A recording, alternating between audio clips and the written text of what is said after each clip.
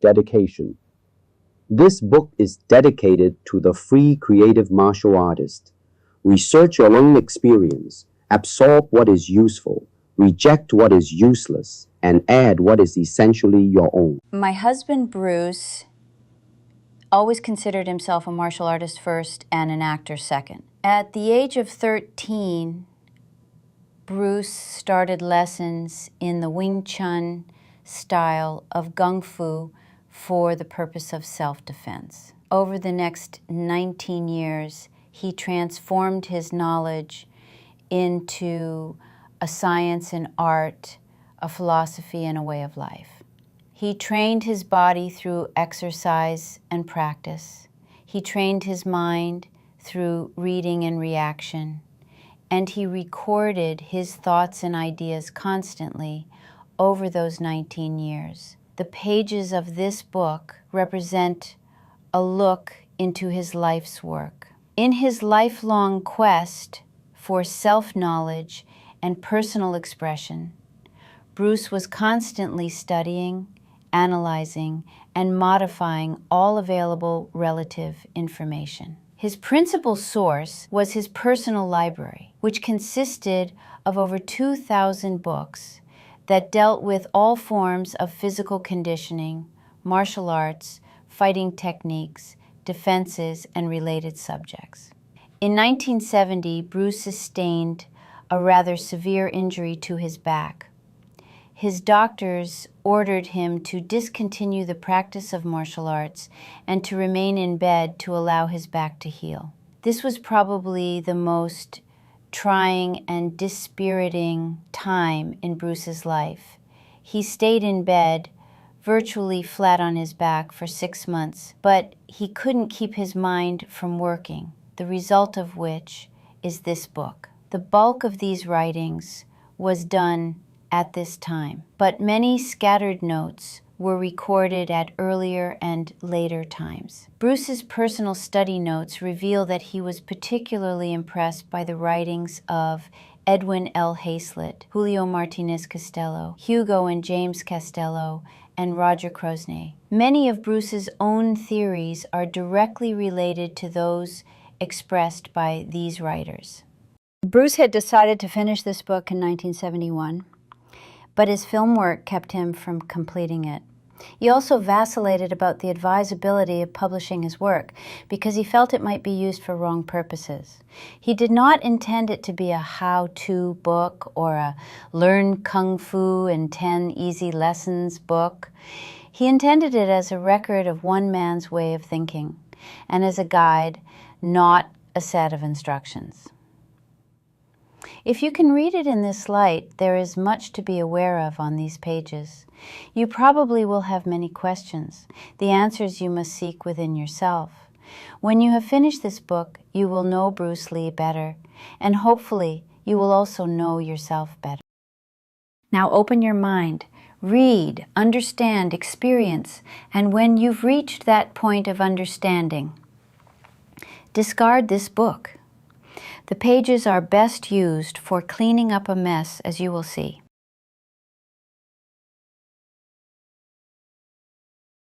In the hands of a singular man, simple things, carefully placed, ring with an undeniable harmony. Bruce Lee's orchestration of martial arts had that quality, which was most apparent in his combat motion.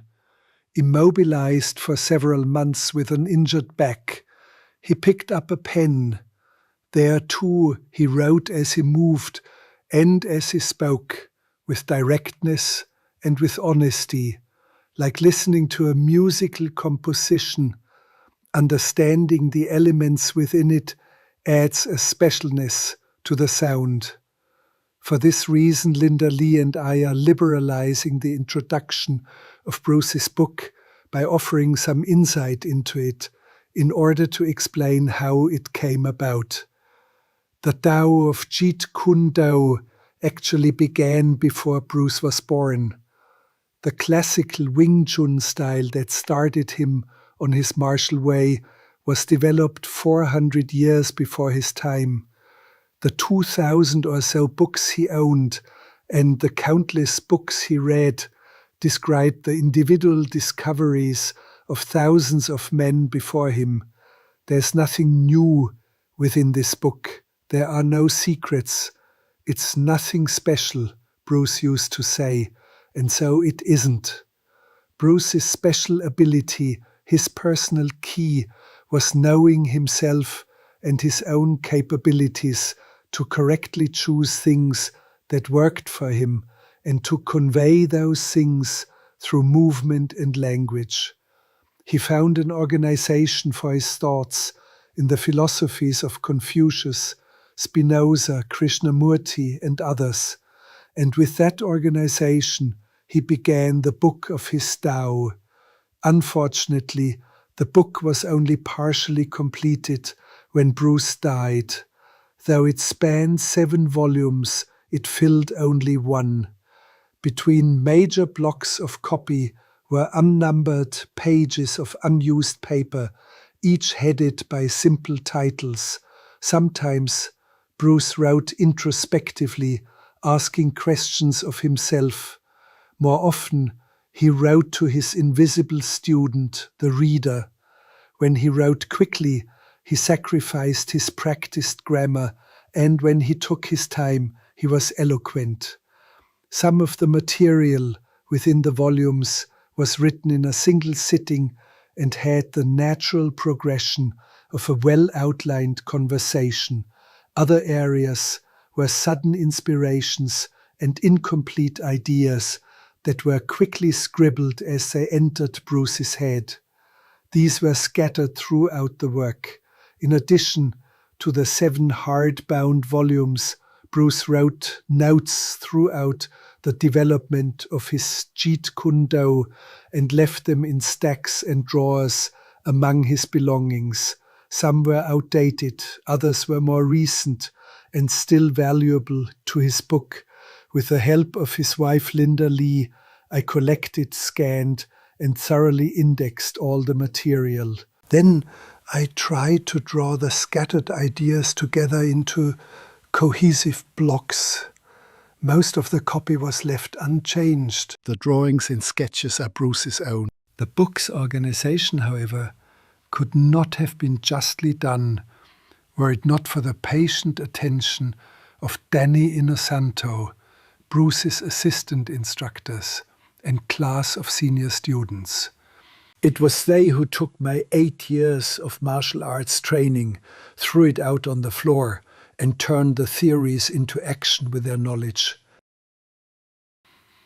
They have my gratitude both as the editor of this book and separately as a martial artist. It should be mentioned that the Tao of Jeet Kune is not complete. Bruce's art was changing every day. Within the section on the 5 ways of attack, for instance, he originally began with a category called hand immobilization. Later, he found that too limiting, as immobilizations could be applied to the legs, arms, and head as well. It was a simple observation that showed the limits of attaching labels to any concept. The Tao of Jeet Kune has no real ending. It serves instead as a beginning. It has no style. It has no level. Although it's most easily read by those who understand their weapons. To every statement within the book, there's probably an exception, as no book could give a total picture of the combat arts. This is simply a work that describes the direction of Bruce's studies. The investigations are left undone. The questions, some elementary and some complex, are left unanswered to make the student question for himself. Likewise, the drawings are often unexplained and may offer only vague impressions. But if they spark a question, if they raise an idea, they serve a purpose. Hopefully, this book will be used as a source of ideas for all martial artists, ideas that should then develop further. Inevitably and regrettably, the book may also cause a rash of Jeet Kune schools, headed by people who know the reputation of the name but very little about the movement. Beware of such schools. If their instructors miss the last, most important line of this book, chances are they failed to understand the book at all. Even the organization of the book means nothing. There are no real lines between speed and power, between precision and kicking or hand strikes and range. Each element of combat movement affects those around it. The divisions I've made are only for convenient reading. Don't take them too seriously. Use a pencil as you read and cross-reference the related areas you find. Jeet Kune, you see, has no definite lines or boundaries. It only has those you make yourself.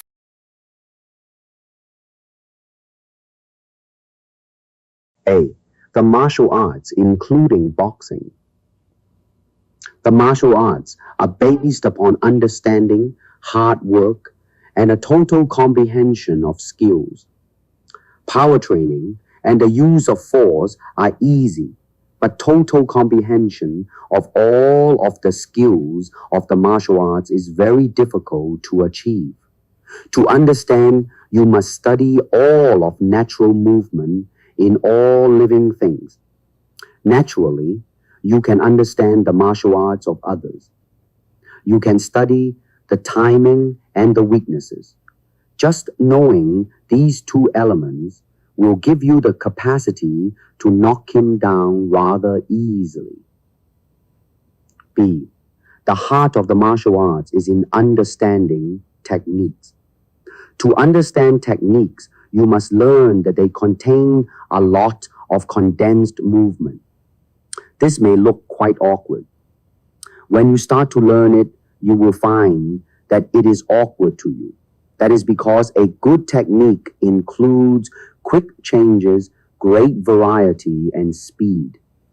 It may be a system of reversals, much like a concept of God and the devil. In the speed of events, which one is really in charge? Do they change places with lightning speed? The Chinese believe so. To put the heart of the martial arts in your own heart and have it be a part of you means total comprehension and the use of a free style. When you have that, you will know that there are no limits. C. Precautions on physical techniques. Some martial arts are very popular, real crowd pleasers, because they look good, have smooth techniques, but beware, they are like a wine that has been watered. A diluted wine is not a real wine, not a good wine, hardly the genuine article. Some martial arts don't look so good, but you know that they have a kick, a tang, a genuine taste. They are like olives. The taste may be strong and bittersweet. The flavor lasts. You cultivate a taste for them. No one ever developed a taste for diluted wine. D. Acquired talent and natural talent. Some people are born with good physique, a sense of speed, and a lot of stamina. That's fine. But in the martial arts, everything you learn is an acquired skill. Absorbing a martial art is like the experience of Buddhism. The feeling for it comes from the heart. You have the dedication to get what you know you need. When it becomes part of you, you know you have it. You succeed at it. You may never fully understand all of it, but you keep at it. And as you progress, you know the true nature of the simple way. You may join a temple or a koan. You observe nature's simple way. You experience a life you never had before. Into a soul absolutely free from thoughts and emotion, Even the tiger finds no room to insert its fierce claws. One and the same breeze passes over the pines on the mountain and the oak trees in the valley. And why do they give different notes? No thinking, no reflecting, perfect emptiness. Yet therein something moves, following its own course. The eye sees it, but no hands can take hold of it. The moon in the stream. Clouds and mists, they are mid-air transformations. Above them eternally shine the sun and the moon. Victory is for the one even before the combat, who has no thought of himself, abiding in the no-mindness of great origin. Empty your mind. Moving, be like water. Still, be like a mirror. Respond like an echo. Onzen. To obtain enlightenment in martial art means the extinction of everything which obscures the true knowledge, the real life. At the same time, it implies boundless expansion. And indeed, emphasis should fall not on the cultivation of the particular department which merges into the totality, but rather on the totality that enters and unites that particular department. The way to transcend karma lies in the proper use of the mind and the will. The oneness of all life is a truth that can be fully realized only when false notions of a separate self whose destiny can be considered apart from the whole are forever annihilated. Voidness is that which stands right in the middle between this and that. The void is all-inclusive, having no opposite. There is nothing which it excludes or opposes. It is living void because all forms come out of it, and whoever realizes the void is loud with life and power and the love of all beings. Turn into a doll made of wood. It has no ego. It thinks nothing. It is not grasping or sticky. Let the body and limbs work themselves out in accordance with the discipline they have undergone. If nothing within you stays rigid, outward things will disclose themselves. Moving, be like water. Still, be like a mirror. Respond like an echo. Nothingness cannot be defined. The softest thing cannot be snapped. I'm moving and not moving at all. I'm like the moon underneath the waves that ever go on rolling and rocking. It is not I am doing this, but rather an inner realization that this is happening through me, or it is doing this for me. The consciousness of self is the greatest hindrance to the proper execution of all physical action. The localization of the mind means its freezing. When it ceases to flow freely as it is needed, it is no more the mind in its suchness. The immovable is the concentration of energy at a given focus, as at the axis of a wheel, instead of dispersal in scattered activities. The point is the doing of them rather than the accomplishments. There is no actor but the action. There is no experiencer but the experience.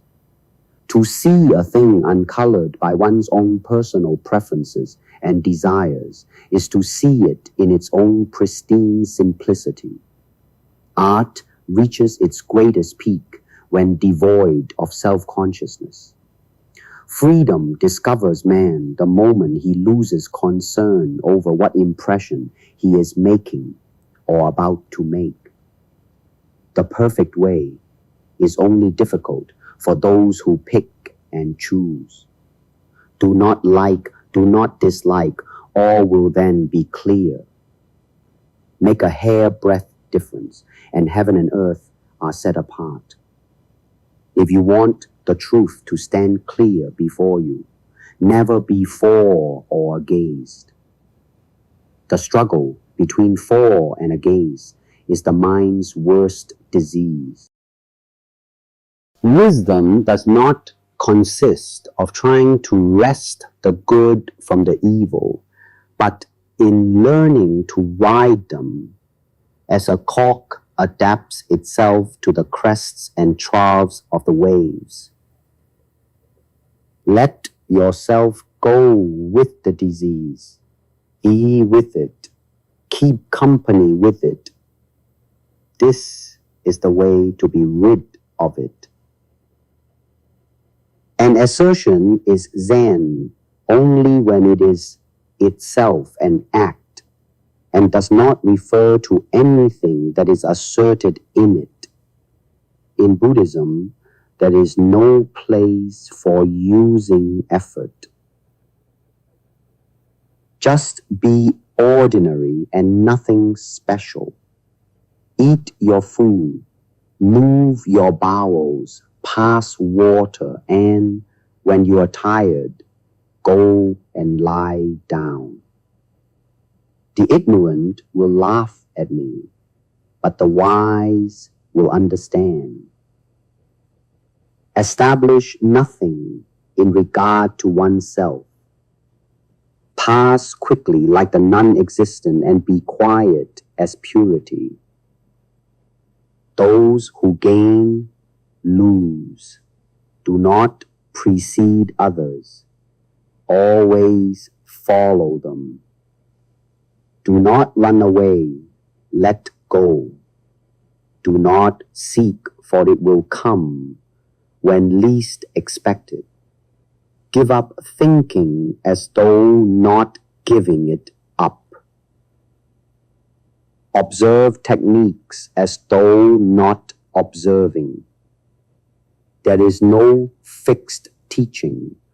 All I can provide is an appropriate medicine for a particular ailment.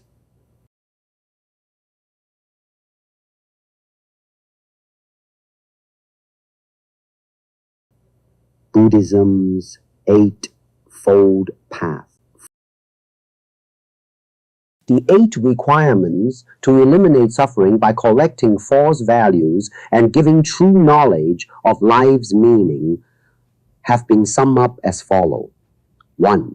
Right views, understanding. You must see clearly what is wrong. 2.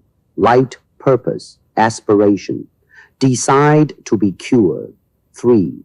Right speech. Speak so as to aim at being cured. 4. Right conduct. You must act.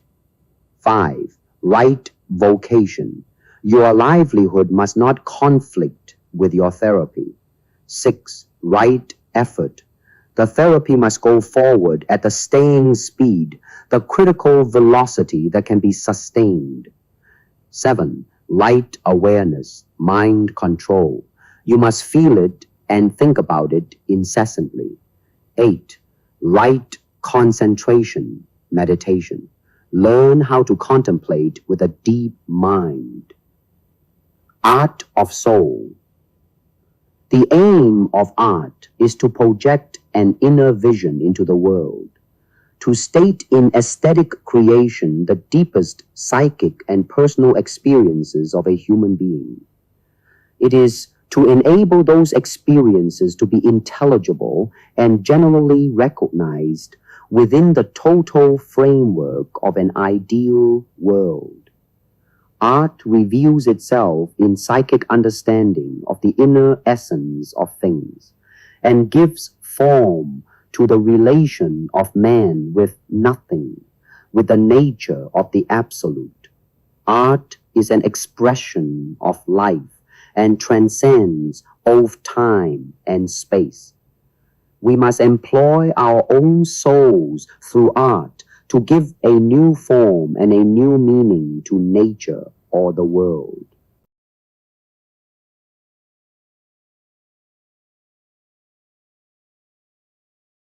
An artist's expression is his soul made apparent, his schooling as well as his coup being exhibited. Behind every motion, the music of his soul is made visible. Otherwise, his motion is empty.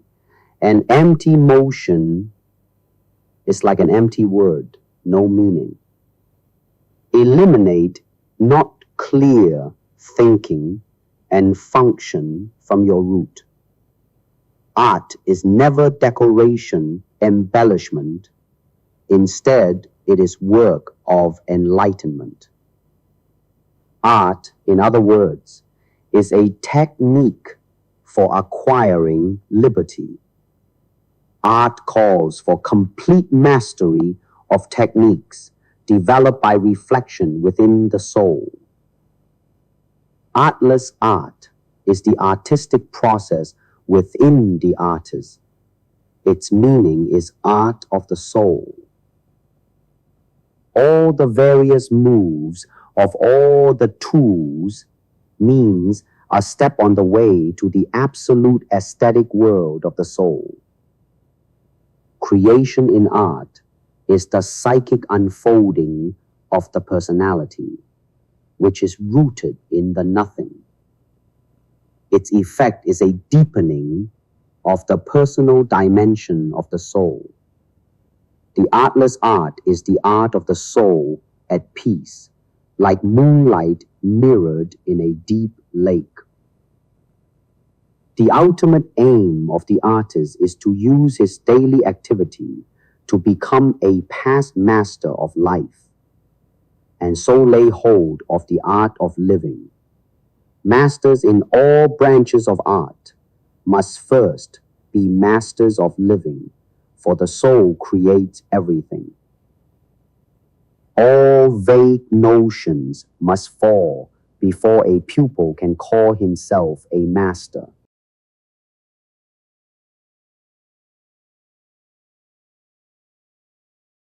Art is the way to the absolute and to the essence of human life. The aim of art is not the one-sided promotion of spirit, soul, and senses, but the opening of all human capacities, thought, feeling, will, to the life rhythm of the world of nature. So will the voiceless voice be heard, and the self be brought into harmony with it. Artistic skill, therefore, does not mean artistic perfection. It remains rather a continuing medium or reflection of some step-in psychic development, the perfection of which is not to be found in shape and form, but must radiate from the human soul. The artistic activity does not lie in art itself as such. It penetrates into a deeper world in which all art forms of things inwardly experienced flow together, and in which the harmony of soul and cosmos in the nothing has its outcome in reality. It is the artistic process, therefore, that is reality, and reality is truth. The path to truth, not to be fragmented, but to see the totality, Krishnamurti. 1. Seeking after truth. 2. Awareness of truth and its existence. 3. Perception of truth, its substance and direction, like the perception of movement. 4. understanding of truth. 5. Experiencing of truth. 6. Mastering of truth. 7. Forgetting truth. 8. Forgetting the carrier of truth. 9. Return to the primal source where truth has its roots. 10. Repose in the nothing. Jeet Kune. For security, the unlimited living is turned into something dead, a chosen pattern that limits. To understand Jeet Kune, one ought to throw away all ideals, patterns, styles. In fact, he should throw away even the concepts of what is or isn't ideals in Jeet Kune. Can you look at a situation without naming it? Naming it, making it a word, causes fear. It is indeed difficult to see the situation simply. Our minds are very complex, and it is easy to teach one to be skillful, but it is difficult to teach him his own attitude. Jeet Kune favors formlessness so that it can assume all forms. And since Jeet Kune has no style, it can fit in with all styles. As a result, Jeet Kune utilizes all ways and is bound by none, and likewise uses any techniques or means which serve its end. Approach Jeet Kune with the idea of mastering the will. Forget about winning and losing. Forget about pride and pain. Let your opponent graze your skin and you smash into his flesh. Let him smash into your flesh and you fracture his bones. Let him fracture your bones and you take his life. Do not be concerned with your escaping safely. Lay your life before him. The great mistake is to anticipate the outcome of the engagement. You ought not to be thinking of whether it ends in victory or in defeat. Let nature take its course, and your tools will strike at the right moment. Jeet Kune teaches us not to look backward once the course is decided upon. It treats life and death indifferently. Jeet Kune avoids the superficial, penetrates the complex, goes to the heart of the problem, and pinpoints the key factors. Jeet Kune does not beat around the bush. It does not take winding detours. It follows a straight line to the objective. Simplicity is the shortest distance between 2 points. The art of Jeet Kune is simply to simplify. It is being oneself. It is reality in its isness. Thus, isness is the meaning. Having freedom in its primary sense, not limited by attachments, connements, partialization, complexities. Jeet Kune is the enlightenment. It is a way of life, a movement toward willpower and control, though it ought to be enlightened by intuition. While being trained, the student is to be active and dynamic in every way, but in actual combat, his mind must be calm and not at all disturbed. He must feel as if nothing critical is happening. When he advances, his steps should be light and secure, his eyes not fixed and glaring insanely at the enemy. His behavior should not be in any way different from his everyday behavior. No change taking place in his expression, nothing betraying the fact that he is engaged in mortal combat. The tools, your natural weapons, have a double purpose.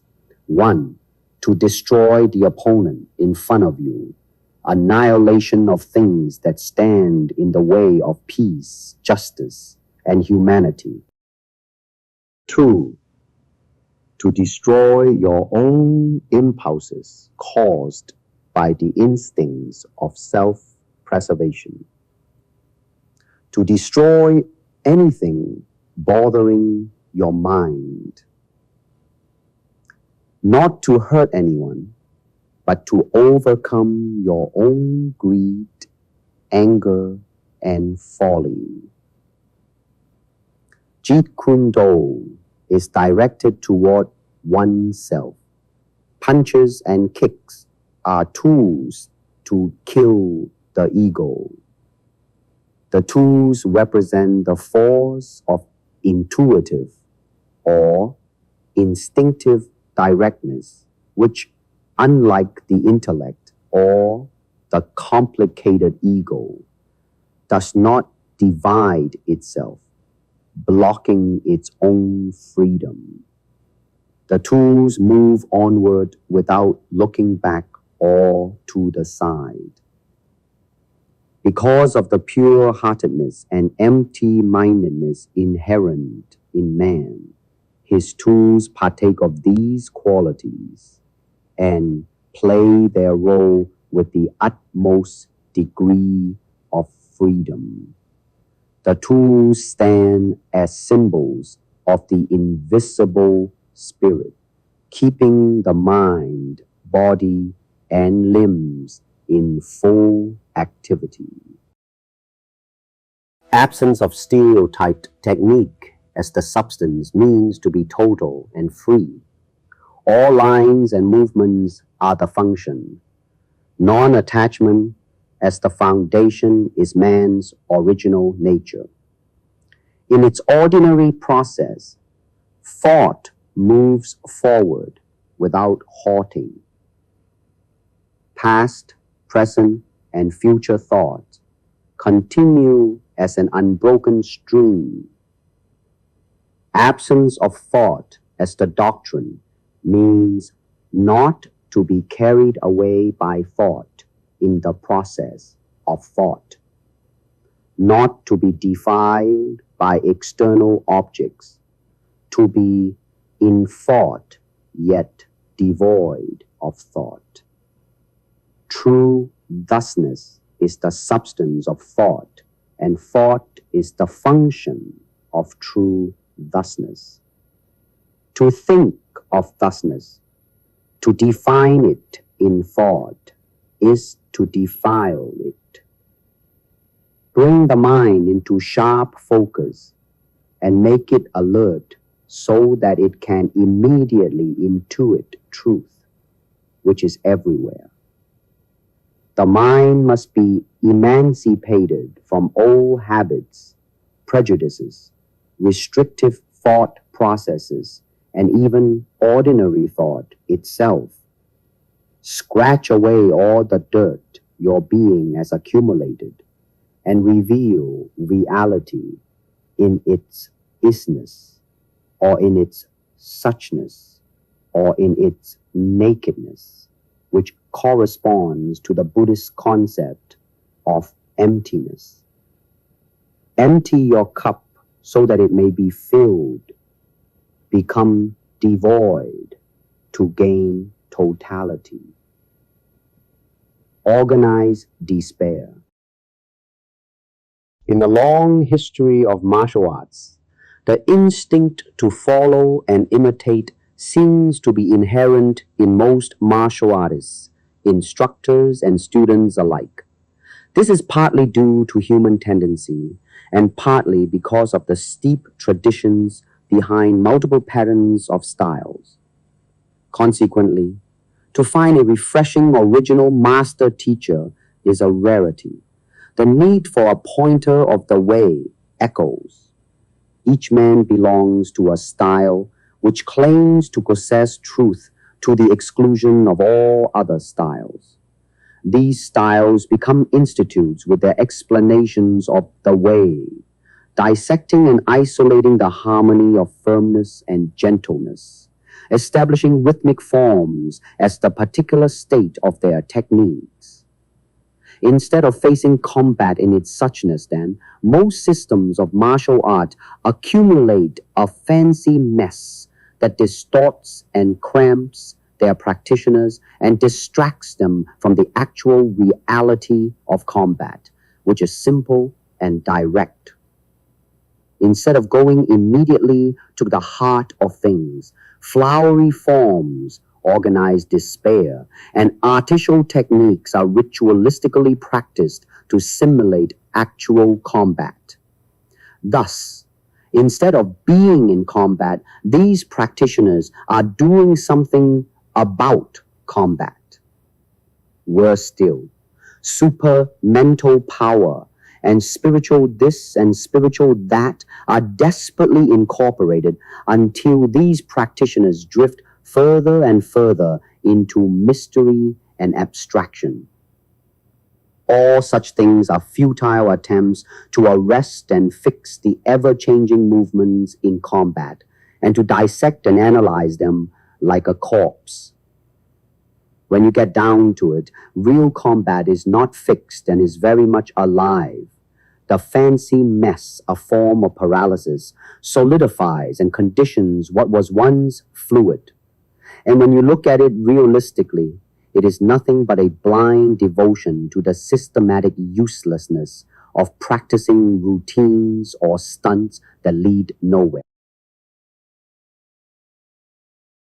When real feeling occurs, such as anger or fear, can the stylist express himself with the classical method? Or is he merely listening to his own screams and yells? Is he a living, expressive human being or merely a patternized mechanical robot? Is he an entity capable of flowing with external circumstances? Or is he resisting with his set of chosen patterns? Is his chosen pattern forming a screen between him and the opponent and preventing a total and fresh relationship? Stylists, instead of looking directly into the fact, cling to forms and go on entangling themselves further and further, only putting themselves into an inextricable snare.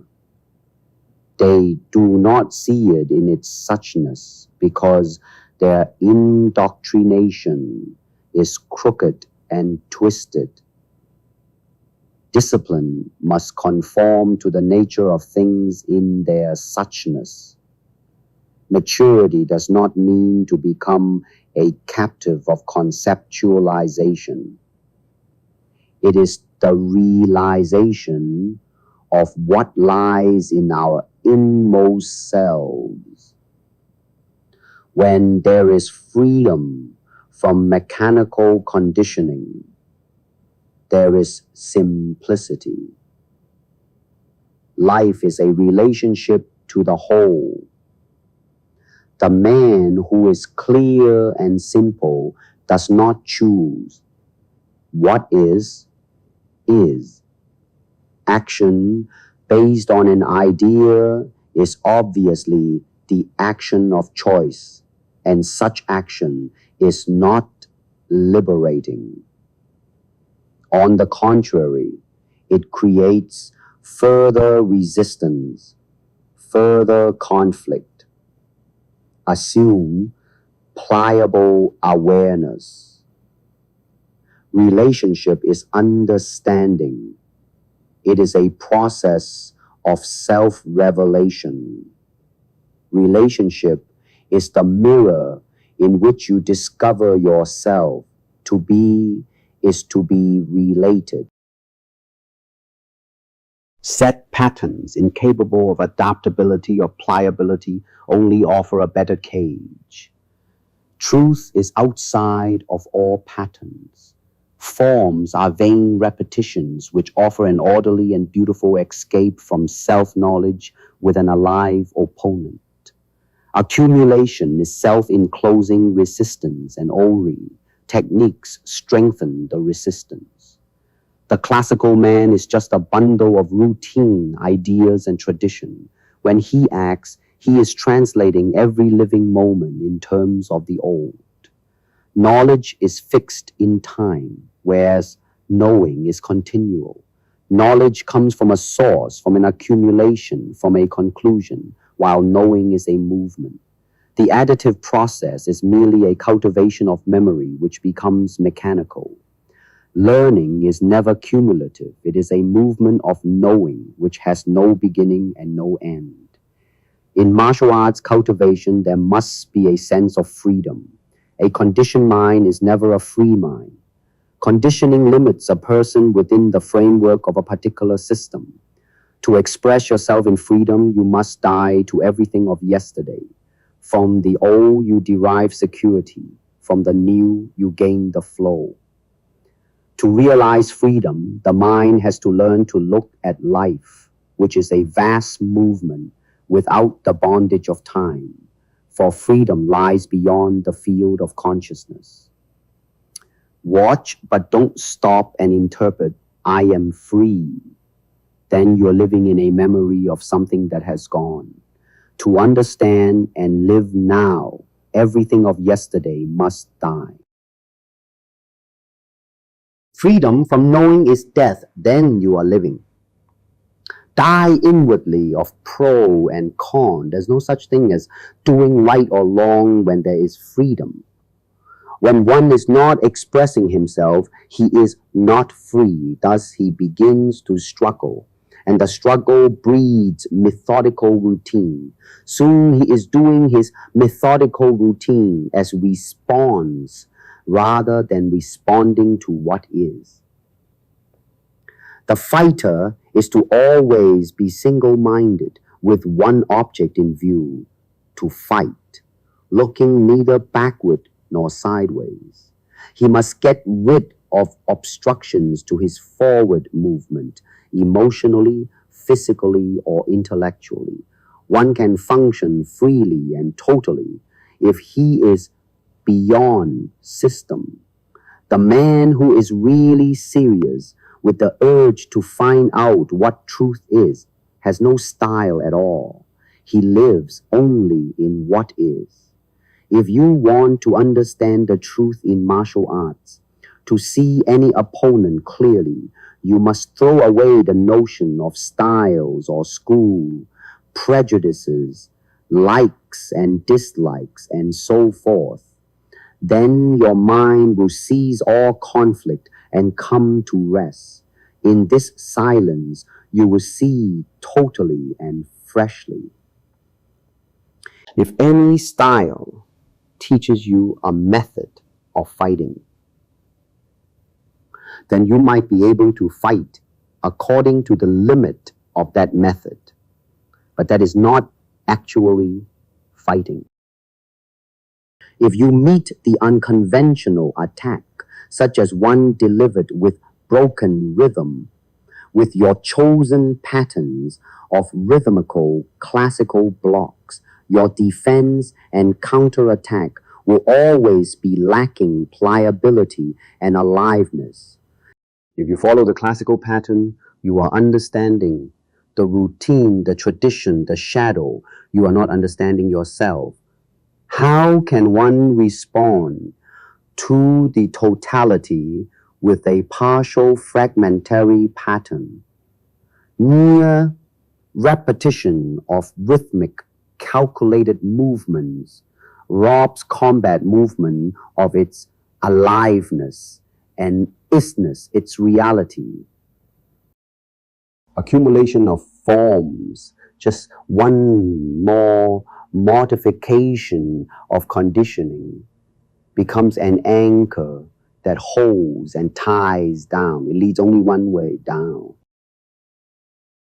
Form is the cultivation of resistance. It is the exclusive drilling of a pattern of choice moves. Instead of creating resistance, enter straight into the movement as it arises. Do not condemn or condone. Choiceless awareness leads to reconciliation with the opponent in a total understanding of what is. Once conditioned in a partialized method, once isolated in an enclosing pattern, the practitioner faces his opponent through a screen of resistance. He is performing his stylized blocks and listening to his own screaming and not seeing what the opponent is really doing. We are those kata. We are those classical blocks and thrusts. So heavily conditioned are we by them. To fit in with an opponent, one needs direct perception. There is no direct perception where there is a resistance, a "this is the only way" attitude. Having totality means being capable of following what is, because what is constantly moving and constantly changing. If one is anchored to a particular view, one will not be able to follow the swift movement of what is. Whatever one's opinion of hooking and swinging as part of one's style, there cannot be the least argument to acquiring perfect defenses against it. Indeed, nearly all natural fighters use it. As for the martial artist, it adds versatility to his attack. He must be able to hit from wherever his hand is. But in classical styles, system becomes more important than the man. The classical man functions with the pattern of a style. How can there be methods and systems to arrive at something that is living? To that which is static, fixed, dead, there can be a way, a definite path, but not to that which is living. Do not reduce reality to a static thing and then invent methods to reach it. Truth is relationship with the opponent, constantly moving, living, never static. Truth has no path. Truth is living and therefore changing. It has no resting place, no form, no organized institution, no philosophy. When you see that, you will understand that this living thing is also what you are. You cannot express and be alive through static, put-together form, through stylized movement. Classical forms dull your creativity, condition and freeze your sense of freedom. You no longer be, but merely do, without sensitivity. Just as yellow leaves may be gold coins to stop the crying children, thus the so-called secret moves and contorted postures appease the unknowledgeable martial artists. This does not mean to do nothing at all, but only to have no deliberate mind in whatever one does. Do not have a mind that selects or rejects. To be without deliberate mind is to hang no thoughts. Acceptance, denial, and conviction prevent understanding. Let your mind move together with another's in understanding with sensitivity. Then there is a possibility of real communication. To understand one another, there must be a state of choiceless awareness, where there is no sense of comparison or condemnation, no waiting for a further development of discussion in order to agree or disagree. Above all, don't start from a conclusion. Understand the freedom from the conformity of styles. Free yourself by observing closely what you normally practice. Do not condemn or approve, merely observe. When you are uninfluenced, when you die to the conditioning of classical responses, then you will know awareness and see things totally fresh, totally new. Awareness is without choice, without demand, without anxiety. In that state of mind, there is perception. Perception alone will resolve all our problems. Understanding requires not just a moment of perception, but a continuous awareness, a continuous state of inquiry without conclusion.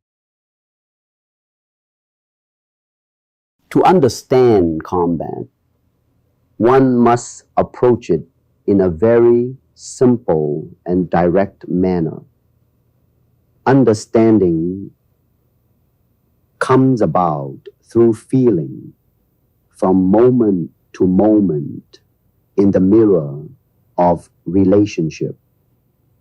Understanding oneself happens through a process of relationships and not through isolation.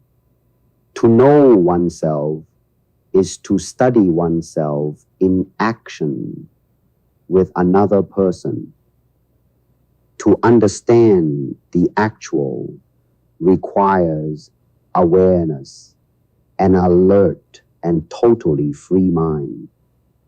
Effort within the mind further limits the mind because effort implies struggle toward a goal. And when you have a goal, a purpose, an end in view, you have placed a limit on the mind. This evening, I see something totally new, and that newness is experienced by the mind. But tomorrow, that experience becomes mechanical if I try to repeat the sensation, the pleasure of it. The description is never real. What is real is seeing the truth instantaneously, because truth has no tomorrow. We shall find the truth when we examine the problem. The problem is never apart from the answer. The problem is the answer. Understanding the problem dissolves the problem. Observe what is with undivided awareness. True thusness is without defiling thought. It cannot be known through conception and thought. Thinking is not freedom. All thought is partial. It can never be total. Thought is the response of memory, and memory is always partial because memory is the result of experience. So, thought is the reaction of a mind conditioned by experience. Know the emptiness and tranquility of your mind. The empty have no style or form for the opponent to work on. The mind is originally without activity. The way is always without thought. Insight is realizing that one's original nature is not created. There will be calmness, tranquility, when one is free from external objects and is not perturbed. Being tranquil means not having any illusions or delusions of thusness. There is no thought, only thusness. What is? Thusness does not move. but its motion and function are inexhaustible. To meditate means to realize the imperturbability of one's original nature. Surely, meditation can never be a process of concentration, because the highest form of thinking is negation. Negation is a state in which there is neither the positive nor its reaction as the negative. It is a state of complete emptiness. Concentration is a form of exclusion. And where there is exclusion, there is a thinker who excludes. It is the thinker, the excluder, the one who concentrates, who creates contradiction, because he forms a center from which there is distraction. There is a state of action without the actor, a state of experiencing without the experiencer or the experience. It is a state bound and weighted down by the classical mess, classical concentration that focuses on one thing and excludes all others. And awareness, which is total and excludes nothing, are states of the mind that can be understood only by objective, non-prejudice observation. Awareness has no frontier. It is a giving of your whole being without exclusion. Concentration is a narrowing down of the mind. But we are concerned with the total process of living, and to concentrate exclusively on any particular aspect of life belittles life. The moment has not yesterday or tomorrow. It is not the result of thought, and therefore has not time. When in a split second your life is threatened, do you say, "Let me make sure my hand is on my hip and my style is the style"? When your life is in danger, do you argue about the method you will adhere to while saving yourself? Why the duality? A so-called martial artist is the result of 3,000 years of propaganda and conditioning.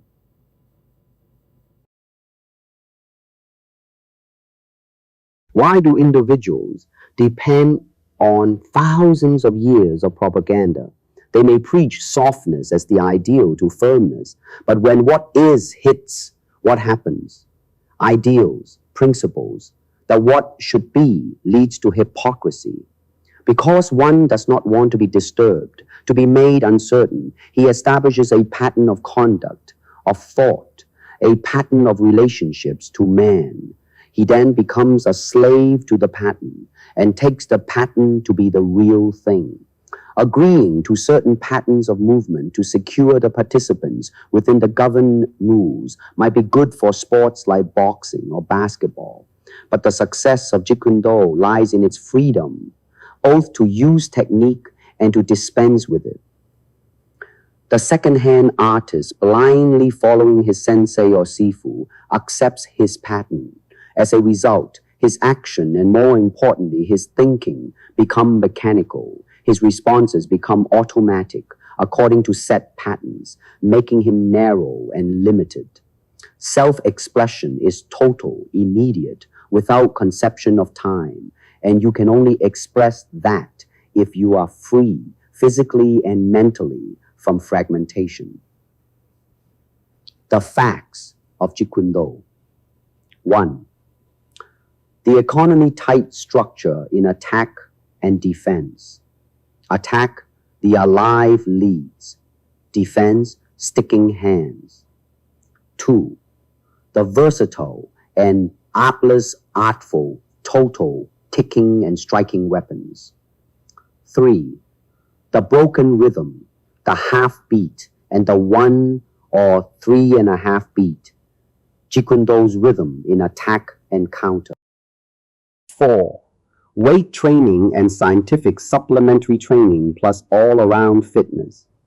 5.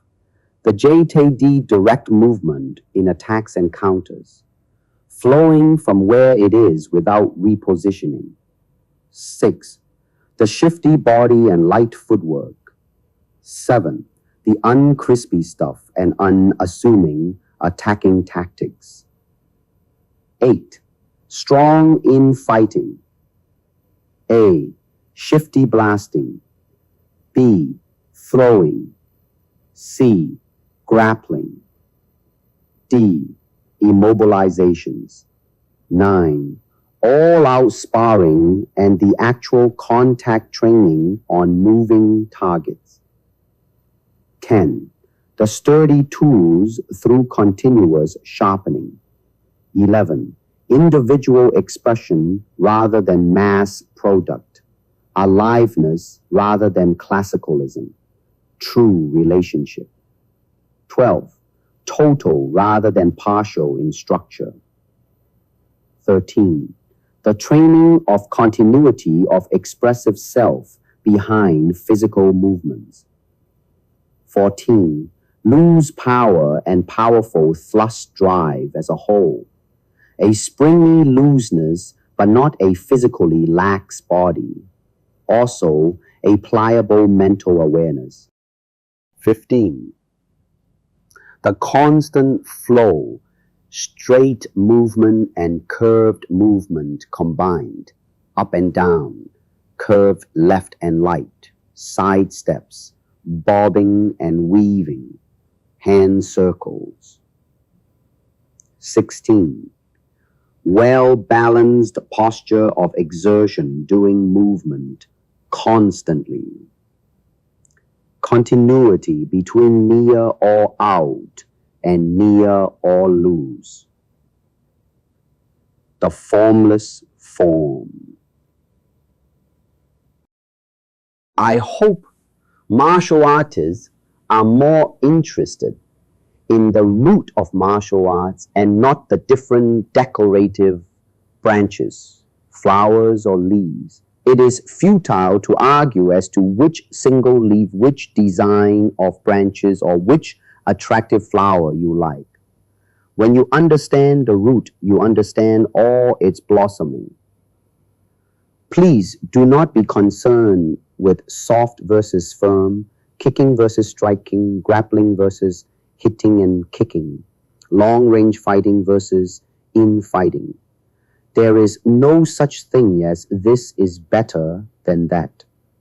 Should there be one thing we must guard against, let it be partiality that robs us of our pristine wholeness and makes us lose unity in the midst of duality. The height of cultivation runs to simplicity. Halfway cultivation runs to ornamentation. In combative arts, it has been the problem of ripening. This ripening is the progressive integration of the individual with his being, his essence. This is possible only through self-exploration in free expression and not in imitative repetition of an imposed pattern of movement.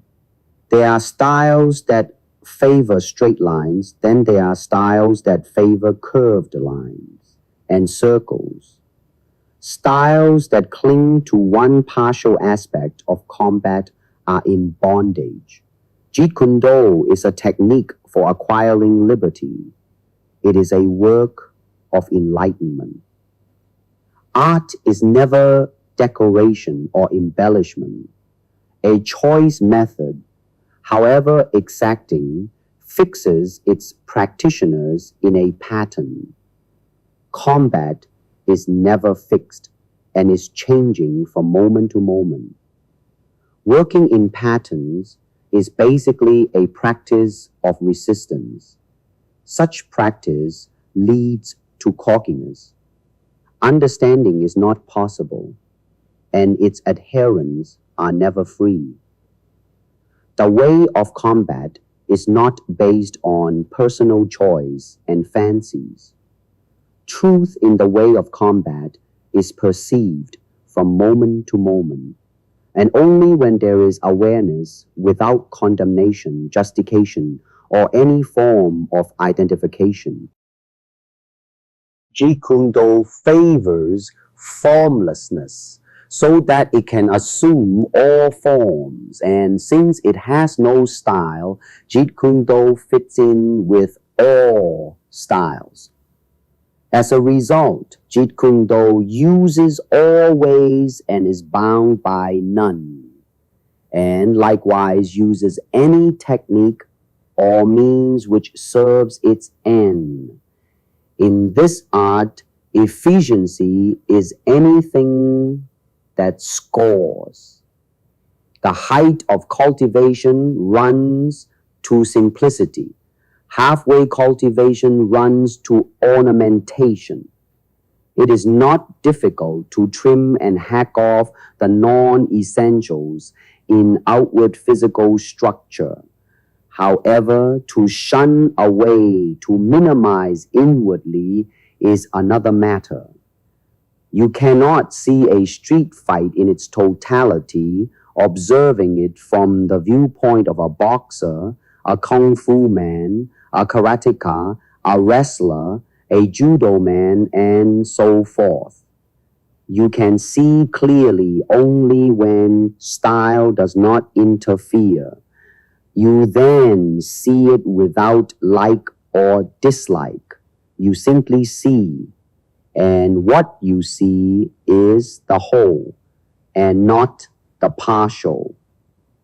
There is what is only when there is no comparing, and to live with what is to be peaceful. Fighting is not something dictated by your conditioning as a kung fu man, a karate man, a judo man, or whatnot. And seeking the opposite of a system is to enter another conditioning. A Jeet Kune Do man faces reality and not crystallization of form. The tool is a tool of formless form. No abode means that the ultimate source of all things is beyond human understanding, beyond the categories of time and space. As it thus transcends all modes of relativity, it is called having no abode, and its qualities are applicable. The fighter who has no abode is no more himself. He moves as a kind of automaton. He has given himself up to an influence outside his everyday consciousness, which is not other than his own deeply buried unconscious, whose presence he was never aware of. Expression is not developed through the practice of form, yet form is a part of expression. The greater expression is not found in the lesser expression, but the lesser is found within the greater. Having no form, then, does not mean having no form. Having no form evolves from having form. No form is the higher individual expression.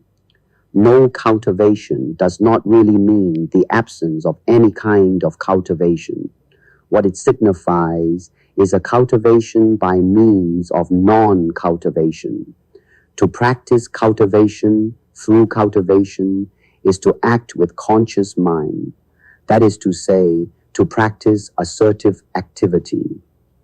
Do not deny the classical approach simply as a reaction, for you will have created another pattern and trapped yourself there. The physically bound go for puffing and straining and miss the delicate way. The intellectually bound go for idealism and exotics and lack efficiency and actually seeing into realities. Many a martial artist likes more, likes something different, not knowing the truth, and the way is exhibited in the simple, everyday movements because it is here they miss it. If there's any secret, it is missed by seeking. Preliminaries. To become different from what we are, we must have some awareness of what we are. Training. Training is one of the most neglected phases of athletics. Too much time is given to the development of skill and too little to the development of the individual for participation. Training deals not with an object, but with the human spirit and human emotions. It takes intellect and judgment to handle such delicate qualities as these. Training is the psychological and physiological conditioning of an individual preparing for intense neural and muscular reaction. It implies discipline of the mind and power and endurance of the body. It means skill. It is all these things working together in harmony. Training means not only knowledge of the things which will build the body, but also knowledge of the things which will tear down or injure the body. Improper training will result in injuries. Training, then, is concerned with the prevention of injuries as well as first aid to injuries. Fitness program. 1. Alternate splits. 2. Push-ups. 3. Running in place. 4. Shoulder circling. 5. High kicks. 6. Deep knee bends. 7. Side kick raises. 8. Twisting sit-ups. 9. Waist twisting. 10. Leg raises. 11. Forward bends. Everyday opportunities for exercises. Take a walk whenever you can, like parking the car a few blocks away from your destination. Avoid taking the elevator. Climb the stairs instead. Cultivate your quiet awareness by imagining an opponent attacking you while you are sitting, standing, or lying down, etc. And counter that attack with various moves. Simple moves are the best. Practice your balance by standing on one foot to put your clothes or shoes on, or simply stand on one foot whenever you choose. Supplementary training. 1. Sequence training. Sequence 1. Monday, Wednesday, Friday. 1. Rope jumping. 2. Forward bend. 3. Cat stretch. 4. Jumping jack. 5. Squat. 6. High kick. Sequence 2. Tuesday, Thursday, Saturday. 1. Groin stretch. 2. Side leg raise. 3. Jumping squat. 4. Shoulder circling. 5. Alternate splits. 6. Leg stretch. 2. Forearm or waist. Sequence 1. Monday, Wednesday, Friday. 1. Waist twisting. 2. Palm up curl. 3. Roman chair. 4. Knee drawing. 5. Side bend. 6. Palm down curl. Sequence 2. Tuesday, Thursday, Saturday. 1. Leg raises. 2. Reverse curl. 3. Sit-up twist. 4. Leverage bar twist. 5. Alternate leg raise. 6. Wrist roller. 3. Power training. 1. Press lockout. 2. Press start. 3. Rise on toes. 4. Pull. 5. Squat. 6. Shrug. 7. Deadlift. 8. Quarter squat. 9. Frog kick. Warming up. Warming up is a process which elicits the acute physiological changes that prepare the organism for strenuous physical performance. Important. To gain the greatest benefit from the warming up procedure, the exercises should imitate as closely as possible the movements which are to be used in the event. Warming up reduces the viscosity of a muscle, its resistance to its own movement. It improves performance and prevents injury in vigorous activities by two essential means. 1.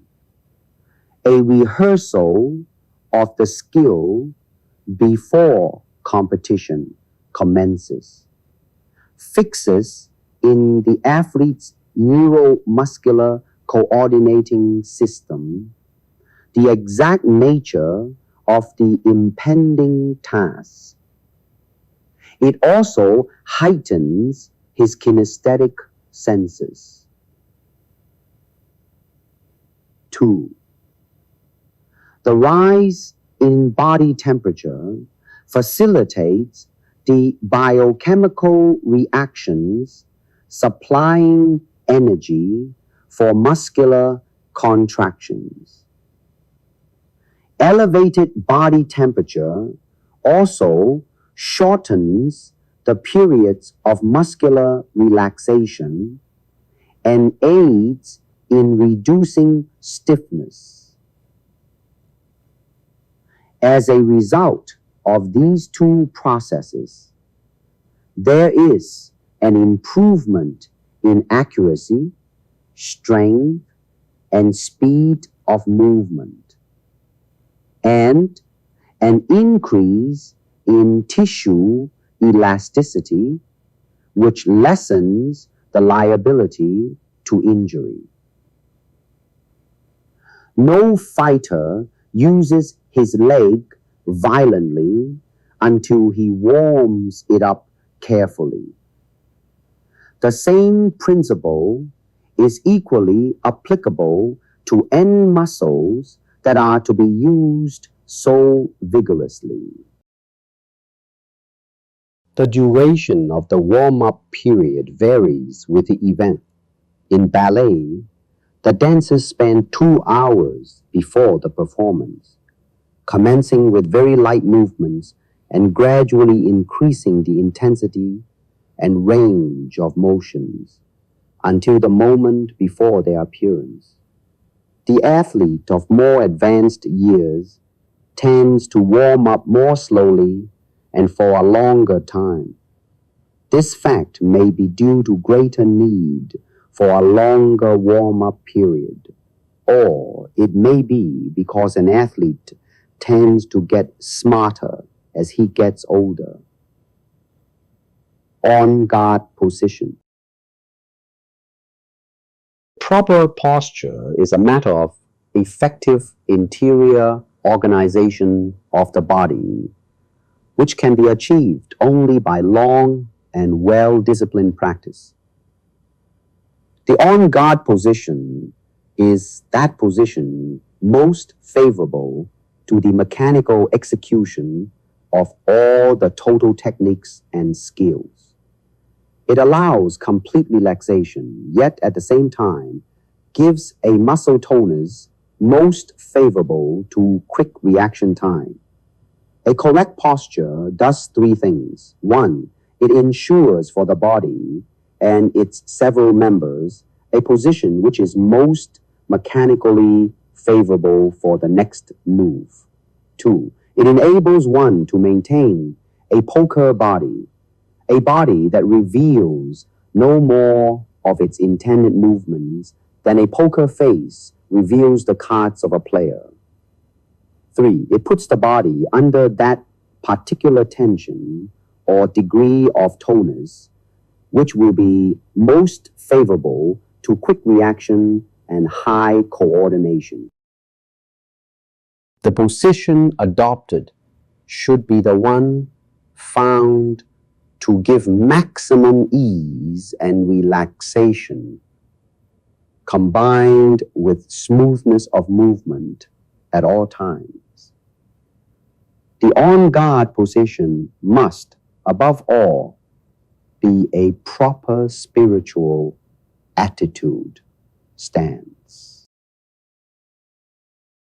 The head. In Western boxing, the head is treated as if it were a part of the trunk, generally with no independent action of its own. In close-in fighting, it should be carried vertically, with the point of the chin pinned to the collarbone and the side of the chin held against the inside of the lead shoulder. The chin does not go all the way down to meet the shoulder, nor does the shoulder come all the way up. They meet halfway. The shoulder is raised an inch or two, and the chin is dropped an inch or two. The point of the chin is not tucked into the lead shoulder except when angling the head back in an extreme defensive position. Tucking the point of the chin into the lead shoulder turns the neck into an unnatural position, takes away the support of the muscles, and prevents straight bone alignment.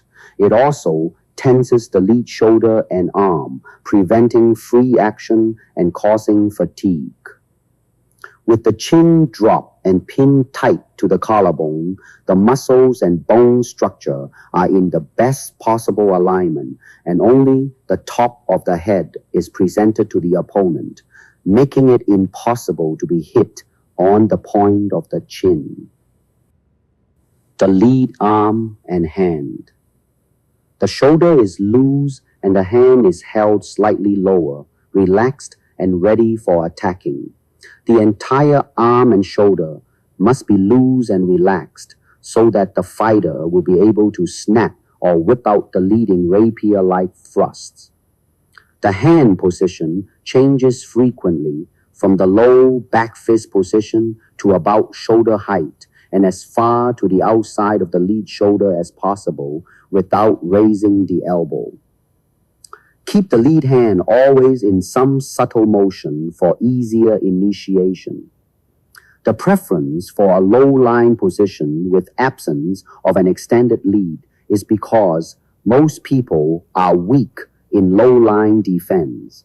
Also, with the absence of an extended lead, many preparations for same are useless. The head now becomes a moving target, augmented by sensitive distance. So, if the opponent's offensive game is based on these preparatory movements, he is severely handicapped and partly checked. The elongated guard can prove a dangerous weakness in both attacks and defense. In attacks, 1. Necessitates withdrawing the arm, thus telegraphing, unlike a coil spring. 2. Needs preparation for hooks. In defense, 1.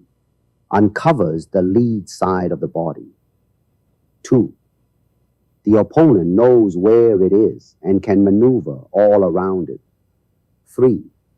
An extended hand offers itself for immobilization. Thus, adopt the recommended position to keep the potentialities of your lead reach a secret. The rear arm and hand. The rear elbow is held down and in front of the short ribs. The rear forearm covers the solar plexus. The open palm of the rear hand faces the opponent and is positioned between the opponent and the rear shoulder, in line with the lead shoulder. The rear hand may also rest lightly upon the body. The arm should be relaxed and easy, ready to attack or defend. Either or both hands may perform a circular weaving motion. The important thing is to keep them moving, but retain cover. The trunk. The position of the trunk is controlled primarily by the position of the leading foot and leg. If the leading foot and leg are in the correct position, the trunk automatically assumes the proper position. The one important thing about the trunk is that it should form a straight line with the leading leg.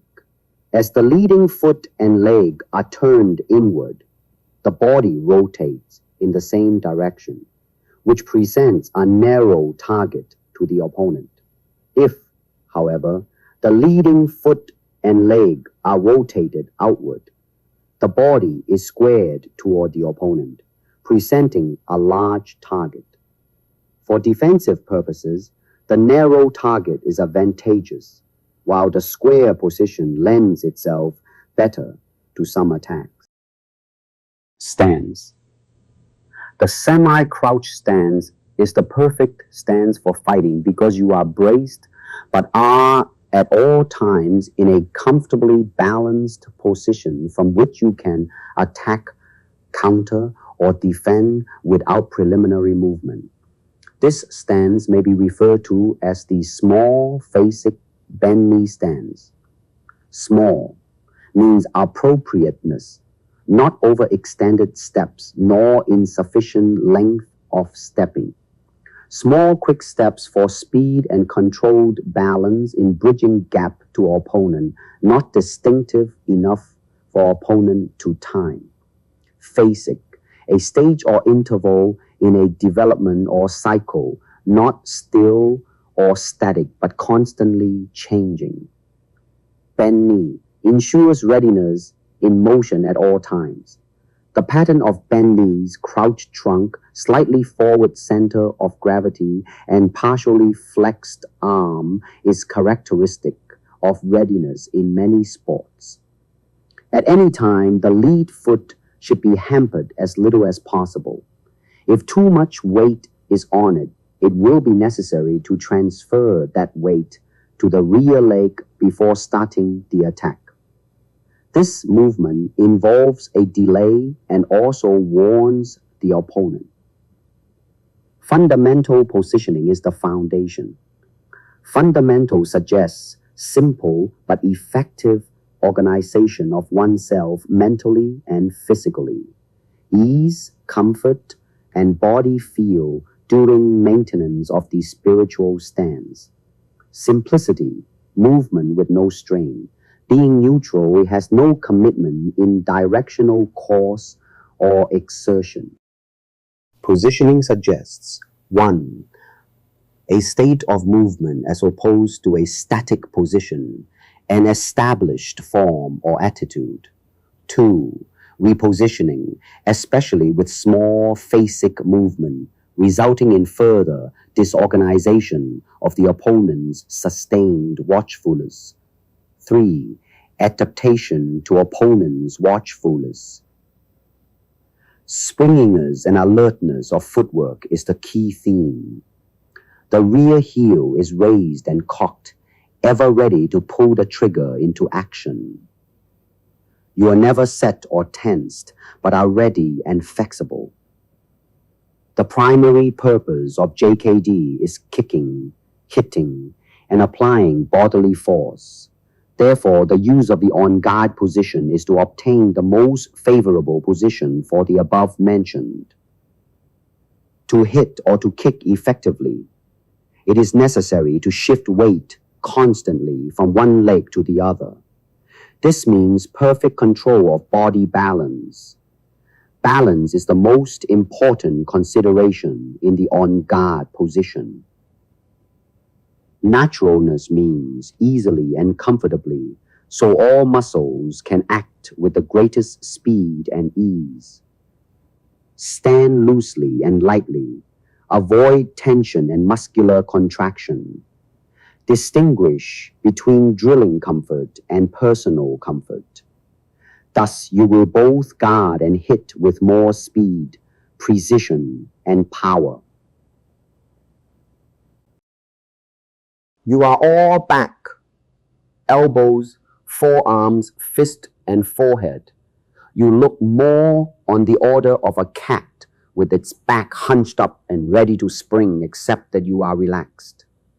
Your opponent hasn't much to shoot at. Your chin is tucked between your shoulders. Your elbows protect your sides. You are partially contracted in the middle. The on-guard position is the safest position. Thus, 1. Use tools that will least deviate from the on-guard position. 2. Practice instantaneous explosion from neutrality and retain neutrality in commitment, all into one constant smooth flow. 3. Practice constantly to apply all tools from the on-guard position and return to the on-guard position with all possible rapidity. Shorten the gap time between position and execution more and more. Ease, speed, relay. Above all, do not lay down restricting rules. Progressive weapons charts. Because of their advanced position, your leading foot and hand constitute at least 80% of all kicking and striking. They are halfway to the target before starting. It is important that they can strike with speed and power singly or in combinations. Also, they must be reinforced by equal precision of the rear foot and hand.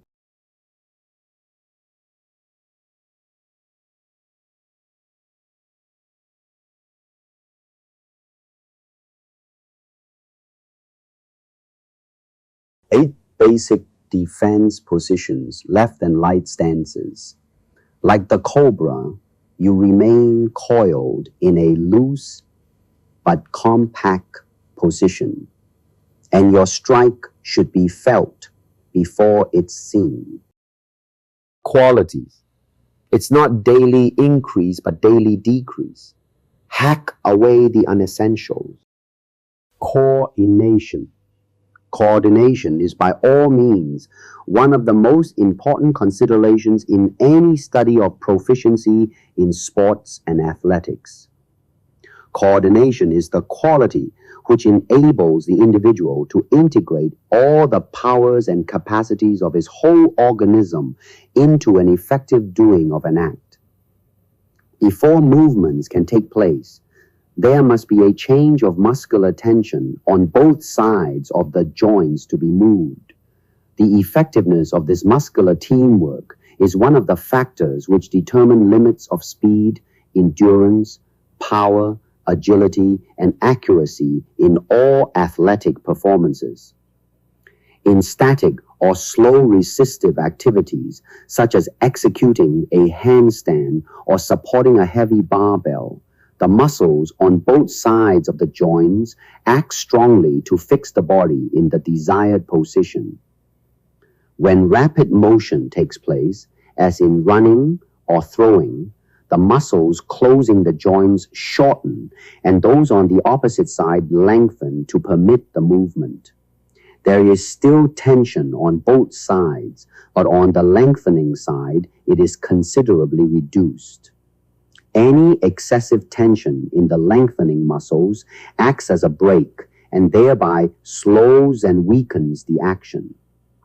Such antagonistic tension increases the energy cost of muscular work, resulting in early fatigue. When a new task with a demand that is different in intensity of load, rate, repetition, or duration is undertaken, an entirely new pattern of neurophysiological adjustment must be acquired. Thus, the fatigue experienced in new activities is not just from using different muscles, but is also due to the breaking caused by improper coordination.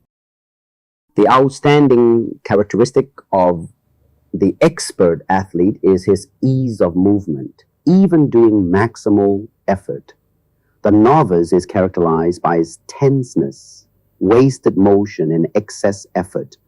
That rare person, the natural athlete, seems to be endowed with the ability to undertake any sport activity, whether he is experienced in it or not, with ease. The ease is his ability to perform with minimal antagonistic tension. It is more present in some athletes than in others, but can be improved by all.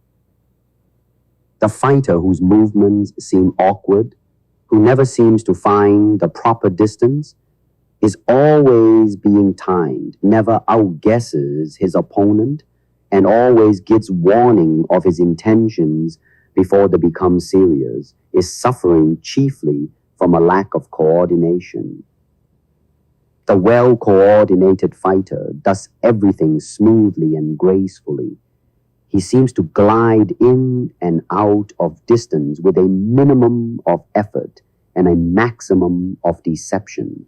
His timing is usually good because his own movements are so rhythmical, they tend to establish complementary rhythm on the part of his opponent, a rhythm he can break to his own advantage because of his perfect control of his own muscles.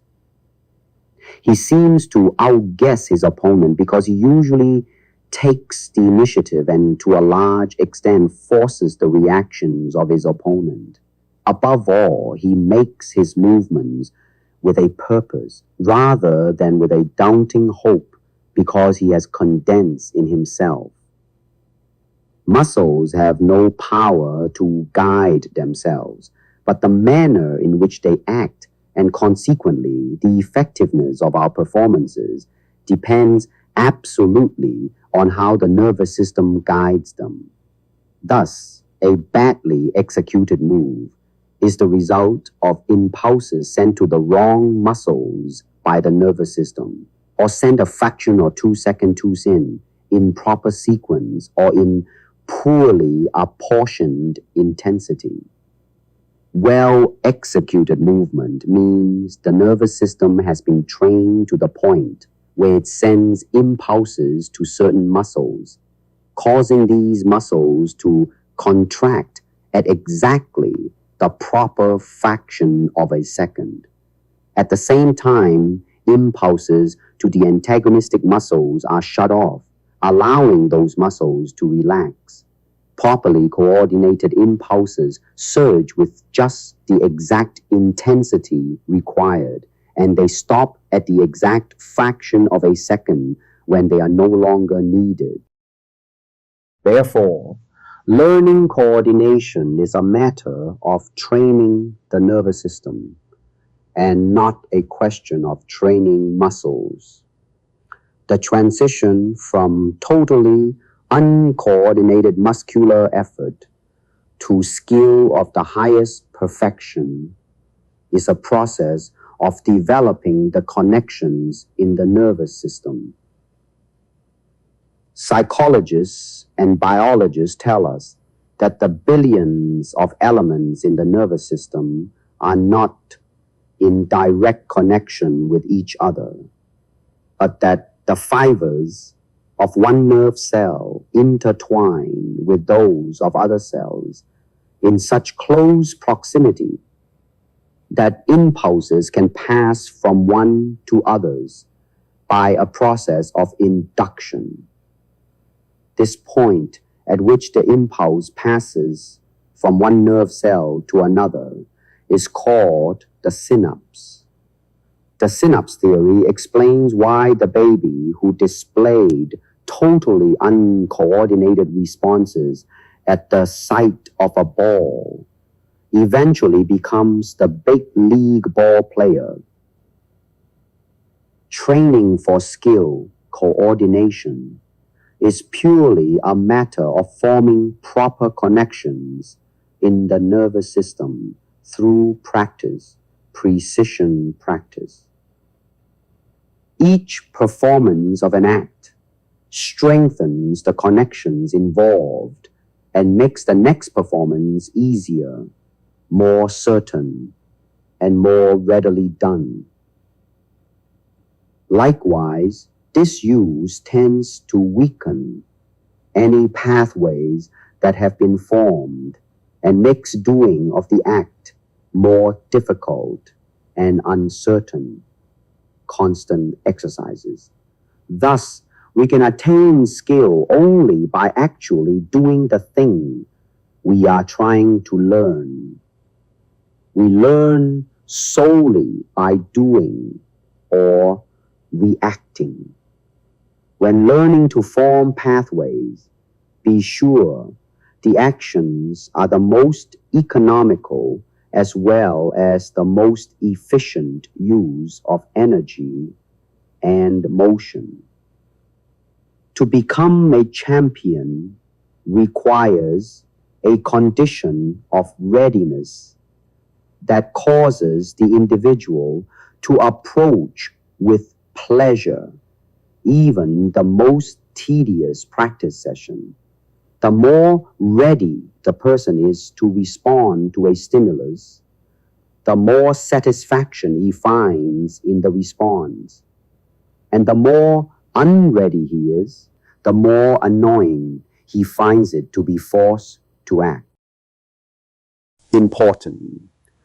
Do not practice finely skilled movements after you are tired, for you will begin to substitute gross motions for finer ones and generalized efforts for specific ones. Remember, wrong movements tend to supervene and the athlete's progress is set back. Thus, the athlete practices fine skills only while he is fresh. When he becomes fatigued, he shifts to task employing gross movements designed principally to develop endurance. Precision. Precision of movement means accuracy and generally is used in the sense of exactness in the projection of a force. Precision is made up of controlled body movements. These movements should eventually be executed with a minimum amount of strength and exertion while still achieving the desired result.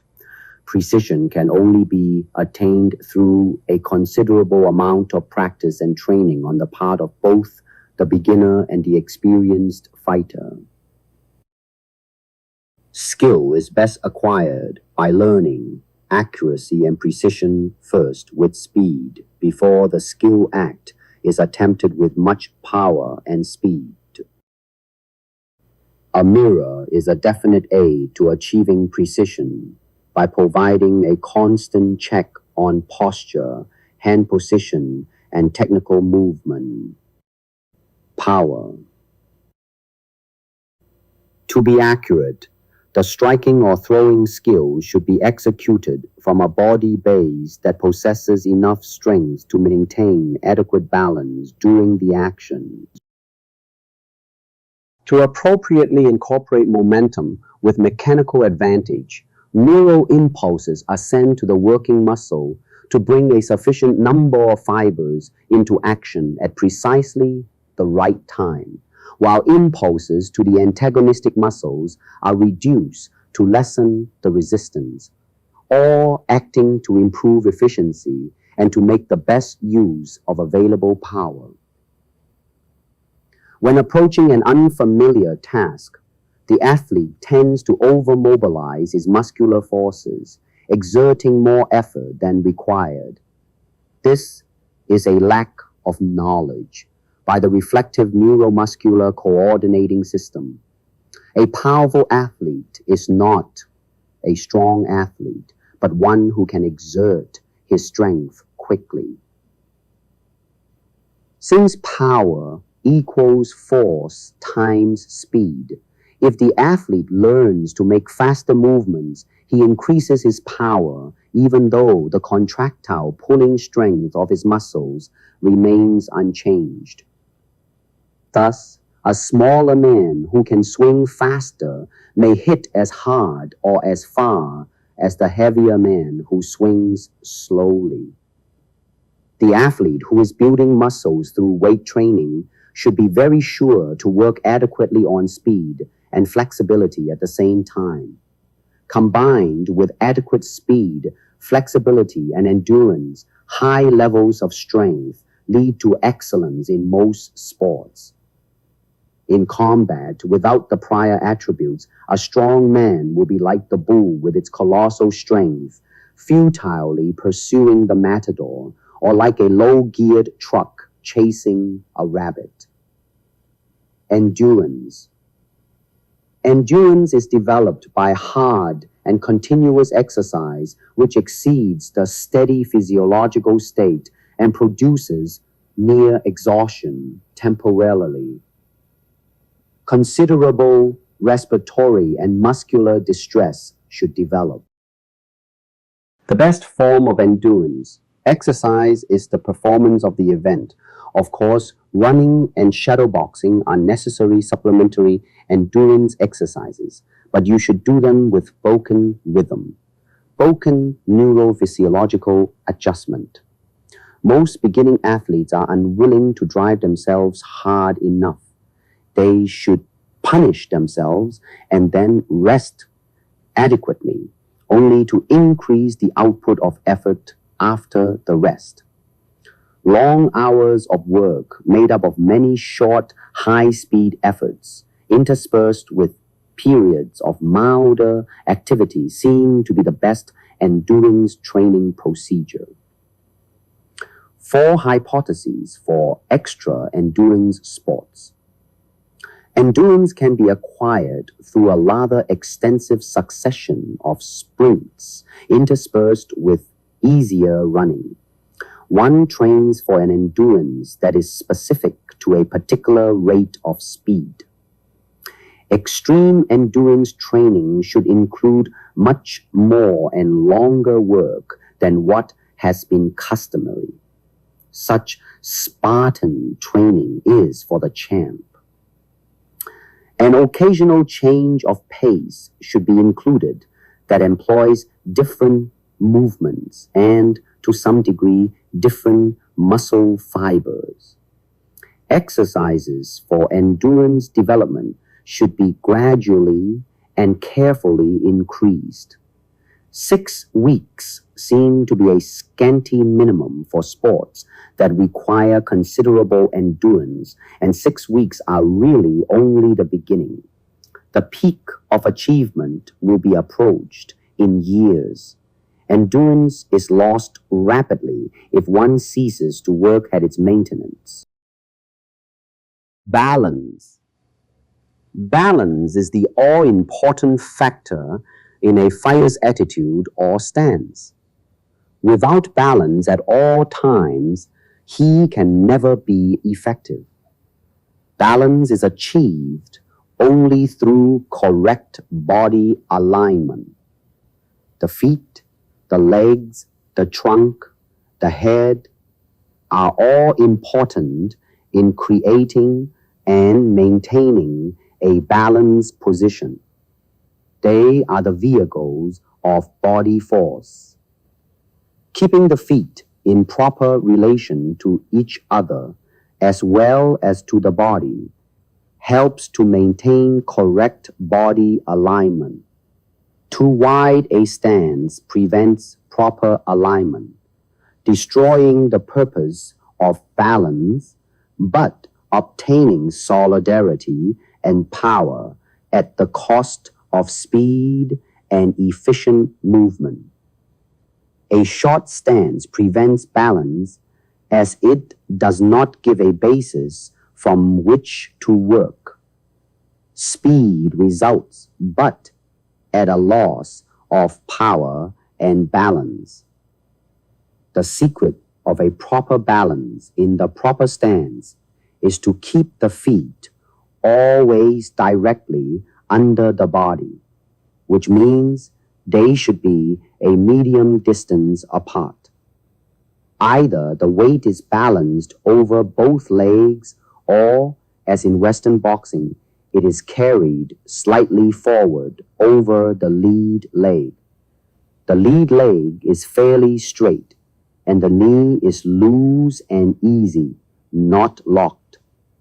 The lead side of the body forms a straight line from the lead heel to the tip of the lead shoulder. This position permits relaxation, speed, balance, and easy movement, as well as a mechanical advantage, making possible tremendous power. In general, for athletic contests, a preparatory stance will include a coiled or semi-crouched posture and a lowered forward center of gravity. With the bending of the forward knee, the center of gravity moves forward a little. For general readiness, the lead heel usually remains just touching the ground even after the knees bend. Slight ground contact of the heel aids in balance and decreases tension. Always leave the space of a natural step between your feet. By doing so, you are braced and never standing on just one point. By not getting your feet crossed, you are not likely to be pushed off balance or knocked down because of bad footwork. Postural habits. 1. Lower the center of gravity. 2. Keep a base with lateral width. 3. Keep weight on the balls of the feet. 4. Knees are rarely straightened, even in running. 5. A center of gravity kept under delicate and rapid motion are characteristic habits of athletes in games that require sudden and frequent changes of direction. These postural habits are characteristics of readiness in motion as well as static posture. The athlete displays these static and phasic motor habits before and immediately after each act in preparation for the next act. When sudden movement may be necessary, the good athlete is rarely caught with a straight knee or with other completely straightened joint angles.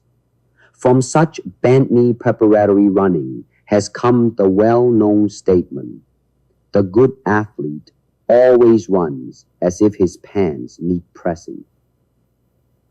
Balance is the control of one's center of gravity, plus the control and utilization of body slants and unstable equilibrium, hence gravity pull, to facilitate movement. So, balance might mean being able to throw one's center of gravity beyond the base of support, chase it, and never let it get away. The short step and the glide, as contrasted with the hop or cross step, are devices to keep the center of gravity. When it is necessary to move rapidly, the good man takes small enough steps so that his center of gravity is rarely out of control. Body slants in a preparatory position are counterbalanced with an extended arm, leg, or both. One should seek good balance in motion and not in stillness. The fighter's center of gravity changes constantly, varying with his own actions and those of his opponent. The missing of a blow or intended kick means momentary loss of balance. That is why in stillness, the counterfighter usually has the advantage. But the attacker will be fairly safe by adopting the small phasic and knee stance. Practice counters the moment your opponent loses his balance, especially if he is the stand-up type. Balance must be under control at all times so that the fighter will not lose his control in the middle of an action. 1. For an attack, the center of gravity should imperceptibly be shifted to the front foot in order to allow the back leg and foot freedom for the shortest, fastest, and most explosive lunge. 2. For a parry, the center of gravity should be shifted slightly to the rear foot so that the distance is increased and more time is allowed for the parry and riposte movements. Always stay in balance to throw another kick or punch. Watch out for too much commitment. Training aids. Feel for the proper relation of the feet to each other and to the body while attacking in combination. Retreating and countering. Note their positioning for all types of hits and kicks. Feel yourself in a balanced stance. You should be able to make all your moves at walking pace if necessary. Feel the difference by putting yourself in balanced and unbalanced positions. Move forward, backward, and sideways. Coordinate with striking and kicking. Make sure you get speed and power, and above all, a balanced position to keep up or to speedily recover. One of the finest exercises for the development of a sense of balance is undoubtedly not ordinary haphazard skipping, but rather the real thing. First, skip on one foot, holding the other in front of you. Then, skip on the other. After that, skip on alternate feet with each revolution of the rope. Not as simple as it may appear, and work up to the highest possible speed. Keep the skipping going for 3 minutes, the duration of a round. Then rest for a minute and skip for another 3 minutes. 3 rounds of skipping in a variety of ways will form the opening for a good workout. Body feel. Body feel suggests a harmonious interplay of body and spirit, both inseparable. Body feel in attack. Physical. 1. Consider balance before, during, after. 2. Consider airtight defense before, during, after. 3. Learn to cut into the opponent's moving tools and limit the ground for his agility. 4. Consider aliveness. Mental. 1. Allow the wanting to score the target. 2. Back yourself by alertness, awareness to sudden change to defense or counter. 3. Keep a neutral watchfulness at all times, always observing the opponent's actions and reactions to fit in. 4. Learn to relay destructiveness, looseness, speed, compactness, ease to moving targets. Body feel in defense. 1. Study the opponent's delivering method, signs of telegraphing. 2. Learn to time the opponent's second, third moves. Read his style and solve the problem should simple attacks fail. 3.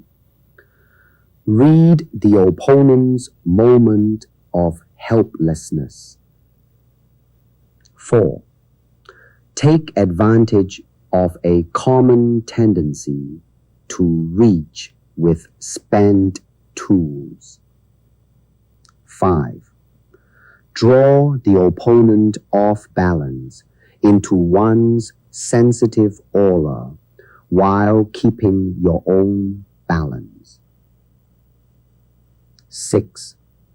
Be able to express efficiency while moving backward and experiment with all possibilities, sidestepping, curving, etc.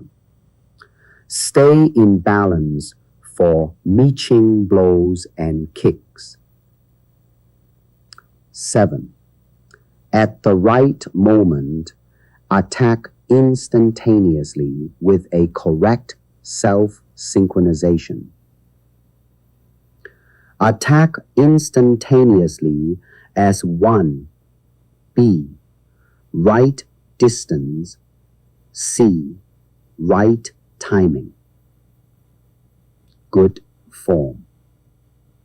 Good form is the most efficient manner to accomplish the purpose of a performance with a minimum of lost motion and wasted energy. To conserve energy by using the least possible amount of energy to achieve a given result.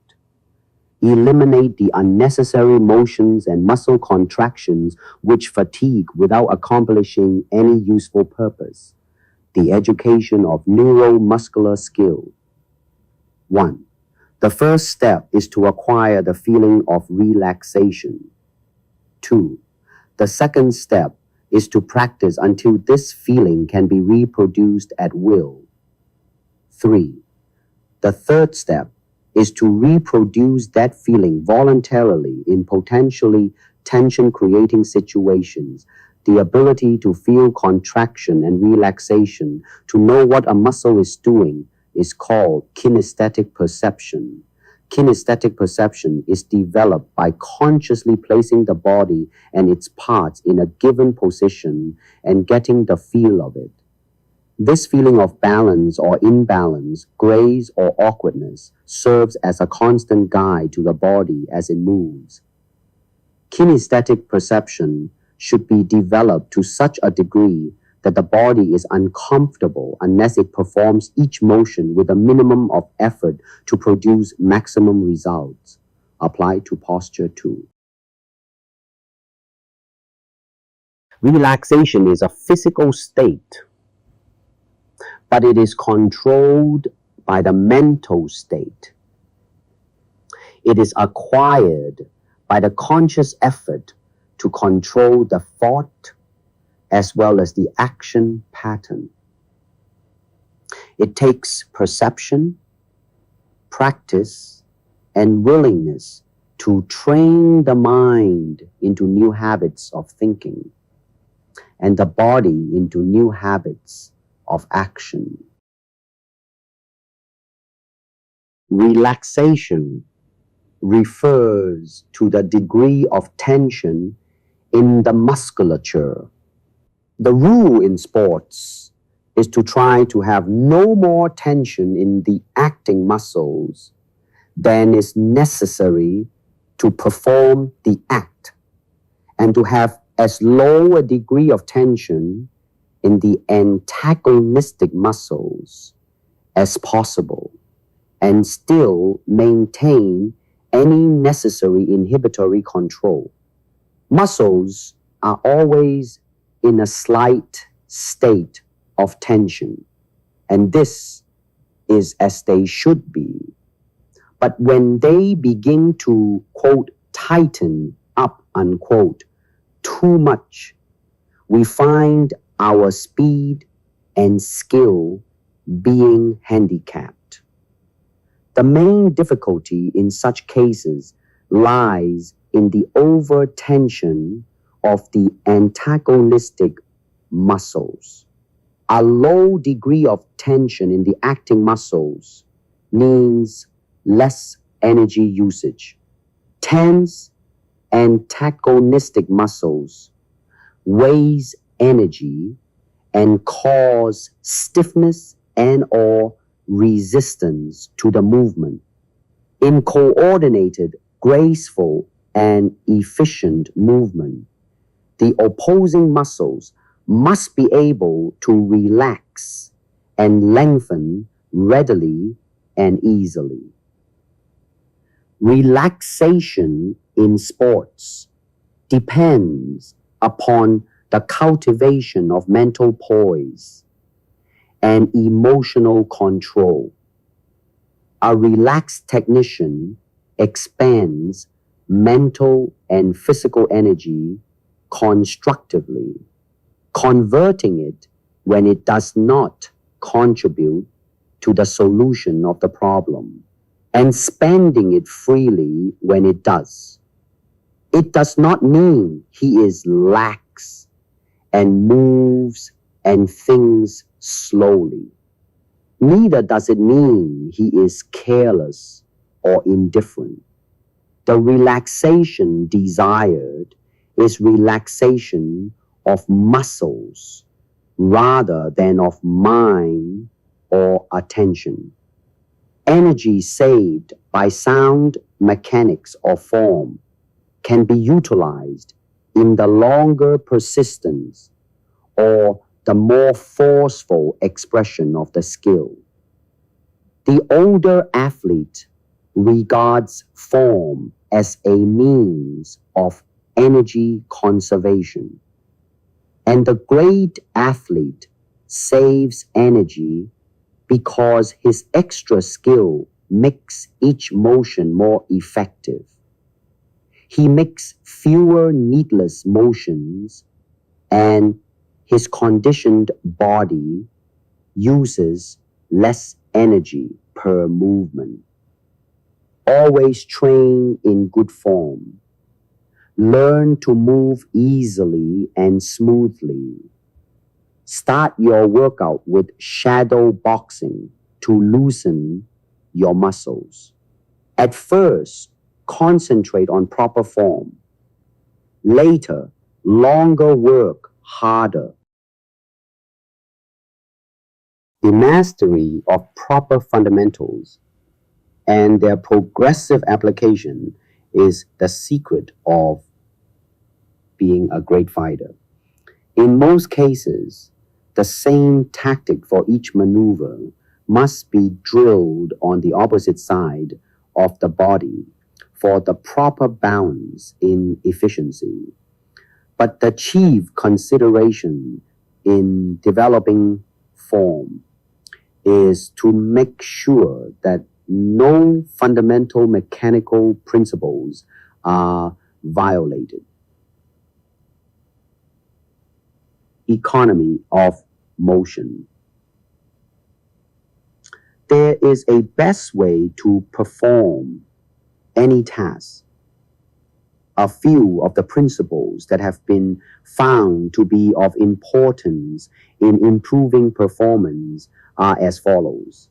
1. Momentum should be employed to overcome resistance. 2. Momentum should be reduced to a minimum if it must be overcome by muscular effort. 3. Continuous curved motions require less effort than straight line motions involving sudden and sharp changes in direction. 4. When the initiating muscles are unopposed, allowing free and smooth motion, the movements are faster, easier, and more accurate than restricted or controlled movements. 5. Work arranged to permit an easy and natural rhythm is conducive to smooth and automatic performance. 6. Hesitation, or the temporary and often minute cessation of motion, should be eliminated from the performance. It is all right to change one's style to adapt to various circumstances, but remember not to change your basic form. By changing style, I mean switching your plan of attack.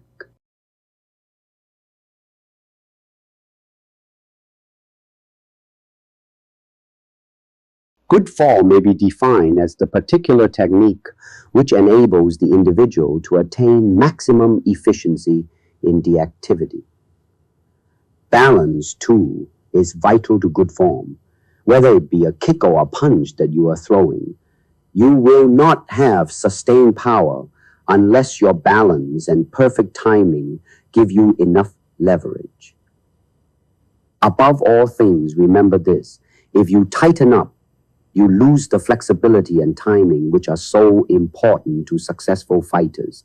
Therefore, consciously practice economical neuromuscular perceptive movements daily and keep relaxed at all times. Vision awareness. Learning great speed in visual recognition is a basic beginning. Your training should include short, concentrated daily practice in seeing quickly, awareness drills. High levels of perceptual speed are the product of learning, not of inheritance. A boy who is a little slow in reaction time or in speed of delivery may compensate for this slowness through quick seeing.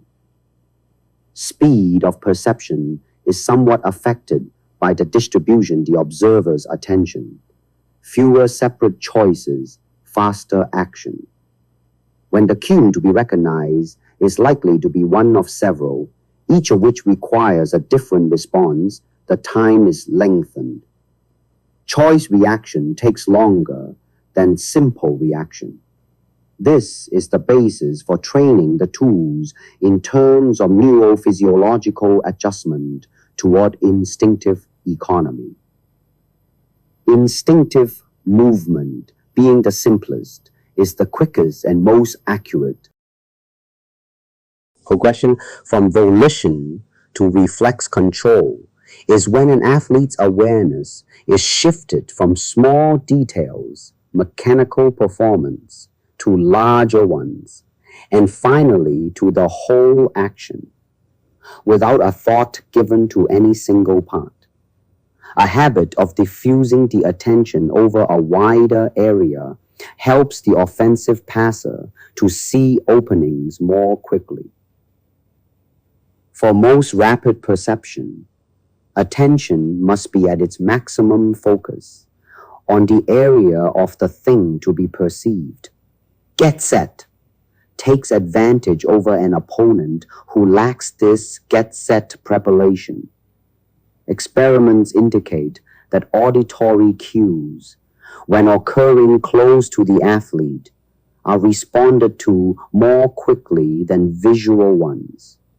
Make use of auditory cues together with visual cues, if possible.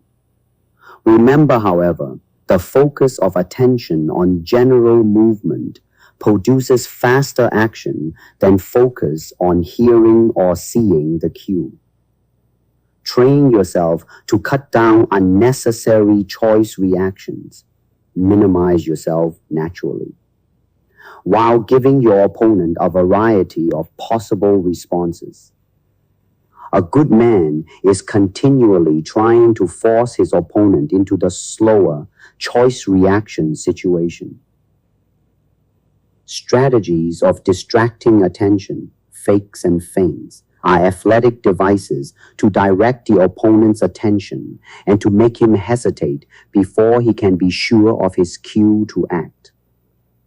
Of course, an additional advantage is gained if the opponent can be induced to make a preliminary motion in an appropriate direction.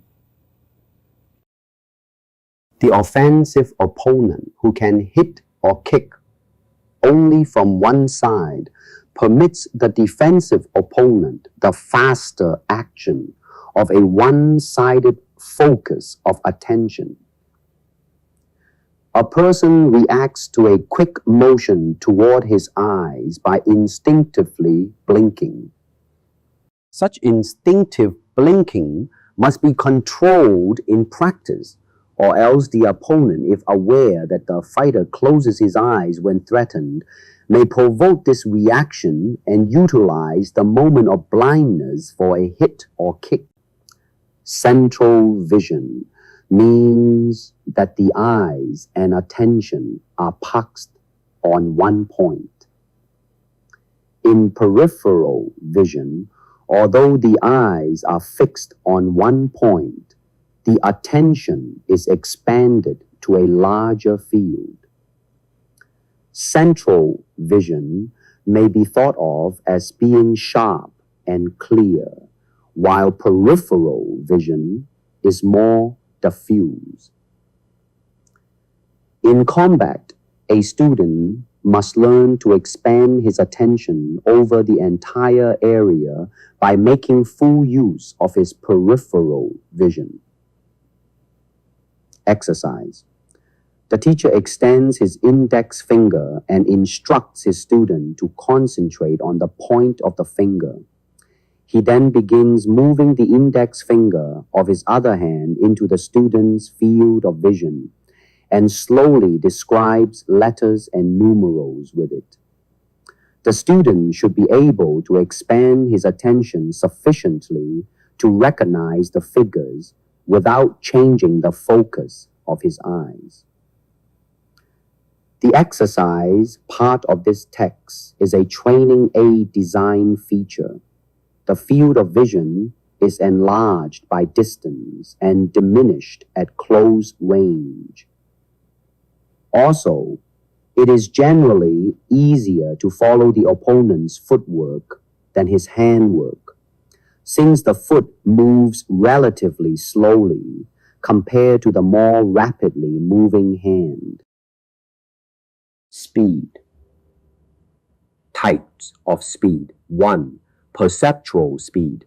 Quickness of eye to see openings and to discourage the opponent, confusing him and slowing him down. 2. Mental speed. Quickness of mind to select the right move to frustrate and counter the opponent. 3. Initiation speed. Economical starting from the right posture and with the correct mental attitude. 4. Performance speed. Quickness of movement in carrying the chosen move into effect. Involves actual muscle contraction speed. 5. Alteration speed. The ability to change direction midstream involves control of balance and inertia. Use small-faced bendy stance. Desirable characteristics to promote speed. 1. Mobility. 2. Spring resilience, elasticity. 3. Resistance to fatigue, i.e. stamina and physical fitness. 4. Physical and mental alertness. 5. Imagination and anticipation. Exercises which increase skill and flexibility of both hand and footwork are indispensable building blocks for the fighter. Many fighters fail to appreciate how much true speed depends on economy of motion, i.e., good form and good coordination. Thus, constant mechanical drill practicing the activity is essential. A certain amount of emotional stimulation helps as well. Shadow boxing is a good agility exercise as well as a method for building up speed. Keep your mind on the job. Imagine that your worst enemy, if you happen to have one, is there in front of you and go out to give him all you've got. Use your imagination to the utmost. Try to anticipate the moves your phantom rival will endeavor to put across and work yourself up into a real fighting frame of mind. Shadow boxing helps win speed, gives ideas, and helps the mind fix boxing moves ready for use when they are most wanted. Economy of form and relaxing the muscles add to speed.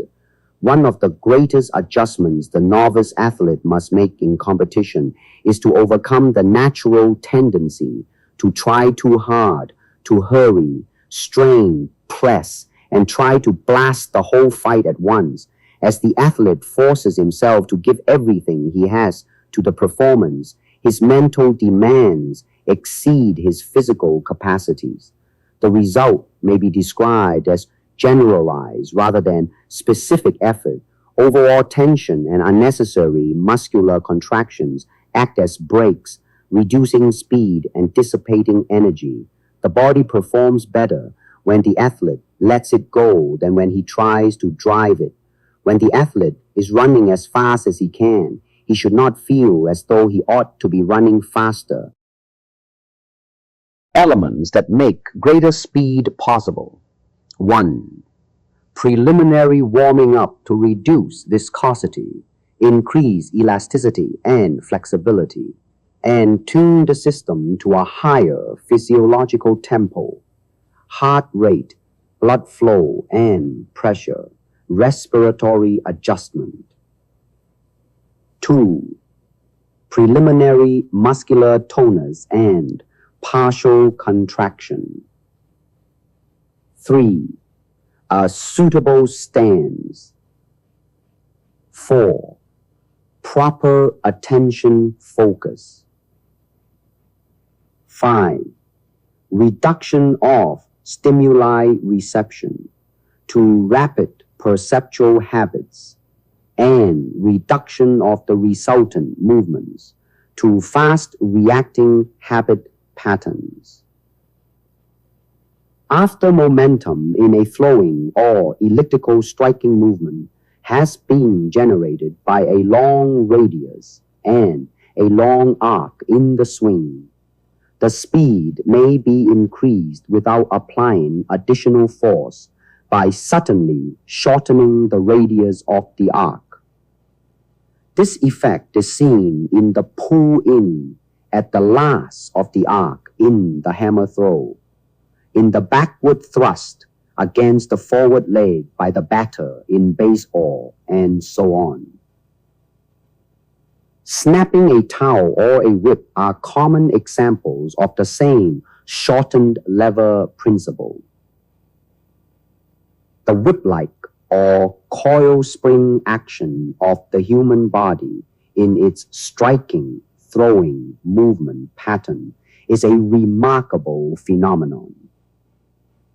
The movement of the body may start with a push of the toes, continue with a straightening of the knees and the trunk, add the shoulder rotation, the upper arm swing, and culminate in a forearm, wrist, and finger snap.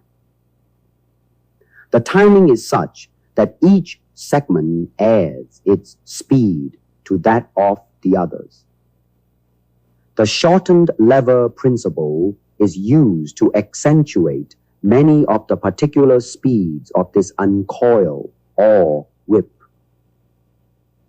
The rotation of each segment around its particular joint fulcrum is made at high speed for that particular part, but each segment rate is accelerated tremendously because it rotates around a fulcrum already highly accelerated.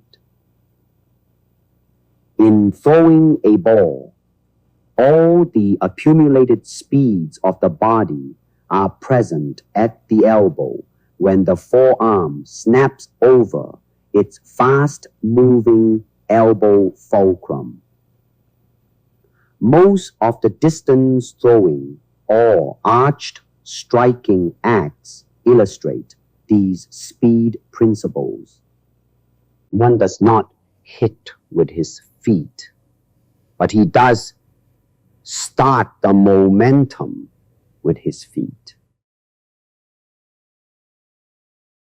An important aspect of this multiple action of acceleration is the introduction of each segment movement as late as possible in order to take full advantage of the peak acceleration of its fulcrum.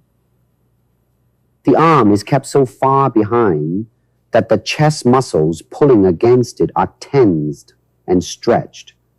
The final wrist snap is postponed until the last instant before release or in striking before contact. In football, the punter puts the last snap into his knee and foot as or a shade after he makes contact with the ball.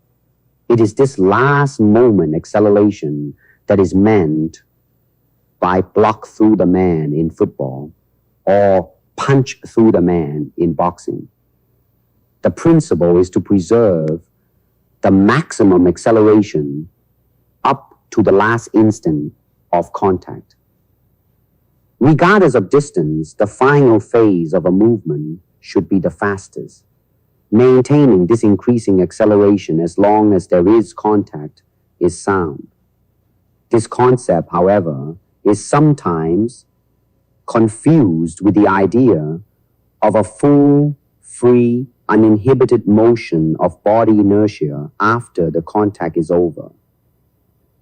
This latter principle is sound only when such relaxed follow-through will not interfere with the speed of the next act. Speed is a complex aspect. It includes time of recognizing and time of reacting. The more complex the situation to which one reacts, the slower one is likely to be. Thus, the effectiveness of feints.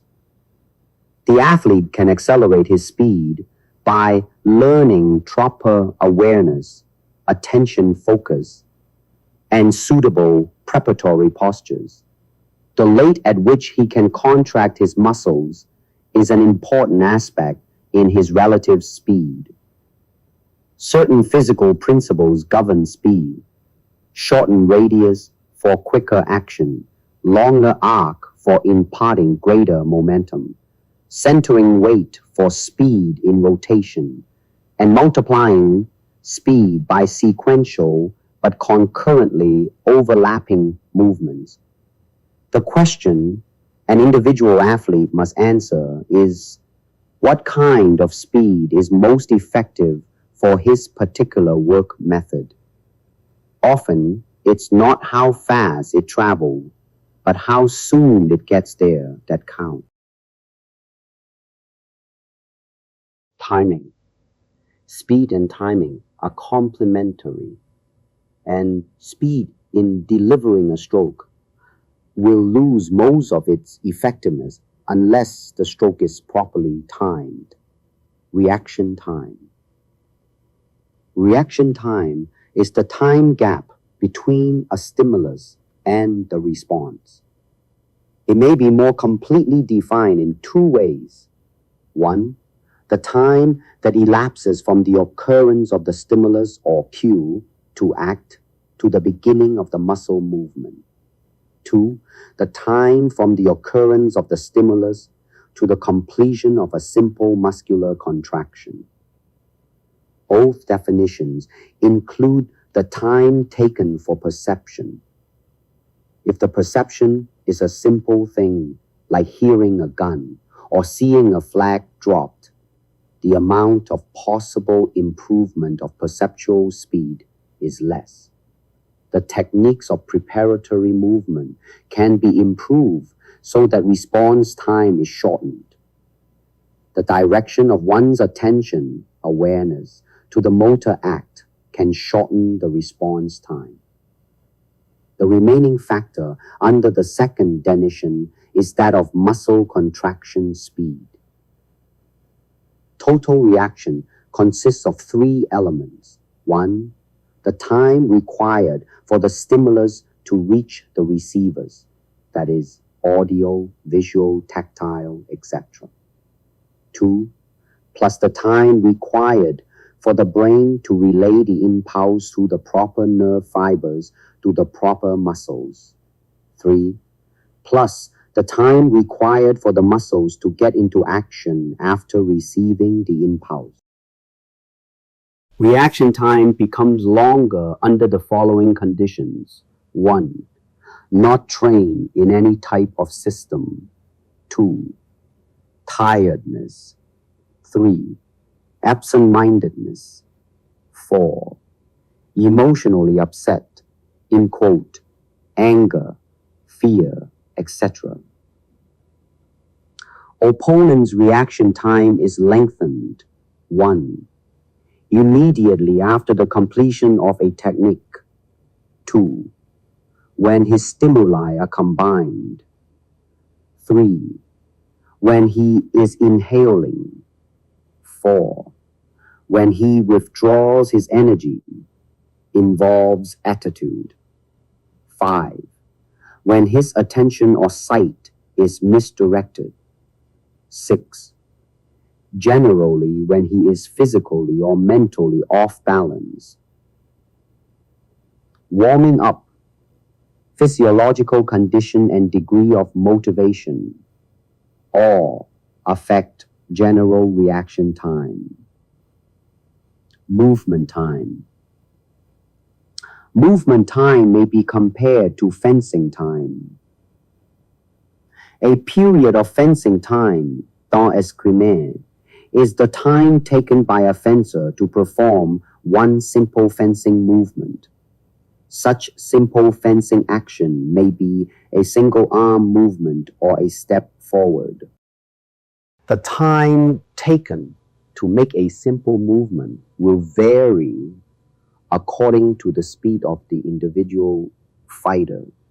Making an unexpected attack or the removal of the blade as the opponent is about to engage in are examples of actions executed in time. It is not necessary to execute an action in time with a quick or violent motion. A movement that starts from rest without obvious preparation and proceeds smoothly without hesitation may be so unexpected that it succeeds in hitting the opponent before he is alerted. Cause the opponent to lose a movement time. 1. By jamming him to disturb his rhythm. 2. By checking and controlling him, immobilization. 3. By drawing a preliminary reaction from him in the earth's half of your attack. 4. By deflecting his movement and scoring. An action, although technically perfect, can be frustrated by the opponent's preventive hits.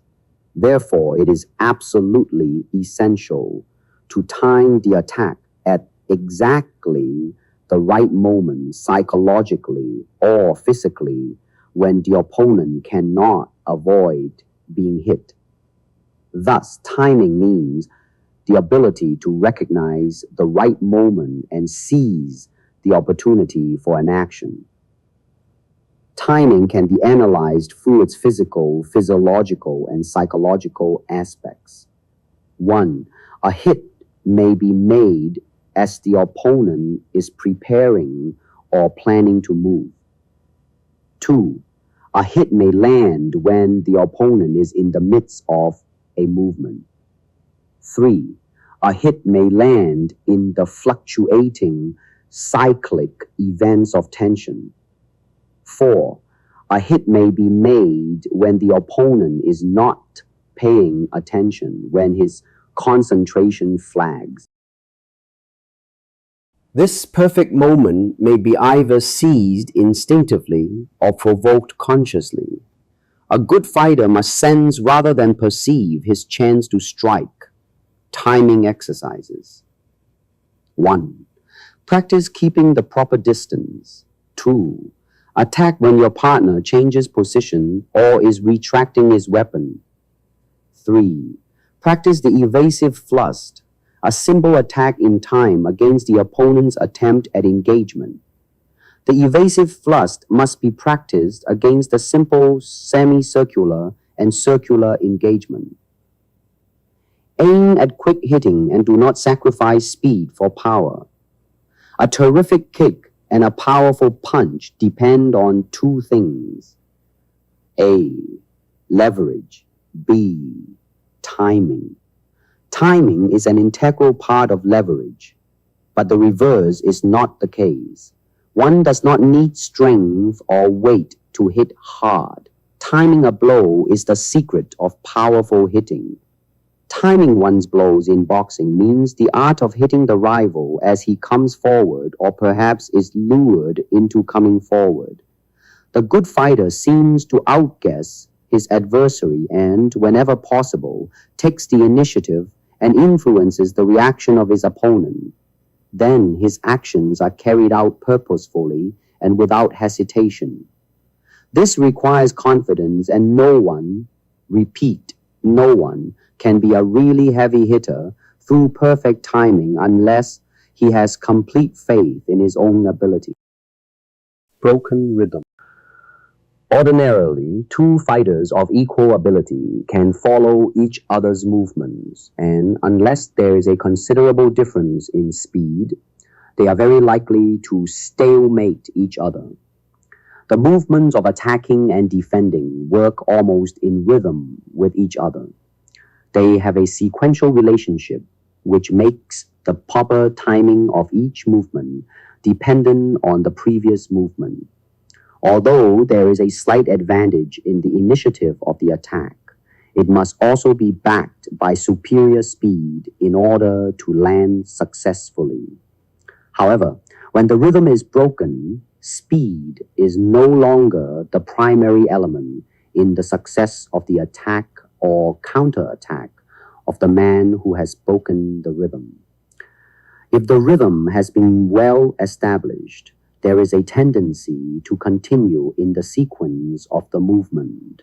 In other words, each man is motor set to continue the sequence. The man who can break this rhythm by a light hesitation or an unexpected movement can now score an attack or counterattack with only moderate speed. His opponent is motor set to continue with the previous rhythm, and before he can adjust himself to the change, he has been hit. That is why the stroke on time is usually a pretty stroke, for it seems to catch its victim flat-footed. Timing has to be felt and mastered as a psychological problem, even more than as a fighting problem, for the breaking of the rhythm relies on the fact that the victim is going to continue for a fraction of a second in the sequence of movements which has suddenly been interrupted. Sometimes, timing involves attacking with many threatening movement, feints. If the defender accepts this rhythm and attempts to parry these various threats, then a slight hesitation will break the rhythm and provide the opportune moment to launch the final attack. On other occasions, when your opponent is in the midst of making advances or threatening movements on his own account, you may succeed in breaking the rhythm by first apparently reacting as he expects, and then suddenly launching a counterattack when he thinks you should be following his feint. You should land, for he is motor set to continue with his threats and cannot adjust himself to the necessity of parrying until after you have scored. In general, timing here means that you initiate your attack or movement when your opponent has started preparation of an attack. Thus, timing becomes a question of taking advantage of the slight interval before he can readjust himself to make a parry. 1.5 beat.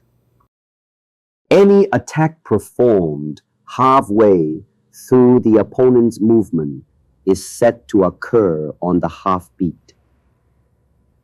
When the fighter lulls his opponent's rhythm by inducing or performing one full count movement, he may then break the trance by striking on the half beat. This broken rhythm method will often catch the opponent mentally and physically off balance for defense. Cadence. Speed regulated to coincide with the adversaries is known as cadence. It is the specific rhythm at which a succession of movements is executed. A correctly judged cadence permits the calm control of every stroke. This control will allow the fighter to select with more ease the movements of offense and defense, which will bring about a hit. Remember that to land a hit, the defense has to be avoided. Excessive speed can catch up with the opponent's parries. The attacker is then known as having parried himself. Ideally, a fighter should seek to impose his cadence on an opponent. This may be achieved by intentionally varying the cadence of his own movements. For example, he can deliberately establish a certain rhythm in his feints in a composite attack until the defender is induced to follow that cadence. By obtaining an edge of speed on the adversary, the fighter may lead him. In other words, it is the adversary who continually will have to try to catch up. If one has a sufficient margin of speed on hand, it is possible to maintain this advantage. To do so must have a moral effect on the opponent who, finding himself subjected to his adversary's will in this important factor of speed, cannot fail to suffer in his confidence. The preparation by a series of false attacks and feints executed at a normal rhythm has the effect of lulling the opponent into a false sense of preparedness. It accustoms his reactions to a cadence other than that which will be used for the attack itself. Then the movements comprising the final attack are suddenly accelerated and more likely to find him lagging behind. A very effective change of cadence is to slow down instead of speed up the final action of a compound attack or riposte.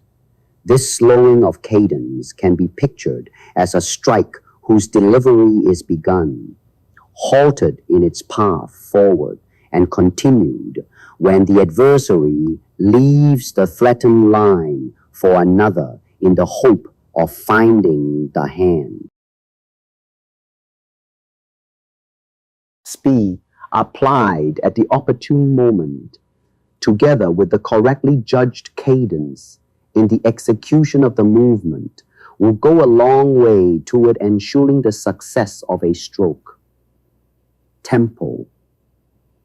The success of a movement, defensive or offensive, depends on whether we perform it at the right time or not.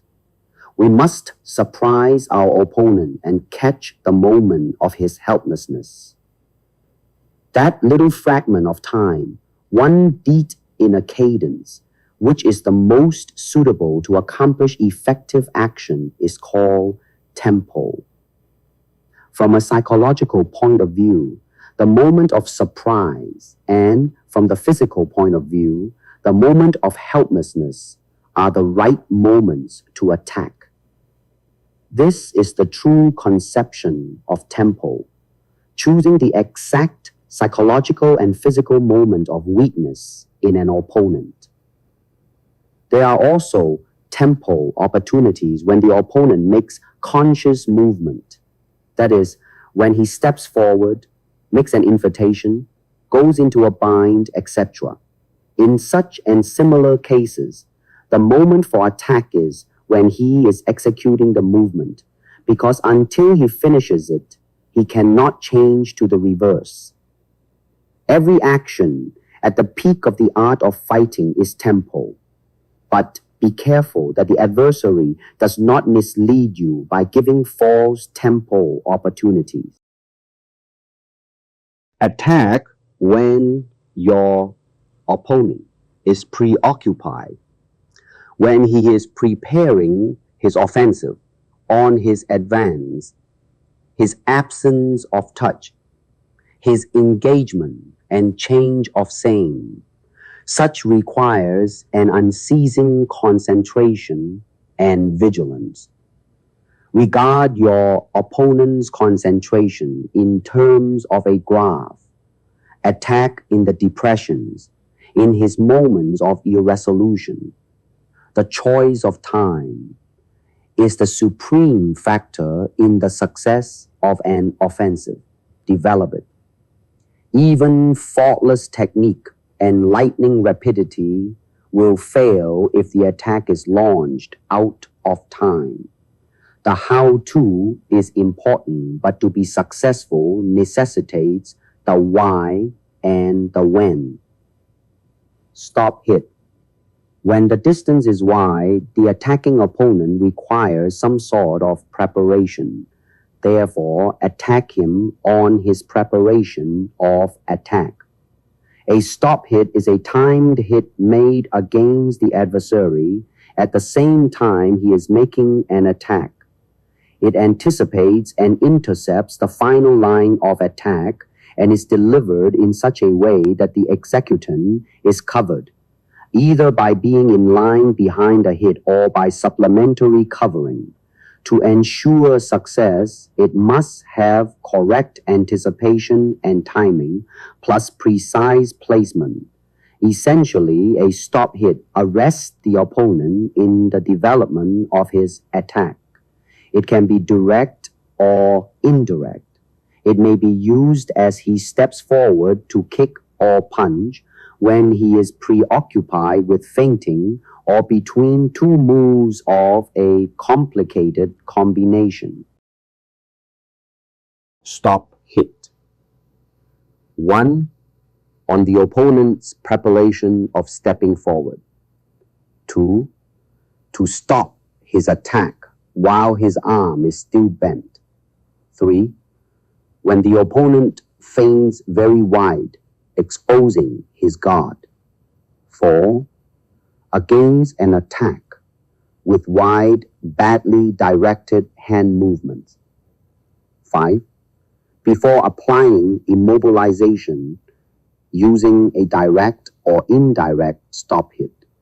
6.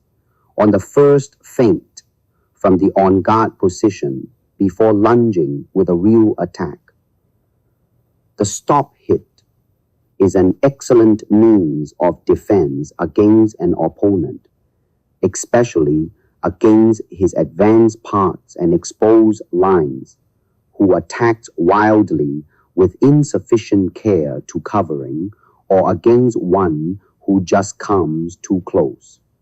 Correct appreciation of time and distance is essential to making an effective stop hit. While it is usually made with a straight thrust or kick, the stop hit may also be part of a disengagement or counter disengagement, or may be done while ducking or slipping. Sometimes the stop hit necessitates some angulation of the body in order to dominate the opponent's hand. The stop hit oftentimes necessitates a step forward to land ahead of the opponent's focus. It is advisable at least to lean forward as if to meet the attacker. A stop hit is more often useful and successful against attacks that begin with a step forward, where the margin of time allowing for success is greater than against attacks not preceded by a step. We can therefore say that, generally, the stop hit is the stroke chosen to deal with the stepping preparation. A person should train himself to be constantly prepared to make a stop hit during the course of any movement of a phase. The successful introduction of a stop hit not only enables many valuable hits to be scored, but has a devastating moral effect on a forceful and confident opponent. Train to stop hit with great speed and accuracy from a variety of angles. Counter time. It is not wise at all to attack without first having gained control of the opponent's movement time or hand position. Thus, a smart fighter uses every means at his disposal, patiently and systematically, to draw the stop hit. It brings the adversary's hand or leg within his reach and gives him the opportunity to gain control of it. The second intention attack or counter time is a premeditated movement generally used against a fighter who has formed the habit of continually attempting stop hits or who attacks into the attack. That is to say, one who launches an attack as soon as his opponent makes any offensive movement. Counter time is the strategy by which an opponent is induced or provoked to attack in tempo, with the object of counter-timing or alternatively taking possession of the opposing hand or detaching it and executing a subsequent attack or riposte. It lies not so much in drawing the stop hit as in correctly timing the parry which deflects it. The speed of the opponent's reactions will have to be found, and his cadence judged. Distance must be judged correctly to minimize the danger of being hit while within reach of the opponent, in order to land the final movement of the counter time sequence at all to attack the riposte. The success of a counter time movement largely depends on concealing one's real intentions and inducing the opponent to make his stop hit with conviction so that he has little opportunity to recover when it is parried before the riposte lands. The stop hit may be drawn in a variety of ways. 1. By use of invitation, simply exposing targets. 2. By intentionally uncovered feints. 3. By making false attacks with a half lunge or merely by stepping forward. It might be wise to riposte with opposition by immobilizing the opponent's stop hit or alternate weapons, or by attacking in an evasive manner, i.e. from varying body positions or using other than direct attacks. Watch out for his purposely launching a stop hit as a feint, or he will parry the riposte and score with a counter riposte. He might induce one to use counter time by showing an apparent predilection for stop hitting. Attacks and ripostes, however well designed and executed, will generally fail unless they are delivered at the right moment, timing, and at the right speed, cadence. A simple example of the right choice of time is provided by an attack by disengagement. From the normal on-guard position, a disengagement can be parried by a lateral movement of the hand, which travels a matter of a few inches, while the attacker's hand has to travel several feet to reach the target. Under these conditions, the fastest attack should be parried by an even, slow, defensive movement. This disparity in time will be aggravated if the attack is directed on a side of the target toward which the defender's hand is already moving to close the line. It is obvious that the attack should be timed to move toward a part of the target from which the opponent's hand is moving, that is, into an opening rather than a closing line, if it is to have the best chance of overcoming the disadvantage of time and distance to which it is always subject. Similarly, an excellent moment to launch an attack is when the opponent is preparing an attack. His intention and hand movements will then be momentarily concentrated more on attack than defense. An attack on preparation is often effective against an opponent who maintains a particularly accurate distance measure and who is difficult to reach, because he keeps just out of attacking distance whenever an offensive movement is made. The attack can be made after the opponent has been drawn within distance and induced to prepare an attack by a short step back. An attack on preparation must not be confused with an attack into an attack. The former is made during the preparation and before the opponent's attack begins, while the attack into an attack is in fact a counter-offensive movement. A very exact choice of distance and careful timing is required if the attack on preparation is to obtain priority in time over the opponent's attack. Attitude. The state of the athlete's mind as he faces his event determines the degree of excess tension he will carry into the event. The athlete free from excess tension as he awaits his performance is typically self-confident. He has what is commonly known as a winning attitude. He sees himself as master of the athletic situation confronting him. To many athletes, being a champion is a matter of psychological necessity. Fed by previous successes and having completely rationalized previous failure, he feels himself a triton among minnows. As an event approaches, the athlete often notices a feeling of weakness in his midsection, butterflies in his stomach, feels nauseated and may vomit. His heart pounds. She may experience pain in his lower back. The experienced athlete recognizes these sensations not as an inner weakness, but as an inner surplus. These signs indicate a preparedness for violent activity.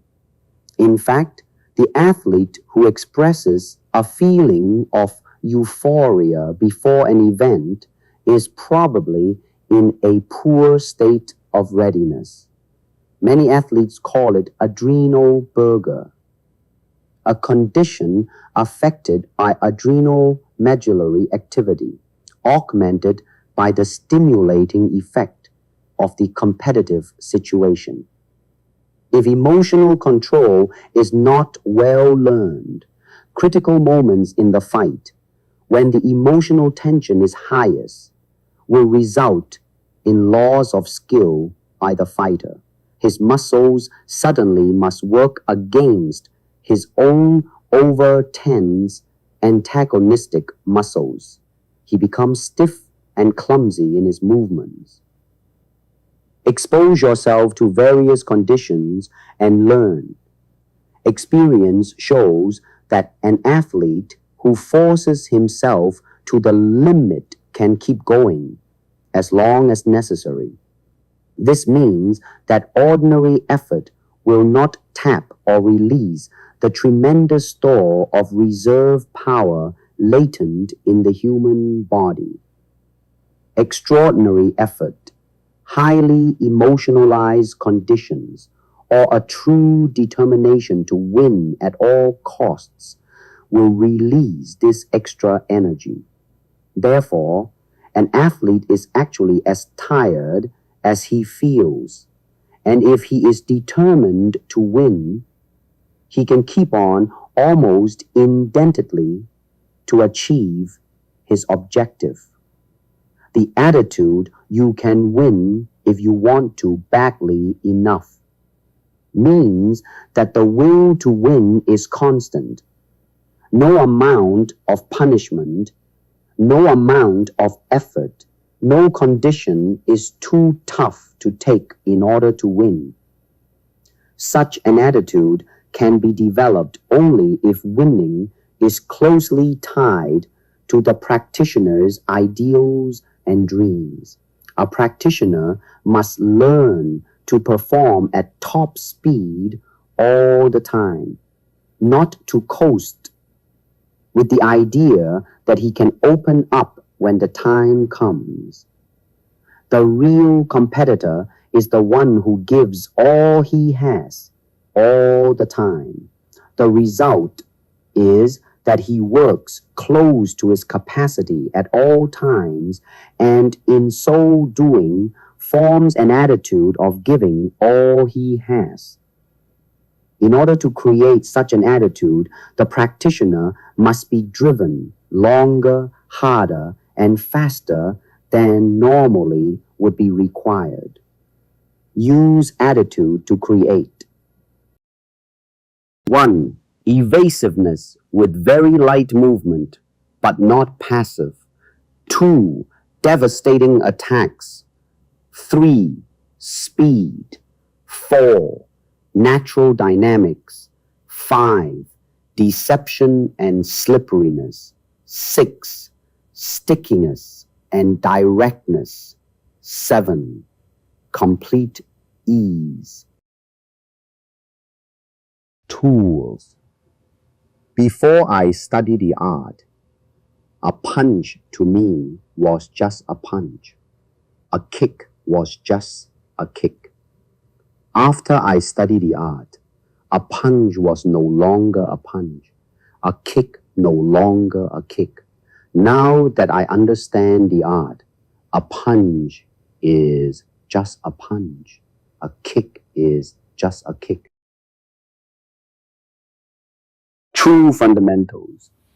Western boxing is too over-daring because of restrictions on illegal and unfair tactics as compared to the overprotectiveness of the Oriental martial arts caused by the no-holds-barred full-bodily target.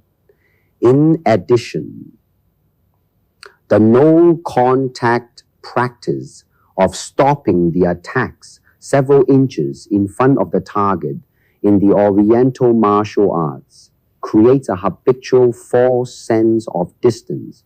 Form this dust-waving act in front of a moving target rather than the timed explosion through a moving target springs negligence in the practice of evasive tactics. The evasive tactics are so much a part of an aggressive art such as boxing. Slips, ducks, weaves are all a sort of aggressive defense without moving the body out of range. In realistic total fighting, we must embody the practical elements of both of the above tactics. We must use range as a protective device, as well as use the evasive tactics of infighting. Neither by itself is reliable enough for success in total fighting. Evasive tactics combined with punishment can be applied in no-holds-barred fighting during the opponent's final extended commitment and during the gaps between two progressive exertions toward you. These tactics will serve to take the play away from an aggressor or will initiate grappling.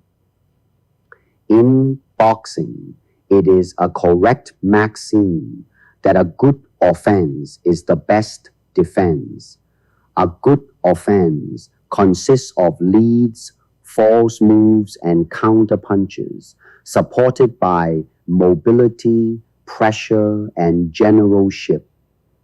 A good boxer is able to beat his opponent to the punch with lightning-fast leads and draw out his opponent's counter-punches with feints in such a way as to make the counter-punches miss. The opponent's miss leaves him out of position and an easy target for a counter-punch from the boxer doing the leading.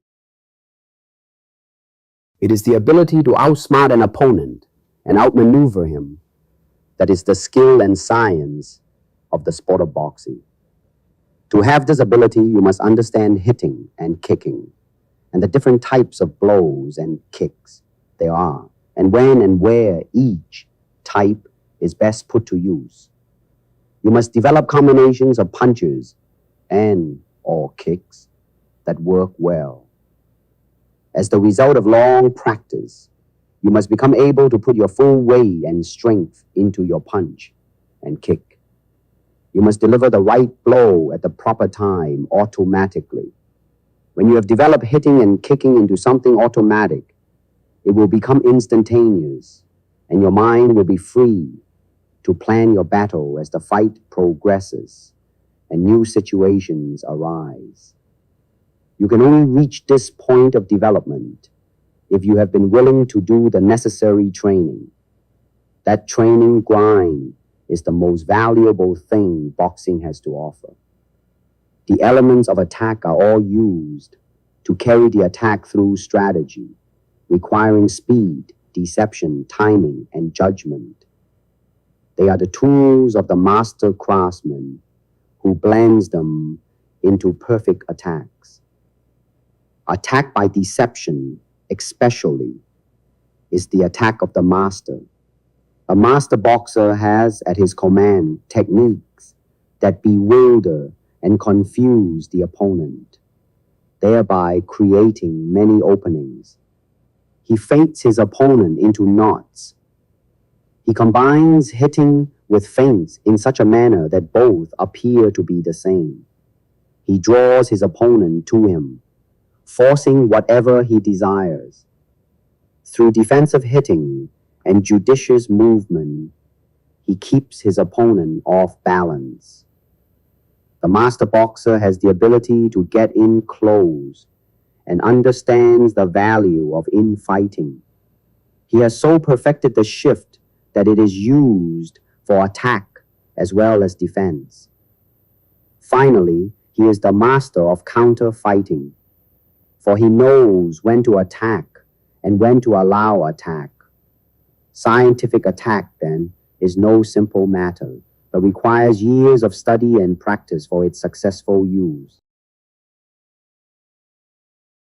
In the process of attack, there are 4 basic methods that you will use often: leading, feinting, drawing, and infighting. Leading. The master of attack must know the value of a straight lead. He must know what is liable to happen on any lead. He realizes that for every lead there is an opening, and for every opening a counter, and for every counter a parry or a counter time. These things he understands, but he also knows how and when to lead with comparative safety. Leading with the forward hand, guarding with the rear hand while moving to the side, makes negligible any opening that ordinarily results from a straight forward lead with the hand. Feinting. Feinting is characteristic of the expert fighter. It requires using the eyes, the hands, the body, and the legs in a single effort to deceive an opponent. These movements are really decoys, and if the opponent attempts to adjust his defense, the expert takes advantage of the openings created. Feinting is also used to ascertain what the opponent's reaction will be to each movement. Feinting creates only momentary openings. To be able to take advantage of these openings means instant reflex action or foreknowledge of what openings will be created by certain feints. Such familiarity is presupposed by practice, for only through the actual practicing of many feints against many kinds of opponents may a general reaction tendency be determined. If an opening is created by a certain feint, that opening should not be used until a clean, sure blow will result. A good fighter knows what openings will result before he feints, and makes use of his knowledge by initiating his follow-up action almost before the opening results. Whenever 2 fighters of equal speed, strength, and skill are matched, the one who is the master of the feint will be the winner.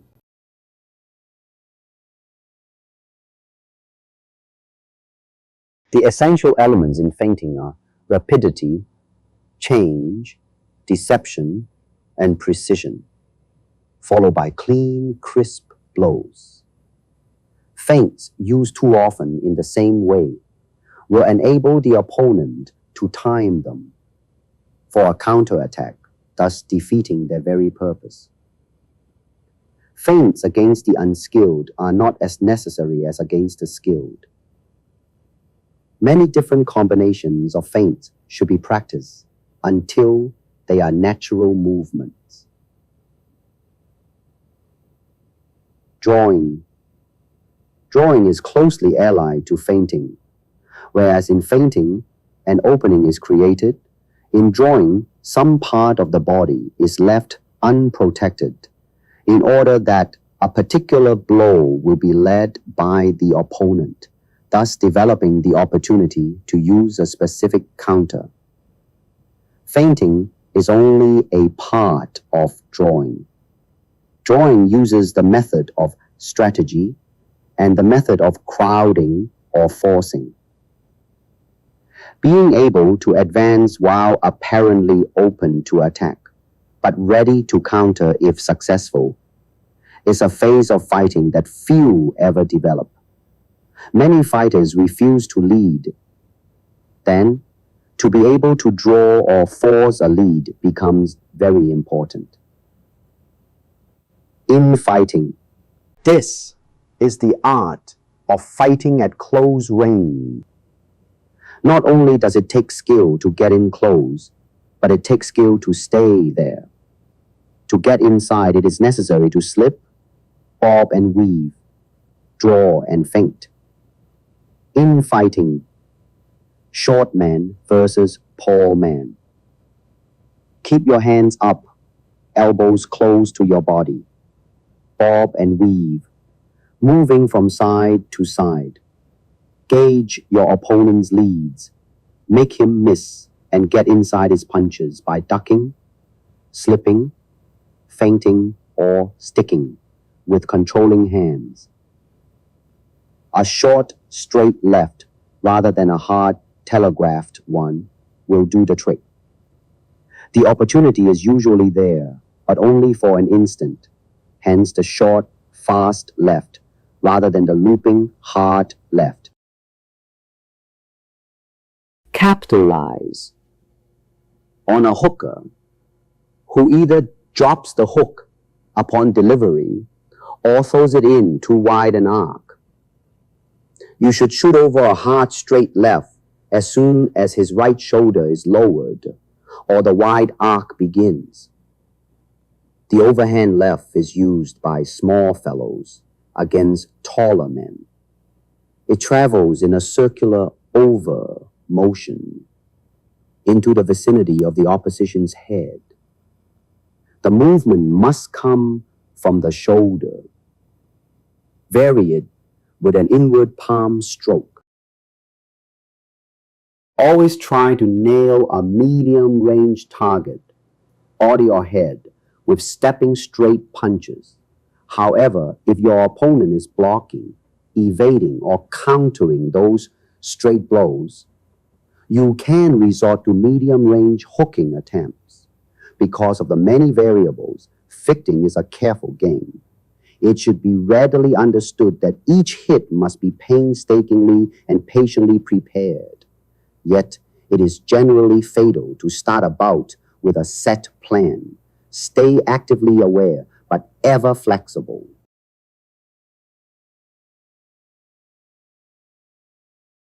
Some weapons from Jeet Kune. Hand techniques. A. Leading finger jab. 1. Long range finger jab.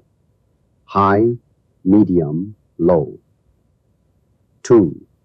Close range finger jab. The poke.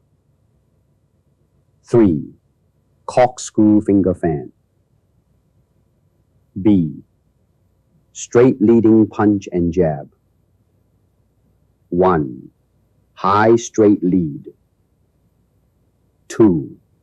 Medium straight lead to body. 3. Low straight lead. 4. Slanting right. 5. Slanting left. 6. Double straight lead. C. Leading hook. 1. High lead hook. 2. Medium lead hook. 3. Low lead hook. 4. Tight. 5. Loose. 6. Upward, shovel. 7. Horizontal. 8. Forward and downwards, corkscrew. 9. Palm hook. D. Rear cross. 1. High rear cross. 2. Medium rear cross. 3. Low rear cross. 4.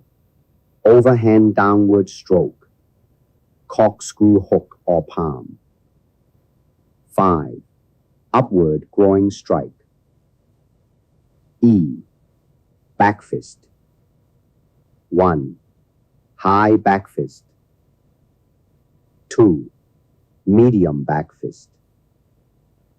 3. Low back fist. 4. Vertical back fist, upward, downward. 5. Stiff-armed, big back fist. F. Quarter swing, shortened arc. 1. With palm. 2. With back of fist. 3. Reverse quarter swing, rear hand. 4. With finger fan. G. Uppercut. 1. High uppercut. 2. Medium uppercut. 3. Low uppercut, bolo to groin. 4. Reverse rich hand to groin. H. Reverse spin blow. 1. With bottom fist. 2. With forearm. 3. With elbow. 4. Double spinning blow. 1. Hammer blow. 1. Left hammer. 2. Right hammer. 3. Downward hammer. Elbow techniques. 1. Upward elbow. 2. Downward elbow. 3. Twisting downward. 4. Backward elbow. 5. Smashing right. 6. Smashing left. Leg techniques. A. Side kick, primarily lead leg. 1. Downward side kick, shin, knee, and thigh. 2. Parallel side kick, ribs, stomach, kidneys, etc. 3. Upward side kick. 4. Angle in high side kick, right lead to left stance and vice versa. 5. Angle in low side kick. 6. Slide in drop side kick, upward or parallel thrust. 7. Step back shin knee side kick, counter. 8. Leaping side kick. 9. Reverse shin knee stop kick with arch of rear foot. E. Leading straight kick. 1. Toe kick, lead and counter to groin. 2. High straight kick. 3. Medium straight kick. 4. Low straight kick. 5. Angle in straight kick. 6. Rising straight kick to knee or wrist. 7. Step back straight kick. 8. Leaping straight kick. 9. Downward front cross stomp. C. Reverse straight kick. 1. High reverse straight kick. 2. Medium reverse straight kick.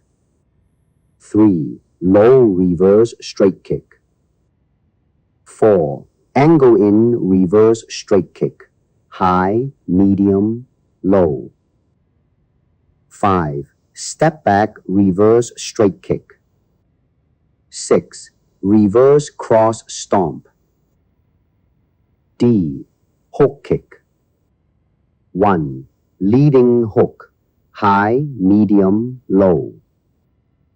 2. Reverse hook. High, medium, low. 3. Leading 1-2 hook. 4. Reverse 1-2 hook. 5. Double leaping hook. 6. Step back hook. 7. Vertical hook. 8. Inverted hook. E. Spin back kick. 1. High spin back kick. 2. Medium spin back kick. 3. Low spin back kick. 4. Step back spin back kick, counter. 5. Leaping spin back kick. 6. Vertical spin back kick. 7. Spin back wheel kick, 360 degrees. F. Hooking heel kick, stiff leg or bent. 1. High hooking heel kick. 2. Medium hooking heel kick. 3. Low hooking heel kick. 4. Leading 1-2 hooking heel kick. 5. Reverse 1-2 hooking heel kick with rear foot. G. Knee thrust. 1. Leading upward knee thrust. 2. Leading inward knee thrust. 3. Reverse upward knee thrust, rear knee. 4. Reverse inward knee thrust, rear knee, etc. A. Headbutt. 1. Lunging forward. 2. Lunging backward. 3. Lunging right. 4. Lunging left. B. Glackling. 1. Wrestling. Strangulation. Leg tackles. Tie-ups. 2. Judo. Joint locks, chokes, leverage, timing. C. Mental cultivation. 1. Krishnamurti. 2. Zen. 3. Taoism. D. Conditioning. 1. General running flexibility. 2. Specialized boxing, kicking, wrestling. 3. Strength, weights, special apparatus. E. Nutrition. 1. Breakdown, build up. 2. Muscular diet.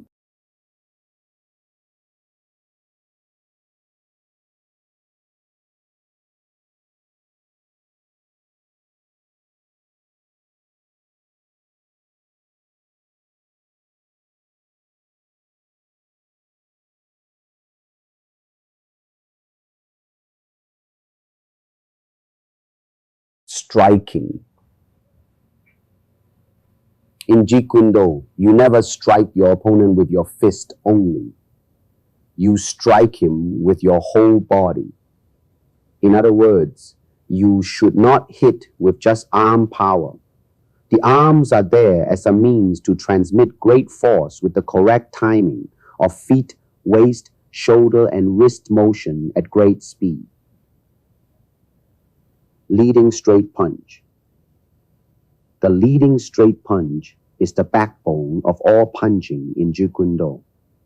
It is used both as an offensive and defensive weapon to stop and intercept an opponent's complex attack at a moment's notice. When you are standing right foot forward, your right punch and right leg become the main offensive weapons because of their advanced position. With your right foot forward, your right hand is much closer to your opponent than your left. The reverse is true for the left foot forward stance.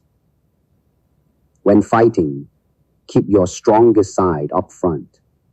The leading straight punch is the fastest of all punches. With the minimum movements involved in delivery, balance is not disturbed, and because it goes straight toward the target, it has a better chance of landing. The opponent has less time to block. Also, the straight punch is more accurate than other punches.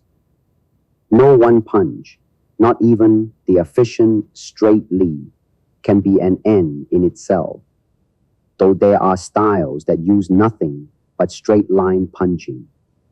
The straight lead is used as a means to an end, and definitely should be reinforced and supported by other angle punches and kicks, making your weapons more flexible without confinement to any one line. After all, a good man should be able to strike from all angles and with either hand or leg to take advantage of the moment. The delivery of the straight punch is different from the traditional classical Kung Fu. First of all, the punch is never positioned on the hip, nor does it start from there. This way of delivery is unrealistic and exposes too great an area to protect. Of course, this also adds unnecessary distance to travel toward the opponent. Instead of coming from the shoulder, the punch is thrown from the center of the body in the form of a vertical fist, thumb up and straight toward the front of your own nose. The nose here is the center guiding line. The wrist is slightly turned downward before delivery and is immediately straightened upon impact to add a corkscrew effect to the opponent. The important point is not to have any classical get-set posture or preparatory movements prior to delivering the straight punch, or any punch for that matter. The leading straight punch is delivered from your ready stance without any added motions like drawing your hand back to your hip or shoulder, pulling back your shoulder, etc. Practice your lead punch from the ready stance and finish again in the ready stance, not back on the hip. Later on, you should be able to strike from wherever the hand happens to be at the moment. Remember, punching in this manner will give you added speed, no wasted motions, and deception, no giveaway movements preceding the punch. Use Zen illustration, eat, but he is thinking, punch, but he is scared or rushing. Thus, a punch is not a punch. Most guarding is done with the rear hand, thus the term guarding hand. When striking with the lead hand, do not make the common mistake of the traditional classical way by putting the rear hand on your hip. The rear hand is there to supplement your lead to make the attack a defensive offense. For example, when striking a body blow with the lead hand, the guarding hand, the rear hand, should be held high to offset any countering by your opponent to your upper body. In short, when one hand is out, the other should be either immobilizing one of the opponent's arms or withdrawing, not all the way to the hip, for protection against countering and to secure a strategic position for a follow-up. Relaxation is essential for faster and more powerful punching. Let your lead punch shoot out loosely and easily. Do not tighten up or clench your fist until the moment of impact. All punches should end with a snap several inches behind the target. Thus, you punch through the opponent instead of at him. After shooting out the lead hand, do not drop it when withdrawing to the ready stance. Though you might see this being done by a good man because he is potentially fast and good at timing and distance, you should cultivate the habit of returning along the same path and keeping that hand high for any possible counters. When striking with the lead hand, it is advisable to constantly vary the position of your head for added protection against the opponent's counter. During the first few inches of advancing, the head remains in line. After that, the head should adapt. Also, to minimize counters from the opponent, you should at times feint before leading. However, do not overdo the feinting or the head work. Remember, simplicity. Just enough is enough. Sometimes it pays to use double leads because they are unexpected, and the second punch tends to disturb the opponent's rhythm and thus paves the way for a follow-up.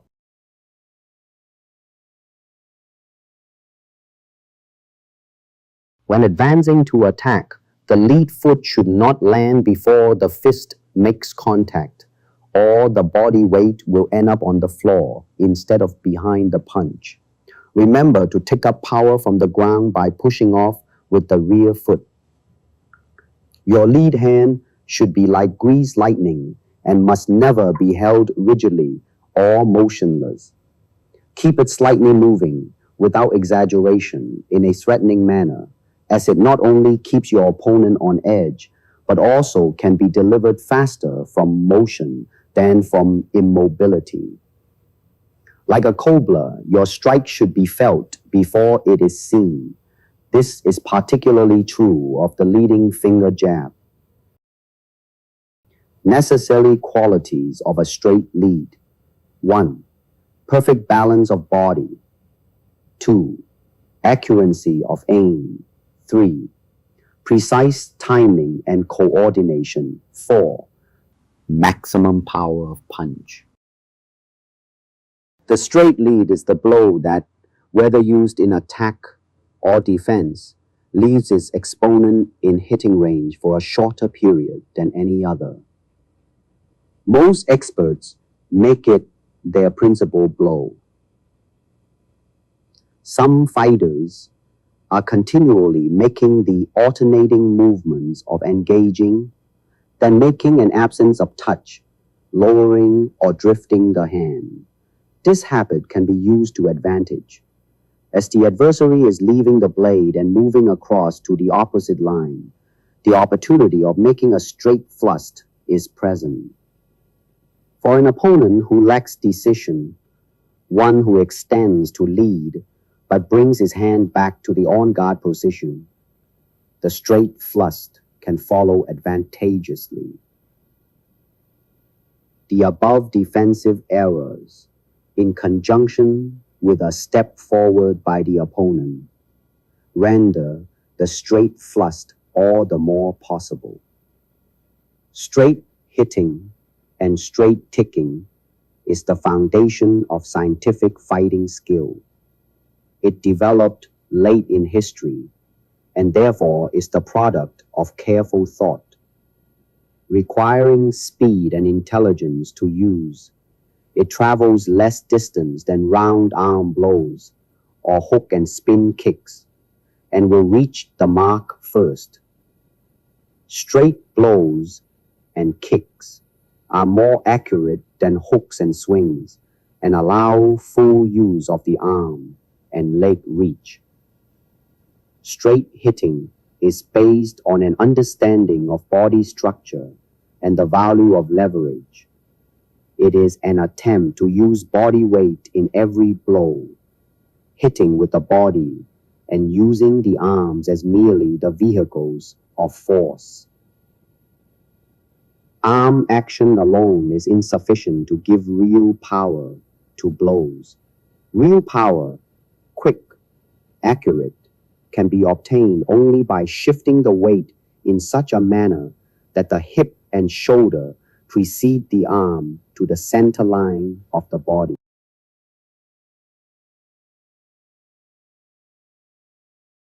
There are only two methods which obtain a complete shift of weight. Compare this with kicking. 1. A pivot turn of the waist, allowing the hip and shoulder to precede the arm. 2.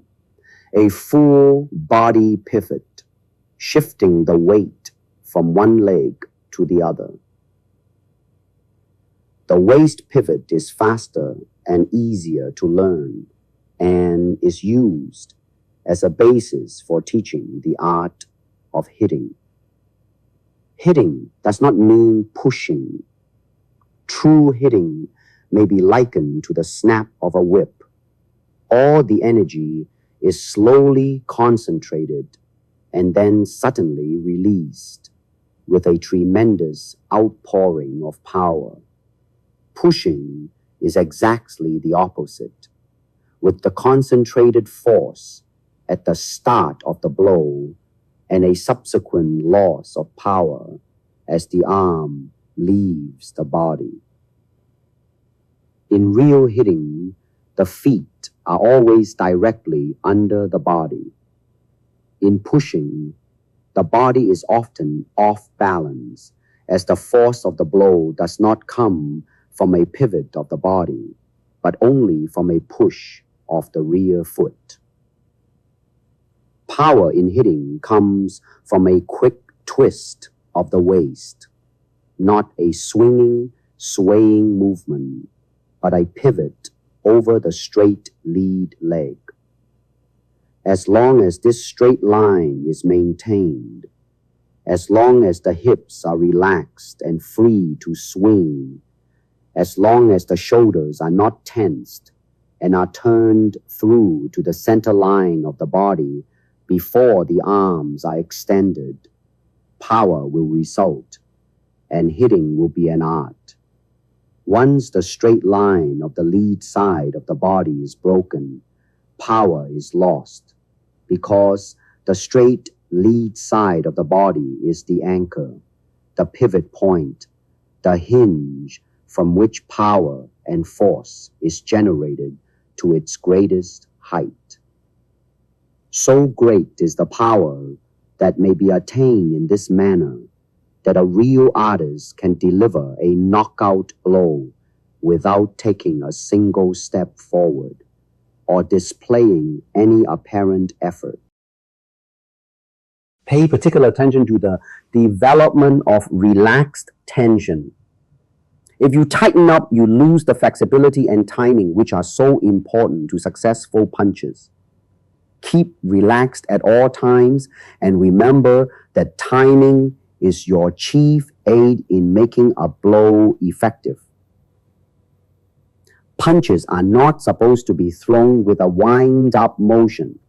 They are made with a well-directed forearm and loose shoulder muscles. Only when the punch begins to land should the fist be clenched. The momentum helps carry the arm back to the proper position.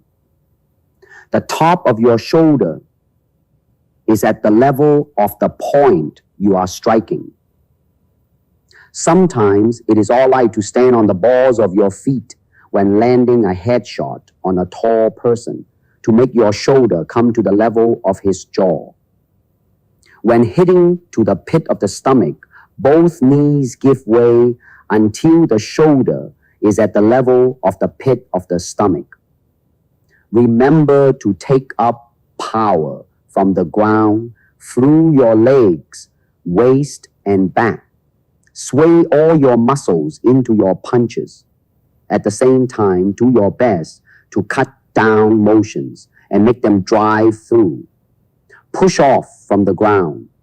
When using a body pivot, turn on the balls of both feet while punching. The fist comes straight from the center with the full power of one or the other leg behind it. Sometimes a quick 3 or 4-inch jump will do the trick.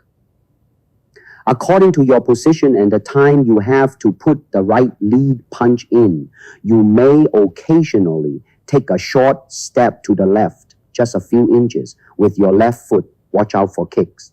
This will put even more weight into the punch, especially at fairly long range. Timing is best when the opponent rushes in. Remember, when advancing, the foot must not land first, or the body weight will rest upon the floor. Instead of being behind the punch, heels slightly raised and pointing outward. Always have the legs slightly bent so that the strong thigh muscles come into play like a spring, especially before coming in. Your step should be long enough to make your reach good, and you should drive your punch slightly through your target. Use your whole reach. To ensure success, the straight hit and the lunge step must be one coordinated move. Your head should sway slightly to the right as it moves forward with your step. Endeavor never to flinch or close your eyes, but watch your opponent intently all the time. Keep your chin firmly set and nicely tucked away. Remember the covered line, outside or in, and the supplementary guard, always there, corresponding to the uncovered line. Always keep the rear hand guard up. Be ready to follow with the rear hand. The elusive lead. In delivering the lead, the position of the head should be constantly varied, sometimes up, sometimes down, and sometimes neither up nor down. Sometimes the rear hand can be placed in front of the face while leading. This might entail a loss of reach and rapidity. Keep your opponent guessing. Variety, variety. The sudden level change. Note, use the first 2 inches to lead, then a sudden change, head feint, use as defense for 1. Swings, hands, feet. 2. Hooks, hands, feet. 3. Reverse heels. 4. Spin kicks and blows. Use to set up for grappling and tackling.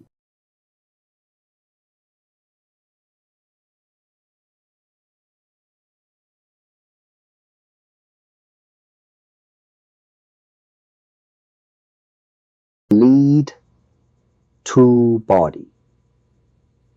A lead to the body is an effective blow used to bother the opponent and bring down his guard as the preceding feint of a high lead.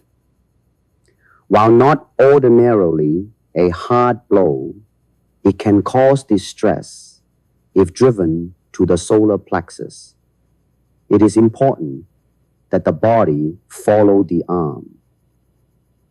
In other words, a blow to the body is more effective and safer if the executioner sinks to the level of the target. Drop the body forward from the waist to a position at right angles to the legs. Keep the forward leg only slightly bent, but the rear leg more completely flexed. As the body drops, drive the lead arm into forceful extension toward the opponent's solar plexus. The blow is slightly upward. never downward. The rear hand is carried high in front of the body, ready for the opponent's leading hook. Hold the head down so that only the top is visible and will be protected by the extended punching arm. The head should be held tight against the extended arm. To hit with a straight right lead to the body, feint with the left hand toward the head by extending the left hand quickly with a slight forward movement. Step well in with the left foot, keeping it still in the rear, and at the same time lean over to the left side. You will be practically clear of all danger. The right that follows can become a punishing hit and one difficult to deal with. Furthermore, you are in a position to bring up the left to the head with great force. Follow through. First of all, there are different types of force applications, and one should use all of them. Follow through generally refers to continuation of a high rate of movement, or even an acceleration from the instant of contact until the ceasing of contact. The punch should increase in speed throughout its run, and when it lands, still have enough momentum and power to drive clear through the object. Do not aim merely to strike at your man. Aim to drive through him, but do not have a lean-on effect. Make up your mind that you will hit as hard as you possibly can with every ounce of your bodily strength, with every fiber of your mental determination, and also that you keep on hitting harder and harder as you progress through the object. In boxing, for example, the athlete is taught to strike through the opponent, to maintain or increase the rate of movement during the contact so that the explosive push carries through farther and changes the opponent's position more sharply. Wrist snaps at the last instant in striking acts are last moment accelerations that literally go into the object. Instead of a relaxing follow-through, the fighter must bring his hands back as fast as he thrusts them out. Reversing the waist movement aids in last-minute acceleration as well as return. Training aids. It is most important after recovering to a boxing position from any set maneuver executed on count or, as you will, to shuffle about a few seconds on the balls of your feet for footwork drill and relaxation before repeating the set maneuver. This tactic deftly simulates actual fighting within the drill. The whole secret of the actual force of a terrific punch is its timing, coordinated, of course, with the accuracy of its aim. Hang a small ball to practice aim. Practice shooting the lead out in a quick succession of blows, withdrawing the striking arm just sufficient so as to enable full power to be put behind each blow. Learn economical motion of delivery from a variety of angles, then lengthen the distance gradually. One important point, in all hand techniques, the hand moves first, preceding the foot. Keep this in mind, hand before foot, always. Defenses for a straight lead. The following are examples of defenses against a straight lead while in a right stance. Have the left hand ready in anticipation of a lead. It is already opened, held a little higher than usual, and weaves in controlled circles in front of your body. Immediately, the lead hand of your opponent flickers on its way to your face. Lean slightly to the left and strike firmly and quickly at his wrist or forearm with your left hand. No strength whatever is required to deflect the heaviest blow this way. Don't fail to take advantage of the opening. Put in a stiff lead to the face or body. Your opponent will be both off guard and off balance.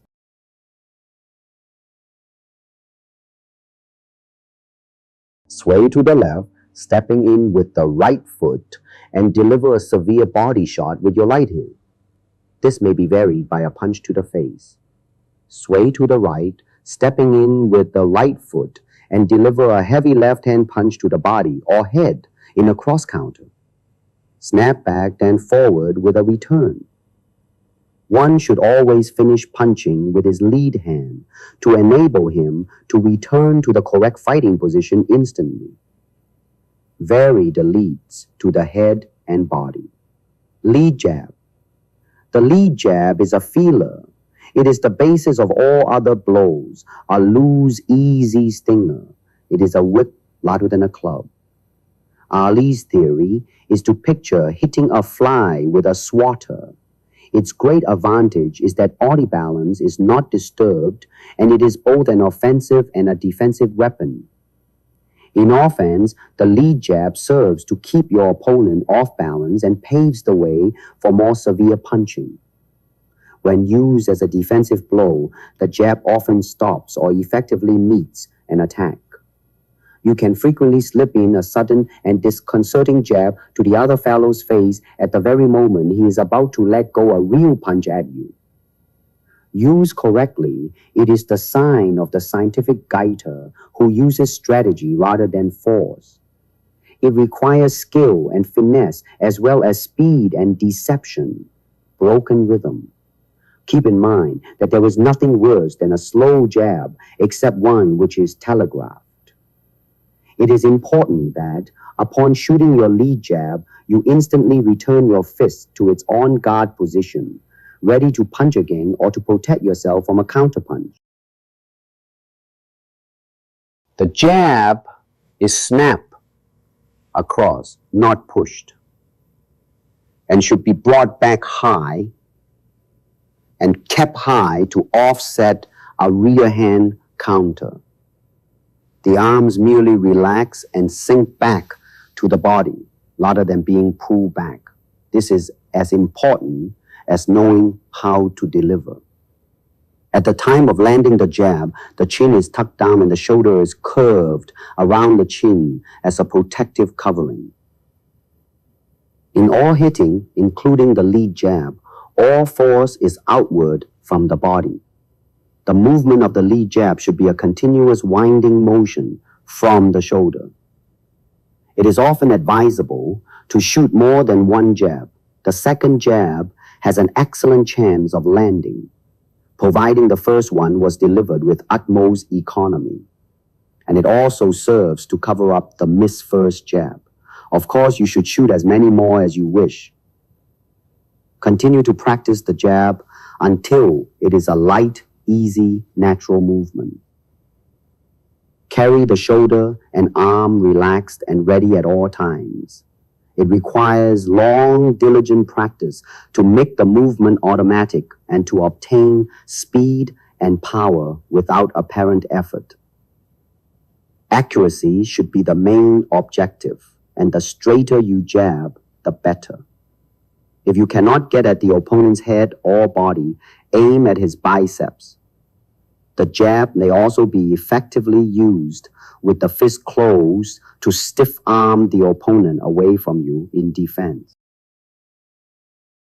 Keep him on the defensive and increase the pace ever so steadily. Give him no rest. Leading finger jab, like a fencer's sword that is always in line. The leading finger jab is a constant threat to your opponent. Basically, it is Western sword fencing without a sword, and the primary target is your opponent's eyes. The leading finger jab is the longest of all hand weapons as well as the fastest because of the little force needed. You do not need power to jab at an opponent's eyes.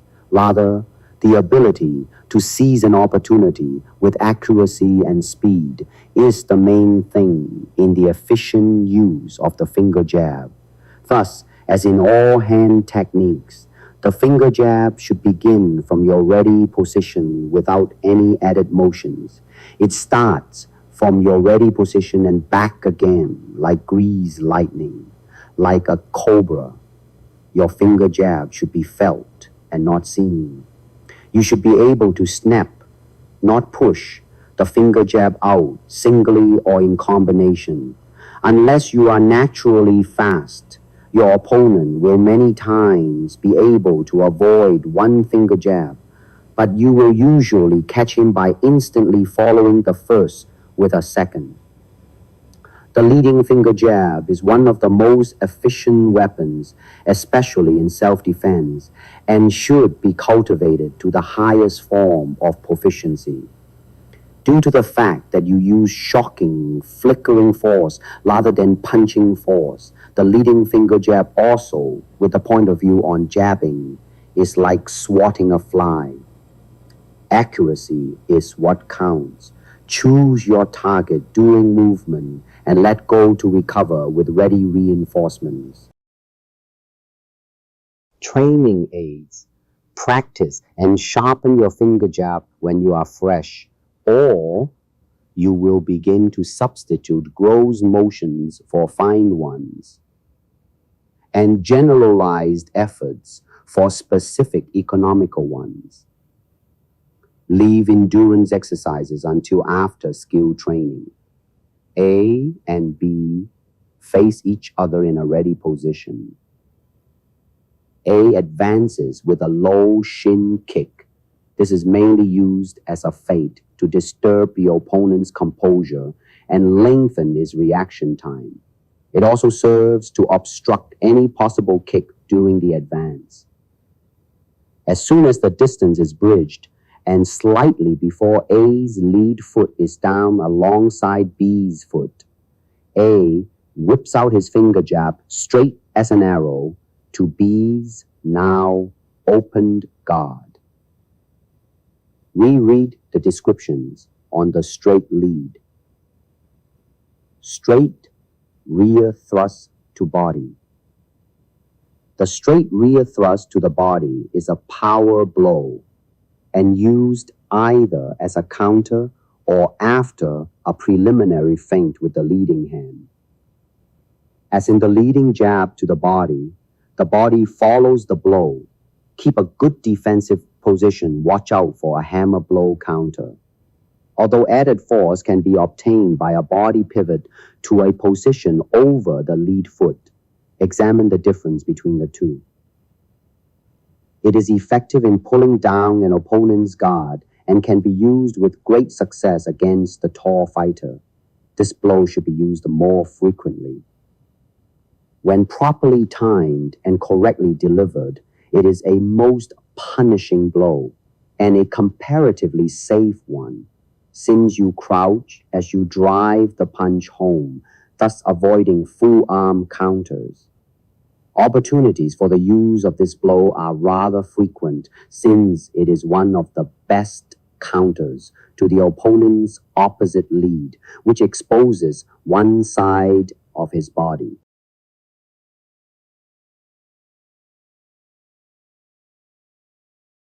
The front hand is up and open, elbow down, guarding against the opponent's rear hand. The head is down along the punching arm and thus well protected. This blow should be frequently employed against an adversary who protects his face with the rear hand when leading to the head. You have a foot of body to shoot at for each inch of chin. Also, the body is less mobile. Delivering the straight rear thrust to the body. Feint with your lead hand at the head and draw your opponent's lead as a counter to your feint, or else wait for him to lead, stopping a straight rear thrust to the body. Merely press your front arm across your body. At the same time, raise your lead shoulder for fear the body blow turns into a double hit, loop hit.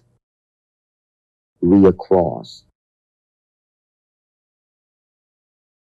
In your on guard position, your rear fist is cocked somewhere under your chin, an inch or two out from your chest.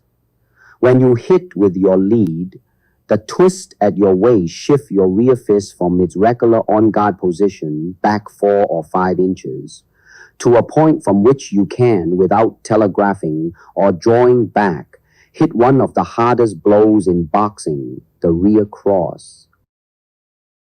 The rear cross is delivered in much the same manner as the lead jab, in that it travels in a perfectly straight line. The rear cross, however, is the heavy artillery, and the twist at your waist will be much greater. In any power blow, the bone structure must be aligned so as to form one straight body side or line, which enables it to support the weight of the body, thus freeing the muscles to propel the other side of the body forward and create terrific force. One side of the body must always form a straight line. It is important to make sure your rear heel and rear shoulder turn in one piece. This is accomplished by merely shifting the body weight over a straight lead leg, hinging the lead side of the body and freeing the opposite side for a forceful turn or explosive pivot. It is the same idea as in slamming a door. Your weight should begin on the ball of your rear foot. As your rear fist travels, it twists, and your rear shoulder moves into the blow. You twist at the waist, and the weight of your body is shifted forward into the punch and to your lead foot before connecting. Your rear foot follows by dragging forward a few inches in the direction of the punch, and your lead fist shifts back as your body twists. Remember, the secret of power in the straight rear cross or thrust is using the lead side of the body as a hinge and allowing the rear side of the body to swing free. Let the blow slip out, loose and easy. Don't grip. Don't tighten up the arm at the beginning of the punch. Let the contraction of the muscles come just as the blow lands, with a last closing and tightening on the fist, a final burst of nervous energy to drive through the opponent. Its force depends on speed and more speed, and timing with the opponent's movement. Do not forget the drive from the rear leg. Keep your hands well up at all times. Especially, don't drop the rear hand while punching with the lead. Blows should start where the hands are. The start is normally made from the on-guard position with no preliminary movement, no lifting or drawing back.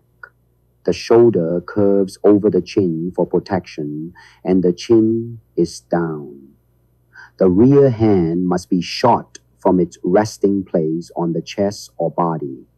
It generally starts from near the rear shoulder.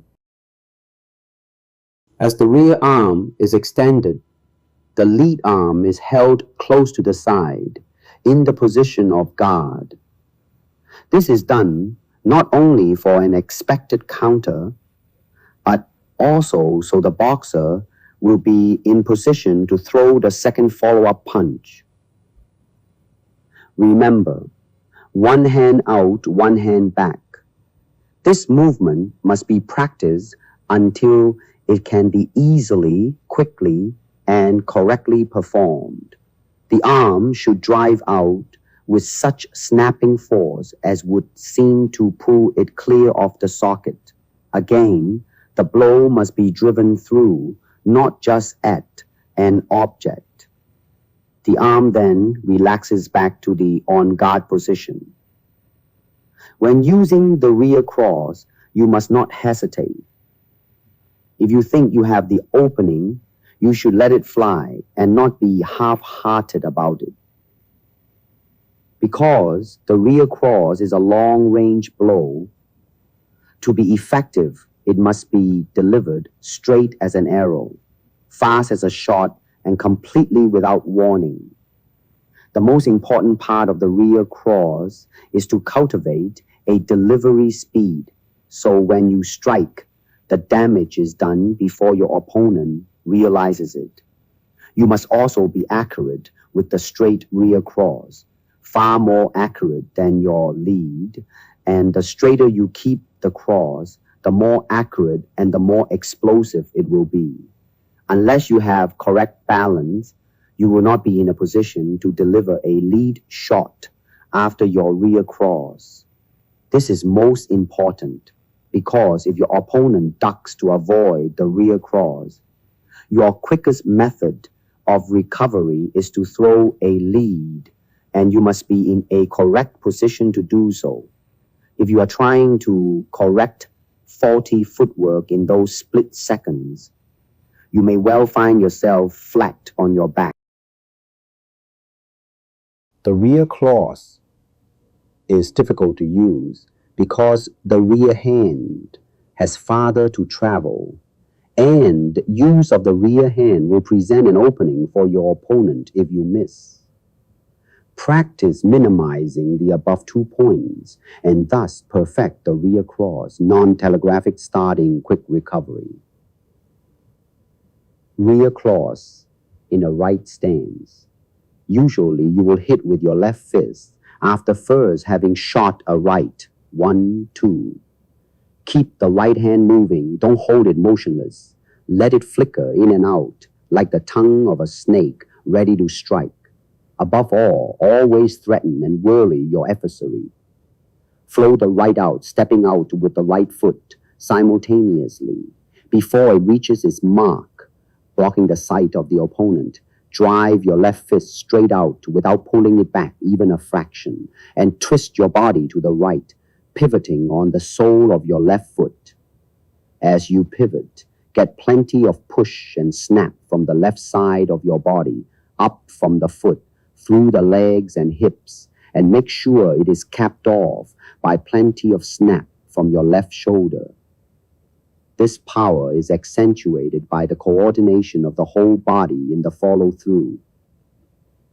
Keep balanced at all times. It should be noted that the left or rear thrust is often a counter blow.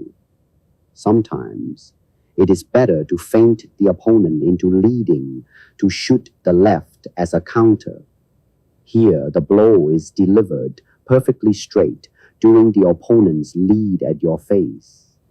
You step inside a right lead, allowing it to slip over your left shoulder and shoot the left, meanwhile keeping an eye on his left or putting a stop to it with your right. Your head must be ducked forward and to the right to avoid the opponent's right lead.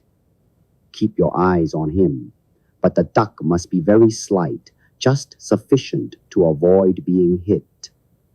The left hand, back, uppermost, should just skim the opponent's elbow before his lead is straightened, and the swing of the body on the hips from left to right should be assisted by jerking back the right elbow and shoulder.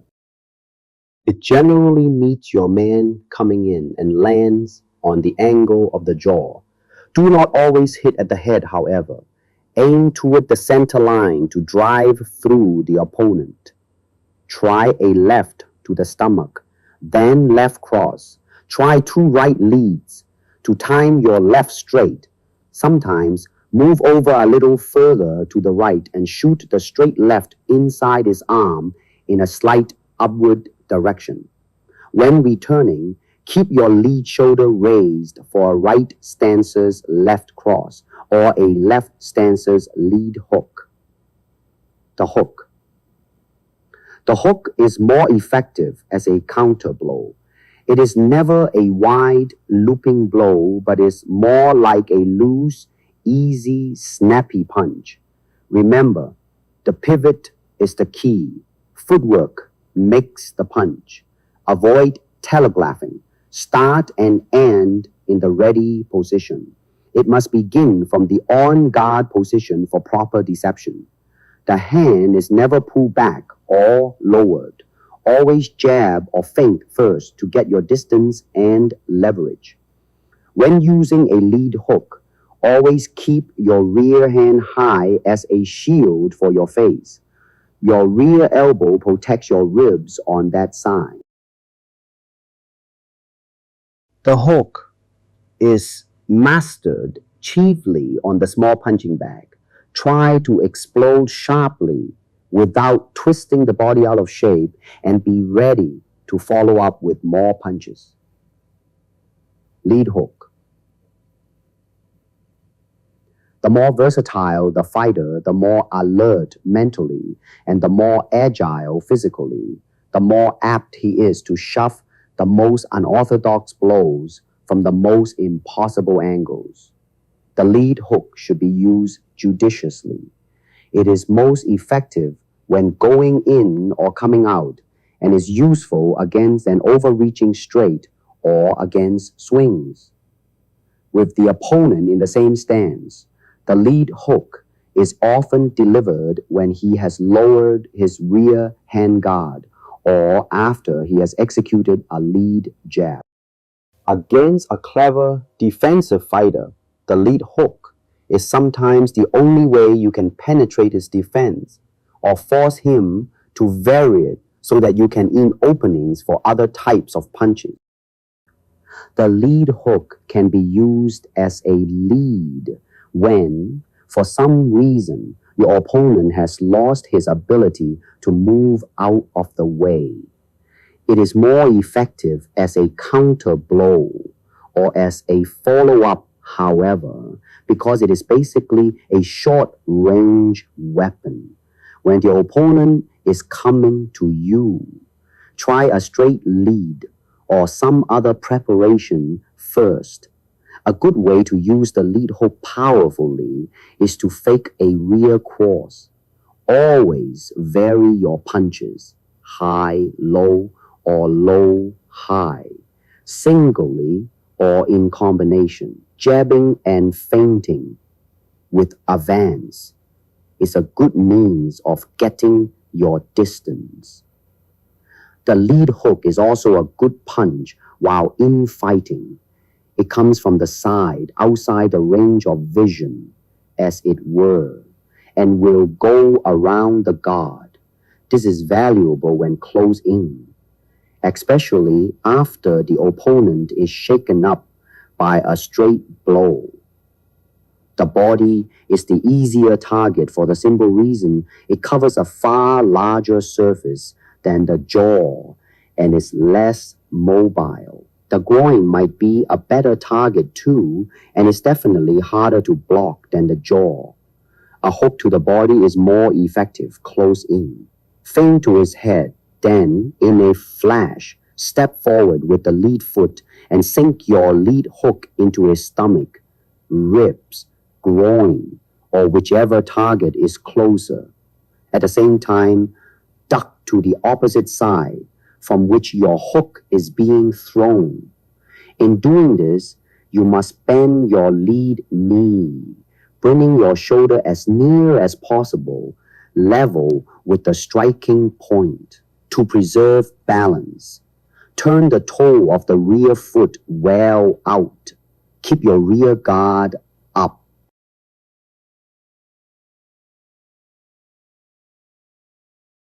The hook is a good punch to combine with a side step, for you are moving sideways, and it is the natural way to swing at that moment. Similarly, you may land effectively on your opponent with a hook at the instant he is trying to sidestep. Remember, if you catch your man coming in, the blow will be twice as hard. Remember also to keep your rear hand up while striking. According to Mills, there are at least two ways to deliver a lead hook. One, the long lead hook. Stab your opponent's face with a straight lead and quickly follow with a hook. Study the weight shift in attacking and countering, reaching forward and shifting to the back leg. 2, the short lead hook. This is delivered from the on guard position with the elbow closer to your side. As you counter, shift your weight from the lead to the rear. Like all punches, the lead hook must begin from the on guard position for added deception. Always jab or feint first to get distance. For example, feint across to prepare leverage, but don't throw it too far. Most boxers pull their hand back too far before throwing the hook. Try not to pull or lower the hand. Enough power can be put into the punch without pulling the arm far back. Much of the kick behind the lead hook is accomplished by the footwork. The lead heel must be raised outward so that the body can pivot, and the waist and shoulders reverse when the blow lands. You should keep the lead shoulder high for full leverage when you hook to the side of the chin. Remember, the punches are not supposed to be thrown with a wind-up motion. They are made with a well-directed forearm and loose shoulder muscles.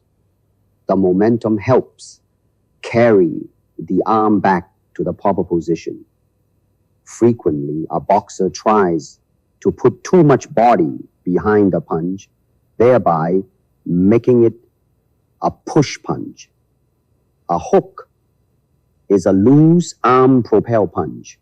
The kick comes from the looseness of the delivery and the proper pivoting of the feet and body.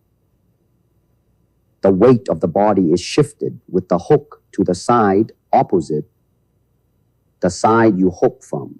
If you lead a hook, you must step in with the punch to make your reach good. Use a loose, easy, snappy punch, but never a wide and looping blow.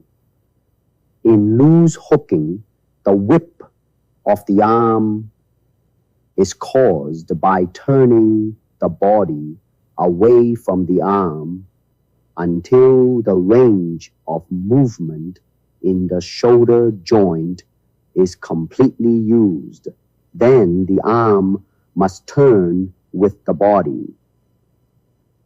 Executed quickly, this causes the arm to whip forward as if released from a bow. Make the blow snappy. Always think of speed and more speed. Aim to drive through the opponent. Your lead heel is raised outward, swiveling on the ball of your lead foot so that your blow will have a better reach and will go through better and faster. Drop a little to the opposite side to get more weight and to safeguard yourself. Above all, minimize all motion so that you will be moving just enough to have the maximum effect without hooking wildly. The more you open an outside hook, the more it degenerates into a swing. You must keep it tight. Also, when you open a hook, you open your own defense. The great difficulty is in learning to swing sharply without twisting the body out of shape. The more sharply the elbow is bent, the tighter and more explosive the hook. Experiment with the arm slightly rigid prior to landing. There are no wrists in boxing. Experiment with that statement. The forearm and the fist should be used as one solid piece, like a club with a knot on the end of it. The fist should be kept on a straight line with the forearm, and there should be no bending of the wrist in any direction. Be careful not to hit with your thumb. At the finish of the punch, the thumb is up. There is no twist of the fist for proper protection of the hand. The forearm is rigid from the elbow to the knuckles and does not bend at the wrist. Remember always that your knuckles are pointing in the exact direction of your whirling weight. Always keep the rear hand high as a shield for the other side of your face. The rear elbow protects the ribs. Make both points a habit. Be ready to follow up with another solid punch with either hand. When blocking a hook, the tendency is to pull away or out from the blow. This is absolutely the wrong thing to do. Move in, not out, so that the hook ends harmlessly around your neck. The hook is mastered chiefly on the small speed bag. Try to explode sharply without twisting your body out of shape. Be sure your fists feel comfortable. Rear hook. The rear hook is valuable for infighting, especially when coming away on a break or when the opponent is backing away. Sometimes you can take your opponent's attention off the lead hook by showing him your rear punch. Study a left rear hook to the kidney of a crouching opposition, an opponent who turns constantly in a right stance to the left, leaving his right kidney an open target. The fist is looped in a half circle into the kidney. Shovel hook. Shovel hooks are thrown inside with the elbows in, pressing tightly against the hips for body blows, and pressing tightly against the lower ribs for head blows. They are thrown from your on-guard position, and they are short-range dandies. Make certain you have no tension in the elbow, shoulder, or legs until the whirl is started. Your hip comes up in a vigorous shoveling hunch, and your hand is at a 45-degree angle. The punch is angled to shoot inside an opponent's defense. Execution, right stance. Pull your right elbow in and press it firmly against the front edge of your hip bone. Turn your half-open right hand up slightly so that your palm is partially facing the ceiling. Your palm should slant at an angle of about 45 degrees with the floor and ceiling. Meanwhile, keep your left guard in a normal position. Now, without moving your feet, suddenly whirl your body to your left in such fashion that your right hip comes up with a circling, shoveling hunch that sends your exploding right fist solidly into the target about solar plexus high. The slanting angle of your right hand permits you to land solidly with your striking knuckles. Make certain You have no tension in your elbow, shoulder, or legs until the whirl is started from your normal position. More important, make certain that your hand is at the 45-degree angle and your hip comes up in a vigorous shoveling hunch. The fist angle and the hip hunch are important features of all shovel hooks, whether to the body or head. The leg spring used in the hip hunch speeds up your body whirl and at the same time deflects the direction of the whirl slightly upward in a surge.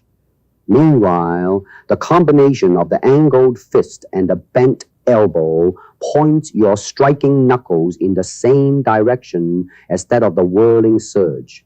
You have a pure punch. Your fist lands with a solid smash that packs plenty of follow-through.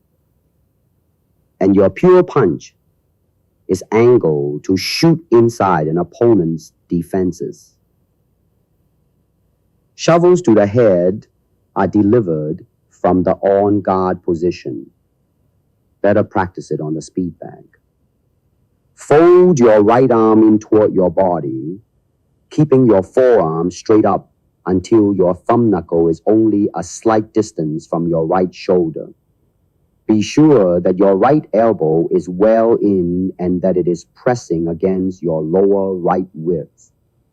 Now, without moving your feet, suddenly give your body the combination shoulder whirl and hip hunch and let your angled right fist explode the punch against your chin-high target. Make certain each time that your elbow is pressing against your lower ribs at the start of the whirl, and that your fist, when it lands, is only a short distance from your right shoulder.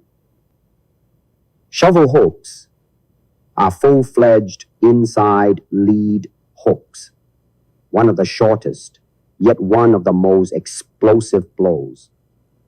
Once you have mastered it, your hands will flash instinctively to their shovel post as your body starts its hunching whirl. Your body will pick them up. You can make the range with any number of attack combinations in which the shovels are used for follow shots.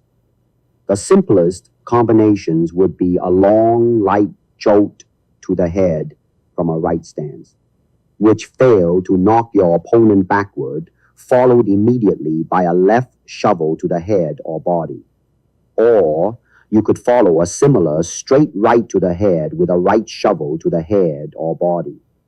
Likewise, a long straight left to the head which failed to accomplish its explosive object would put you in position for right shovels to either target. Also, if a fast opponent steps into you, his speed may be such that you can't catch him with a stepping counterpunch. But that very speed may make him a perfect clay pigeon for your short-range artillery. In addition, you'll be in short range for counter shovels many times when you ward off attacks by means of blocks, parries, slips, and the like. The shovel lands next to your long straight punches, according to Dempsey. They enable you to knock out or at least soften up an opponent who's trying to clinch with you. Don't forget to use elbows, stomps, knees. They help you to keep inside the attack of bobbing weavers, most of whom hook from the outside, and help you straighten them up. Since the shovels are all short, tight blows, you are less likely to get hit while using them than while throwing the more open outside hook. Corkscrew hook. Strictly speaking, a corkscrew hook is delivered almost like a straight punch, with the difference that just before contact, the wrist is turned sharply. It is a curved, tearing knuckle jab for medium range. The essence of any hook is that the striker raises his elbow at the last possible moment when swinging. This will bring his knuckles around so they will make contact when his punch lands. Execution, right stance. From your on-guard position, start your shoulder whirl as if you were going to shoot a medium-range right jab. No preparatory movement. Instead of jabbing, however, snap your right forearm and fist down and your right elbow up. Your right fist snaps down with a screwing motion that causes your striking knuckles to land properly on the target. When your stocking explodes against the target, your forearm is almost parallel to the floor. When you step in with the right corkscrew, you move in with a pivot step, stepping forward and slightly to your own right, pointing the toe sharply in. Your body pivots on the ball of your right foot as your right arm and fist snap down to the target. At the instant of the fist's landing, your rear left foot generally is in the air, but it settles immediately behind you. If you have a potent right corkscrew that flashes in without warning, your opponent will be very cautious about menacing you with his rear left fist. You can use the corkscrew hook to beat an adversary's rear cross. Moreover, if he permits his guarding left hand to creep too far forward as he blocks or parries your leading right jab, your corkscrew hook can snap down behind that guarding left and nail his jaw. The right corkscrew is often delivered while you are circling to your opponent's left. Practice on the light speed bag to obtain proper form and zip. Palm hook. The palm hook is simply a fast, open hand hook that hits with the palm of the hand. In the normal punching position, the right outside palm hook is very useful as a lead that shoots in behind the opponent's guarding rear hand. And it is useful as a counter that with guarding or slipping beats a straight lead to the punch.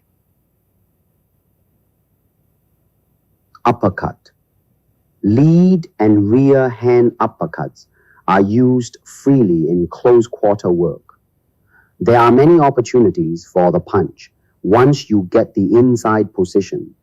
Uppercuts can be used for head-down charges and wild swinging blows. This presupposes that you do not go in with your head down or body bent forward until you have thoroughly sized up your opponent's style, or you will run into an uppercut. The short uppercut is an effective one. Keep your legs bent before striking. Straighten them suddenly as you send the punch in. Get up on your toes and lean back a little as the blow lands, dropping more weight on the left leg when using the right, and more on the right leg when using the left. Against a right stanza, when uppercutting with the lead right hand, lay your left hand for a moment on your opponent's right shoulder to make sure you don't run into a heavy return. Rear hand uppercut, right stance. Draw a right lead, then step in with a quick head twist to the right. As he's still leaning forward in his lead, deliver a short, sharp left uppercut to his chin, raising and obstructing his right with your punching arm. The left rear uppercut is delivered by lowering the left on the way across and scooping up and to the jaw or groin.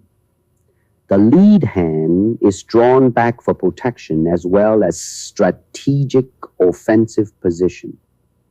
The uppercut becomes almost useless against a fast boxer who stands upright all the time and simply jabs a long lead in your face.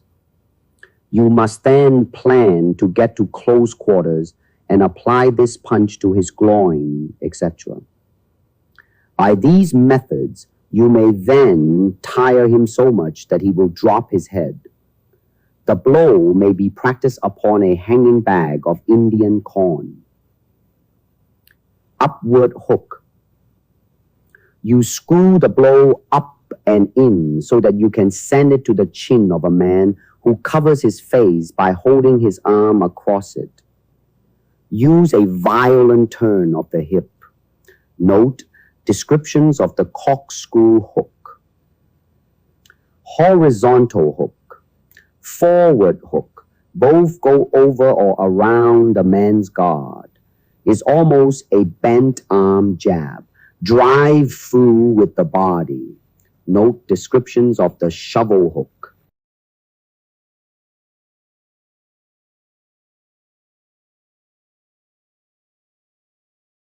Combination punching.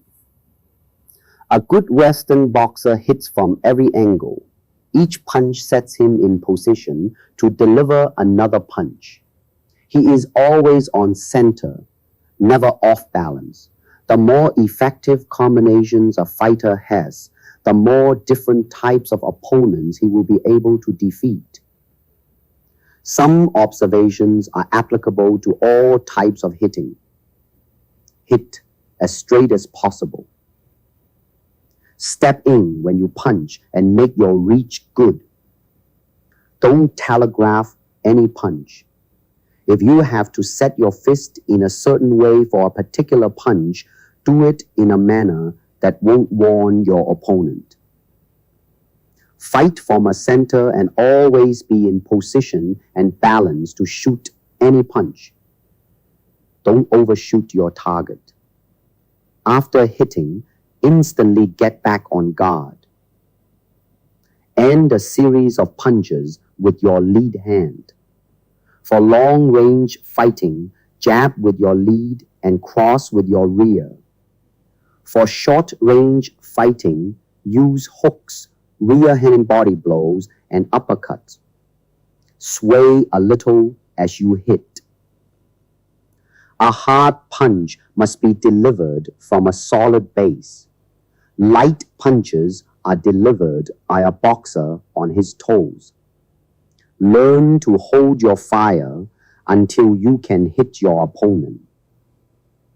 Back into the ropes or corner him before you attack. Don't waste your energy missing. If he does the leading, avoid his punches and hit back with solid counter punches before he can get away. Keep loose and relax, except when actually fighting. Develop speed, timing, and judgment of distance by many hard workouts with all types of sparring partners. With this, practice your authority. Hit confidently and hard. Kicking. What are the choices of target in terms of easiness, safety, and efficiency? A. Hook. 1. R stances frontal knee. 2. R stances groin. 3. R stances head. 4. L stances knee. 5. L stances head. Note: investigate body feel to inflict force on unfamiliar but direct target areas on R and L stancer. Remember L rear hook. B. Side. 1. R stances shin/knee. 2. L stances shin/knee. Note: close range downward thrust. Instep shin knee. Also cross stomp. C. Reverse hook. 1. L stances frontal knee. 2. R stances knee. D. Lead forward thrust. Look into knee, groin. E. L. Rear, forward thrust. F. L spin kick. G. Vertical hook kick. H. R finger jab. 3 ways. 1. R jab. 3 ways. And high low. J. R hook. High low. K. R back fist. High low. L. Left cross. High low. M. Right bottom fist. Forward hand. N. L. Rear bottom fist. Reverse spin. O. Possible combinations of kicks. 1. Natural follow-up. 2. Trained follow-up. P. Possible combinations of hands.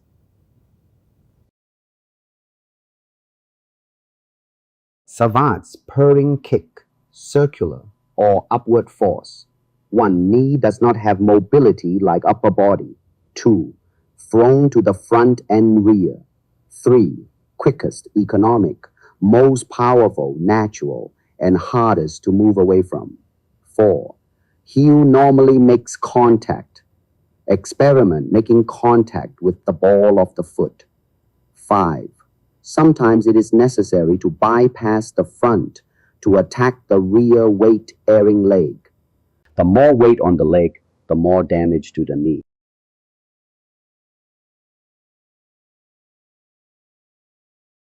Kicking technique must 1. Have a sense of powerful ease developed through practice and supplementary exercises. 2. Be able to adjust height in initiation. 3. Be economically sudden in initiation. 4. Have smooth speed. 5. Be able to blend with any movement. 6. Be direct and instantaneous in relaying tool part to target area. 7. Be accurate and precise. Functions of the longest kicks. 1. Primarily to reach a more distant target. 2. As a destructing tool. 3. To bridge the gap for another kick or hand technique. The kick you use will vary according to the type of opponent you face. The attacking lunge, step and slide, and all the attacking steps must 1. Facilitate a speedy recovery out of range of a counter kick should the attack fail. The slightest loss of balance or control may mean that some part of a counter kick target has been left unprotected for a fraction of a second. 2. Be able to overcome the long measure with speed, economy, and control. 3. Have an element of surprise, catching the opponent off guard, mentally or physically. 4. Be driven with great determination and speed/power once initiated. 5. Use maximum reach to kick the target, 3/4 bend or more, especially in attack. That extended distance is what makes an all-kicking attack possible. 6. Utilize intense grace and awareness, comparable to the hand, and explode with killing power. That's the art of kicking. Develop power on the spot. A. Doing combinations with the same leg. High-low, hook and shin knee side. High-low and angle in, hook kip. B. During alternate leg ticking. C. During reaching, extended reaching, hooking. D. During close range thrusting. Apply close range side kick downward to avoid jamming and to add a powerful tool. Consider kneeing in close range and stomping while maintaining balanced posture. Develop body feel, distance, timing, releasing, etc. of tossing your tool part at a moving target while moving yourself. Learn to relay your weapon part while you are in motion. A. Heel, straight, side, cross. B. Ball, upward, straight, sides. C. Toe. D. Instep. E. Both sides, side swipe motions of hooking, reaping, sweeping. Combine kicking with all phases of footwork. A. Advance, all types. B. Retreat, all types. C. Circling left, all types.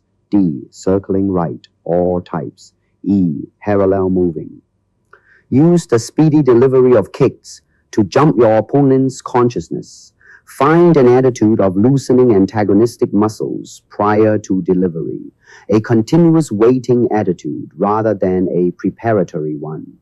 Use the speedy delivery of kicks to arrest your opponent's moving away from neutrality. Watch the delivery, landing, and recovery with continuous awareness, reinforcing all with watchful handguards. Balancing center. Notes on the speed kick. Like a cobra, the fast kick should be felt and not seen. Initiation. A. Looseness in neutrality. B. Economical start that blends with neutrality. C. Playful looseness, mental. D. Smooth speed, physical. Transition. A. Clear sight. B. Neutrality. C. Regulated balance. D. Tight defense. Landing. A. Well-timed collision with right part of tool. B. Natural releasing of coordinated destructive force. Recovery. A. Flowing back to neutrality or flow on with attack. B. Reinforcement with watchfulness. Which are the safety, speed, lead kicks used as pace setters, respect getters, distance gougers?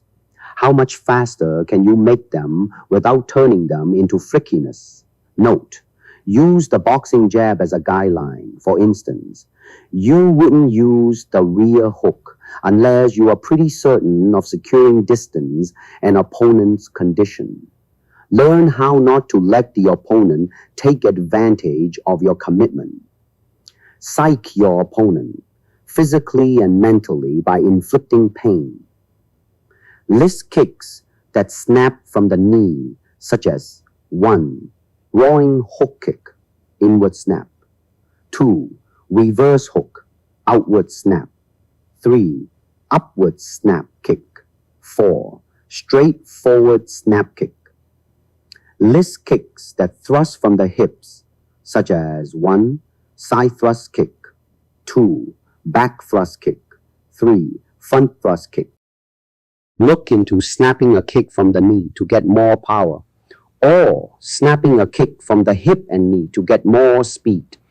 Test both in long, medium, natural firing distance, and close range. What are the pacing kicks that are snappy and combined with quick retreat? Note, They should slow the pursuer by hitting into his line of movement while you are moving off his line of force. What are the pacing kicks that jam? Note: work out precautions for being grabbed. What are the close-range kicks that thrust and that snap? Note: work out natural hand or leg follow-ups. Possible angle positions of front leg. Note: learn relaying destructive force to where the target is or is headed. Use body feel as your guideline. Possible angle positions of rear leg. What are the strongest kicks in terms of destructive power? What are those that can most easily score on the opponent?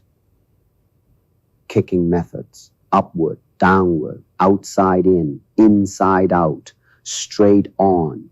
Examples with front leg kicks: instep, upward, groin kick, upward force, close range, medium range. Note: experiment on body feel to relay the most destruction to opponents: 1 shin, 2 knee, 3 groin. Vertical hook, upward force, medium range. Hook kick, outside in, high, medium, low. Long, medium, close range. Watch leaning for balance and recovery. Learn what muscles are involved in this kick and how to limber the parts. Important: relax timing muscles, but keep an overall alertness of position and timing. Look into using the ball of the foot for attacking the shin, knee, or instep. Reverse hook kick, inside out. Side kick, straight on, upward, downward, inside angle. Range, long, medium, close, downward stomp. In combat, the side kick is best utilized by directing it downward. Develop in the side kick a sense of delicate ease. Shin, knee kicks. Methods: straight on, straight down, inside out, such as reverse hook kick, outside in, such as hook kick. Decide which shin knee kicks are progressively longer: shin knee side, shin knee hook, shin knee reverse hook, straight on, shin knee, front and rear. All fighting should be done with speed and sudden economy in mind, as well as with power. Learn the most efficient bridging of distance, plus efficient timing with the opponent's movement. The leading shin knee side kick. This kick can be an explosive, crispy thrust or pushing thrust to wrench the opponent's knee while bridging the gap for a leg or hand follow-up. The kick has a very demoralizing effect and causes the opponent to attack less confidently. It also imposes respect of distance. Simple attack: as an attack to a right stancer. Cross stomp, downward force. Main kicks that can be initiated without changing on guard positioning before and or after, such as hook kick, side kick, vertical hook, and reverse hook. Note: the straight has many slight variations of path. Of these economy kicks, which, besides the hook kick, go for absolute speed, guard from flickiness. Find a happy medium, however, with speed in mind. Work on that particular initiation economy and not just on those kicks with non-changing on-guard movements. Instead, Have that sudden economy be the guideline at the drop of a dime. Powerful kicks with non-commitment. Note, use speedy delivery. Hook kick, example. 1. Small, phasic, bent knee position, neutral. 2. Economic initiation. 3. Find the point for quick recovery to neutrality. It concerns all kicks. The basic kick insertion without footwork. 1. Front leg. 2. Shift forward. 3. Rear leg. Learn how to cover initiation and a quick recovery to neutrality. Covering should be automatic and continual. Name kicks that involve the absolute changing of on-guard positioning before and or after initiation. Study the leverage in still initiation.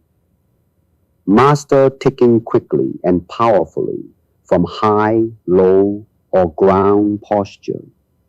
Develop body feel and efficient form in dropping suddenly to fast, powerful kicks while advancing, retreating, circling left, circling right. Learn to use energy flow to rise from unaccustomed squatting positions. Upright, frontal, sideways, circling. Crouch to ground, frontal, sideways, circling away. Air, frontal, sideways, circling. Develop the ability to apply a sweep with the economy of a kick. Look into initiating the foot sweep, with or without handwork, as a counter or attack at long, medium, and close range. Practice foot sweep and takedown, A, from a fast initiation, B, as part of a combination, C, as a counter attack. Study kicking while a man is down. Grappling, throwing. 1. Hooking throw. 2. Reverse hooking throw. 3. Single leg tackle and trip. 4. Double leg tackle. 5. Light foot sweep with or without arm drag to right or left stance. 6. Left foot sweep with or without arm drag to right or left stance. 7. Kick back. Joint locks. Joint locks may be done while standing or lying on the ground as an immobilizing technique. 1. Outside armpit lock to left or right stance. 2. Wrist lock. 3. Reverse wrist lock. 4. Reverse twisting wrist lock to double arm lock. 5. Line across arm bar. 6. Standing single leg lock. 7. Lying single leg lock. 8. Single leg and spine lock. 9. Double leg and spine lock. 10. Foot twist toe hold. Chokes. 1. Rear drop choke. 2. Lean over drop choke. 3. Side drop choke. Foul tactics. 1. Hair pulling while infighting for control. 2. Foot stomp while infighting for maiming. 3. Skin pinching, biting and ear pulling for release or control. 4. Groin grabbing for maiming or release. Takedown methods. 1. Circle step, single leg tackle. 2. Drop step, leg tackle. 3. Draw step, leg tackle. Do's. 1. Always keep moving. 2. Be prepared for counters. 3. Develop cat-like movements. 4. Make the opponent wrestle your way. 5. Be aggressive. Make your opponent think defense. Don'ts. 1. Don't cross your legs. 2. Don't commit your arms too deeply. 3. Don't chase your opponent. 4. Don't rely on one takedown. Be ready for other openings. 5. Don't let your opponent circle you.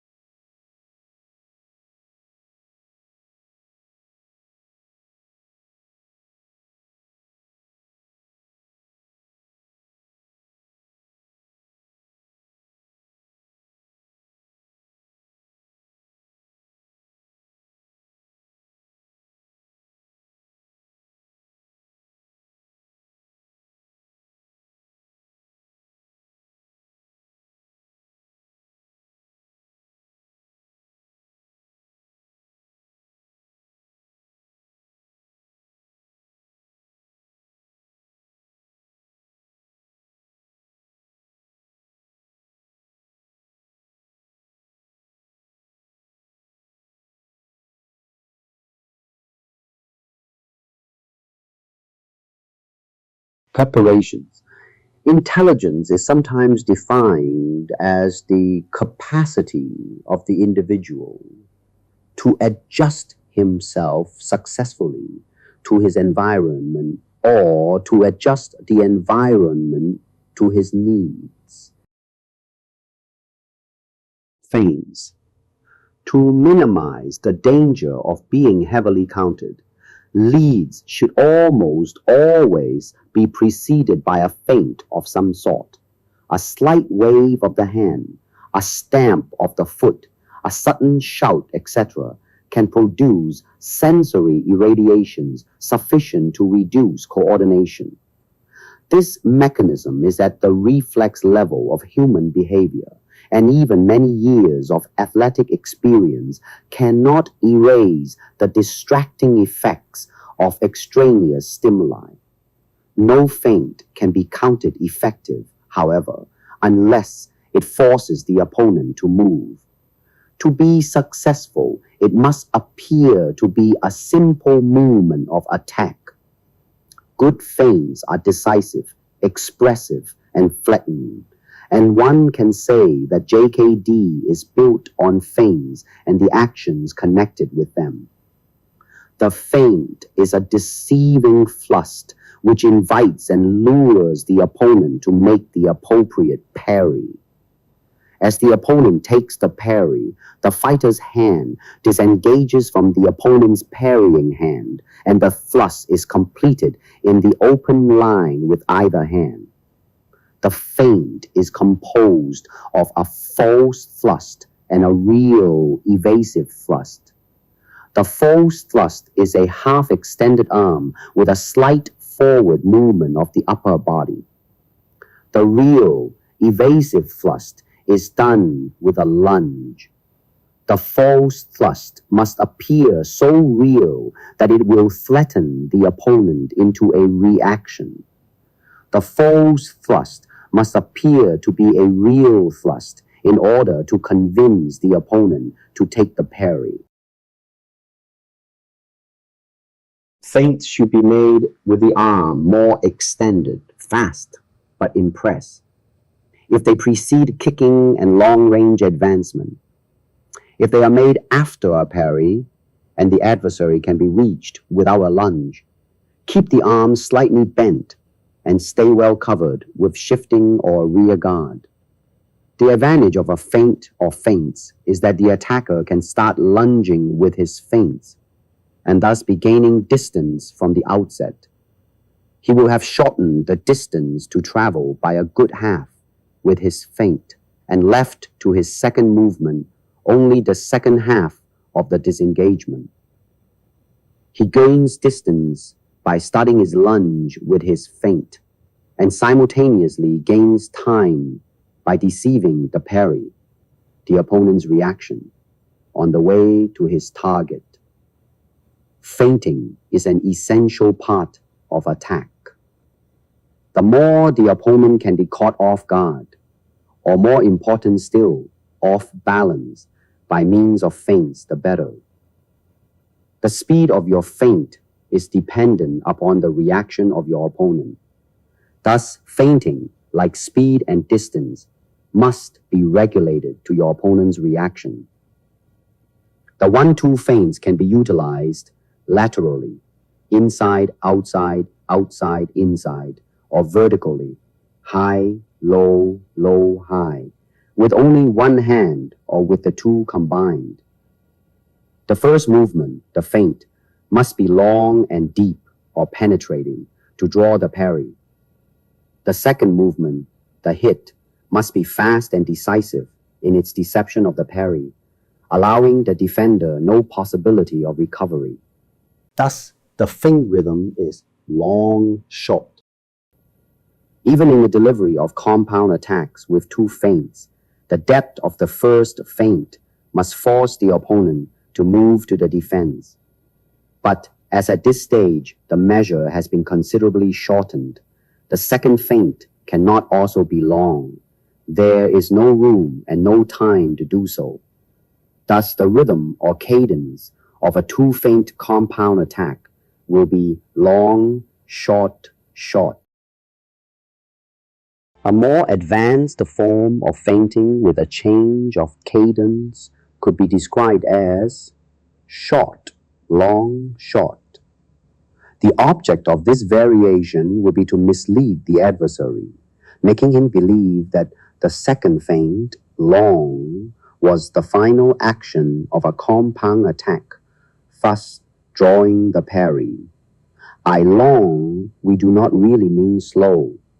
While penetrating deeply toward the opponent, the feint must be fast.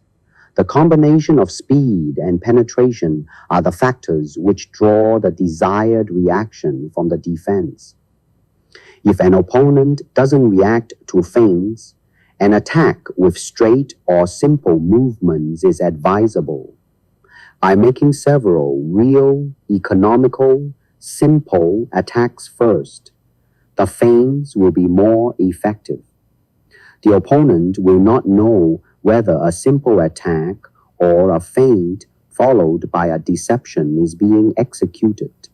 This is especially effective against the less mobile opponent to promote a reaction. The same tactic might excite the speed-footed opponent into flight. Feints can also be made in the order of force attacks to parry the opponent's counter-attack and riposte, or make a fast return or counter-return. Object of the feint: 1. To open the line in which one intends to attack. 2. To make the opponent hesitate while immediately closing the distance. 3. To deceive the parry which the feint provokes, to trap and hit, or to delay the attack and hit as the opponent moves back to recover. Introduction of the feint. 1. As a direct thrust. 2. As an evasive thrust. 3. As an engagement. 4. As a disengagement. 5. As pressure. 6. As a violent pressure. 7. As a beat. 8. As a cut over for immobilization. Parries to evade: 1. Simple. 2. Circular. 3. Counter or changing. The number of parries to evade can be single, dual, or plural. Execution: assume the on-guard position. Advance slowly.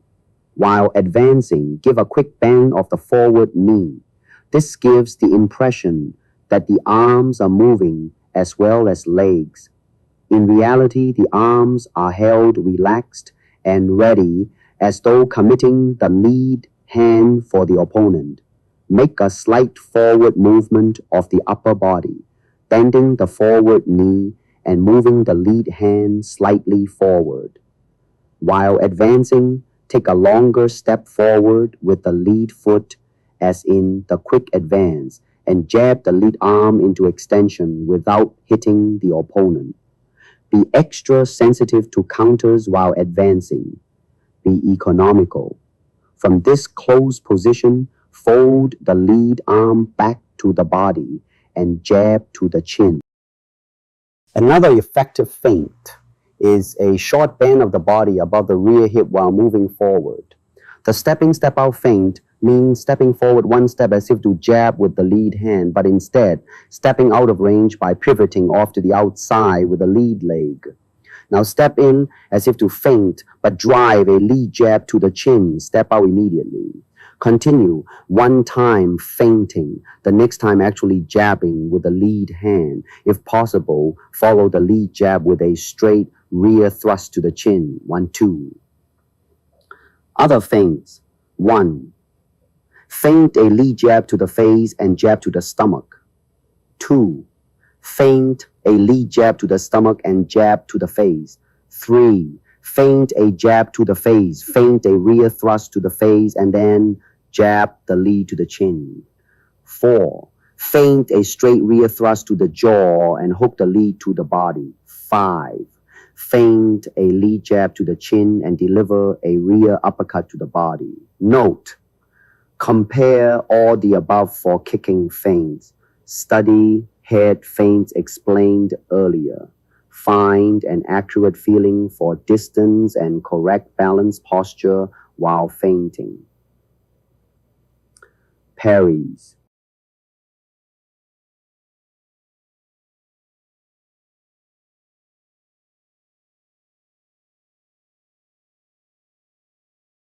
Parrying is a sudden movement of the hand from the inside or outside onto an oncoming blow to deflect the blow from its original path. It is a light, easy movement depending on timing rather than force. A blow is never parried until the last moment and always when close to the body. There are 3 parries: simple, semicircular, circular, to a single offensive movement. If the attacker's movements are large and badly directed, a simple parry would be the answer. Don't forget the stop hit. Simple parries tend to be used without discrimination because they are instinctive movements. Thus, great care must be taken that they are well controlled and cover just enough. Avoid any slashing or whipping of the guards. Remember simplicity. Study the 8 basic defensive positions. The object in the parry is to use just enough deflecting motion to protect the flattened area. If you over-protect, move the hand too far to one side, you are immediately vulnerable to disengaging attacks. To reach out to parry a blow not only makes openings for counter blows, but also enables the opponent to change the direction of his blow. Remember, parry late rather than early. Parrying is an extremely useful form of defense. It is easily learned, easily performed, and should be used whenever possible. Advantageous openings are created which are essential to counter fighting. Parrying is more renowned than blocking, which uses force and causes contusion of the tissues, nerves, and bones. Blocking should be used only when it is necessary because it weakens rather than conserves bodily force. A well-delivered blow, even if blocked, will disturb balance, prevent countering, and create openings for other blows. Successful parries are brought about by placing the defensive hand across the path of the thrust so that should there be any force in the blow, it would slide off. Sometimes the fighter must feel that in deflecting the thrust or kick, he is in reality taking possession of it, that through the contact he obtains, he will feel his opponent's reactions when the latter realizes his attack has failed. Only use a parry against a real attack.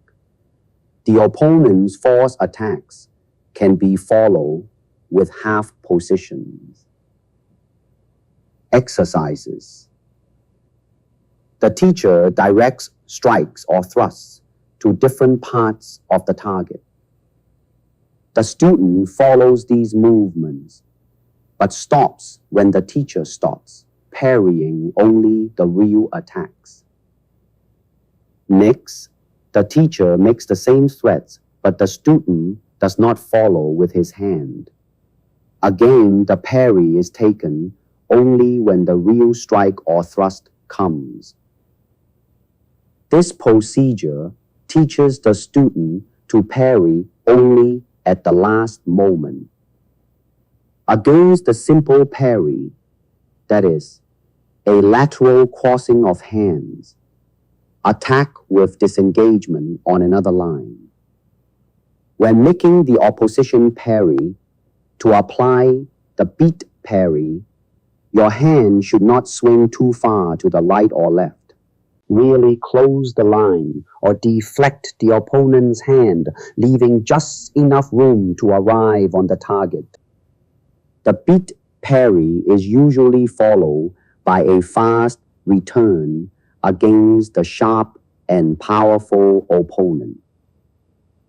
Semicircular parries are those taken from a high line of engagement to deflect an attack directed in the low line, or from a low line engagement to a high line. They describe a half circle. The parries of octave, low outside, and septime, low inside, are those used for defense against attacks directed in the low line.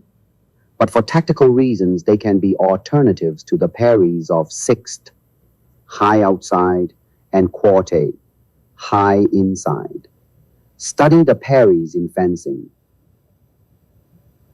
Against a very fast fighter or one with a marked superiority of height or reach, it is often necessary to step backward when making a parry.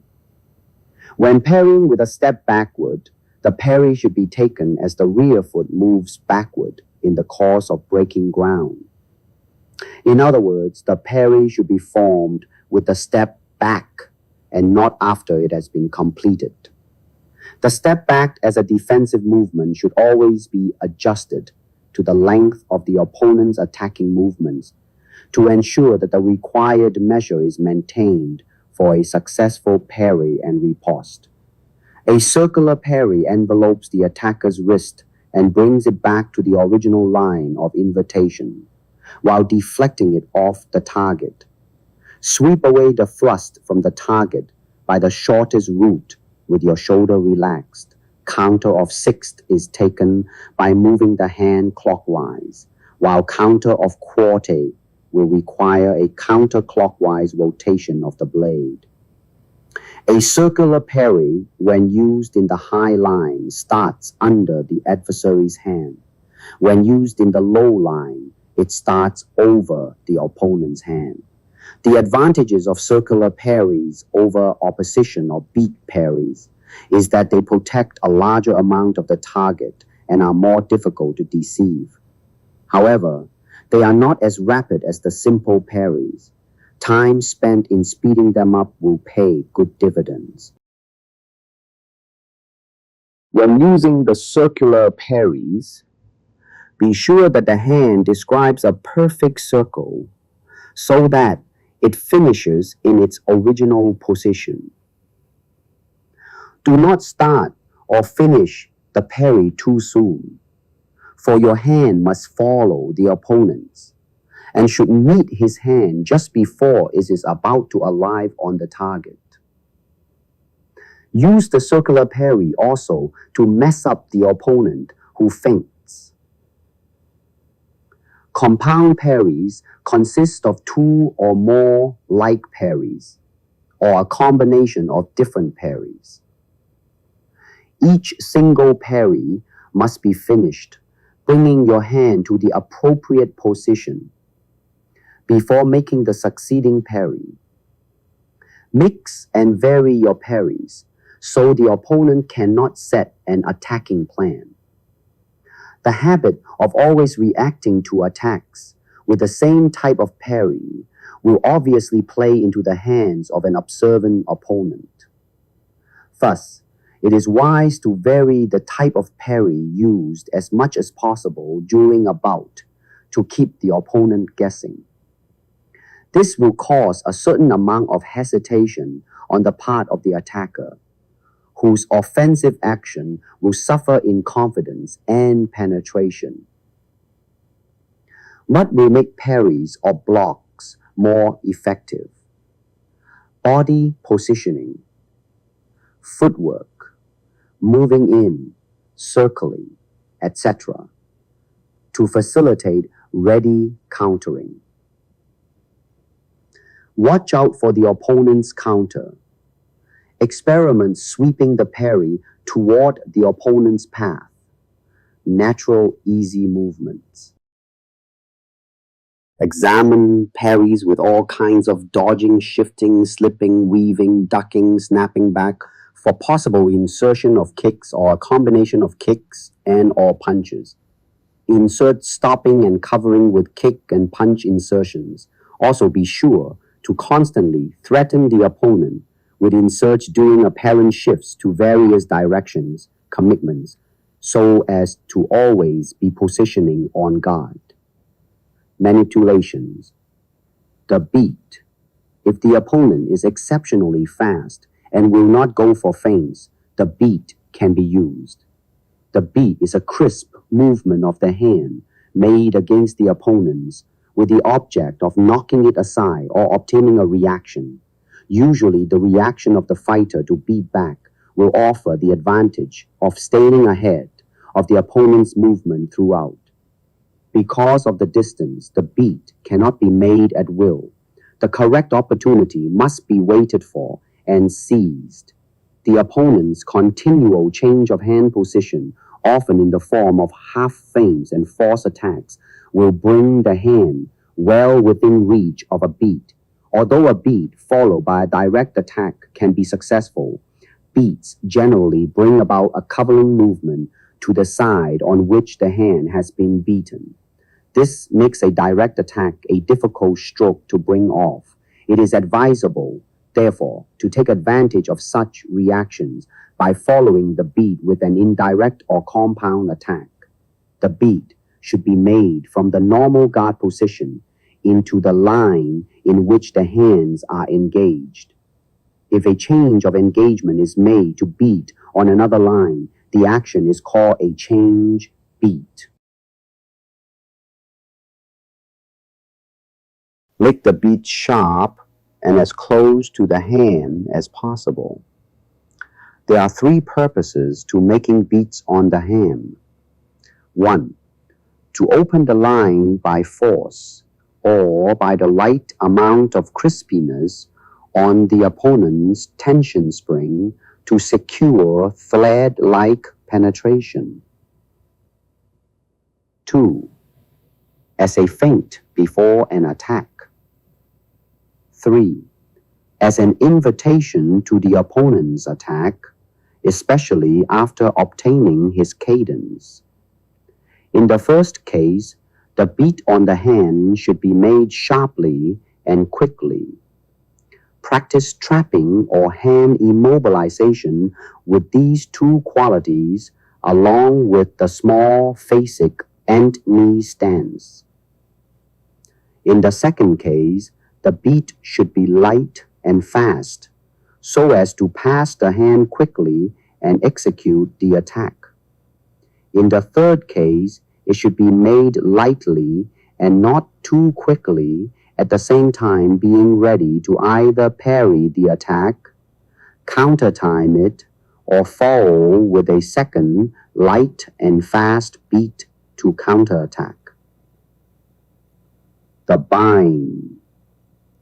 When the hand is engaged, the action of carrying the opponent's hand diagonally across from a high to a low line, or vice versa, is called a bind. It is performed much like a semicircular parry. The croise. The croise carries the opponent's hand from the high to low line on the same side of the engagement and does not, as in the bind, carry it diagonally across. It is not executed from low to high. The envelopment. The envelopment is the action of taking the opponent's hand off its target in a circular motion and returning it to the line of engagement. The pressure is the action of pressing upon the opponent's hand in order to deflect it or obtain a reaction to disengage from it. The beat is used prior to a direct attack or to obtain a reaction for an indirect attack. The bind, claw, envelopment, and pressure are mainly elements of trapping prior to an indirect attack, or are simply used to obtain a reaction.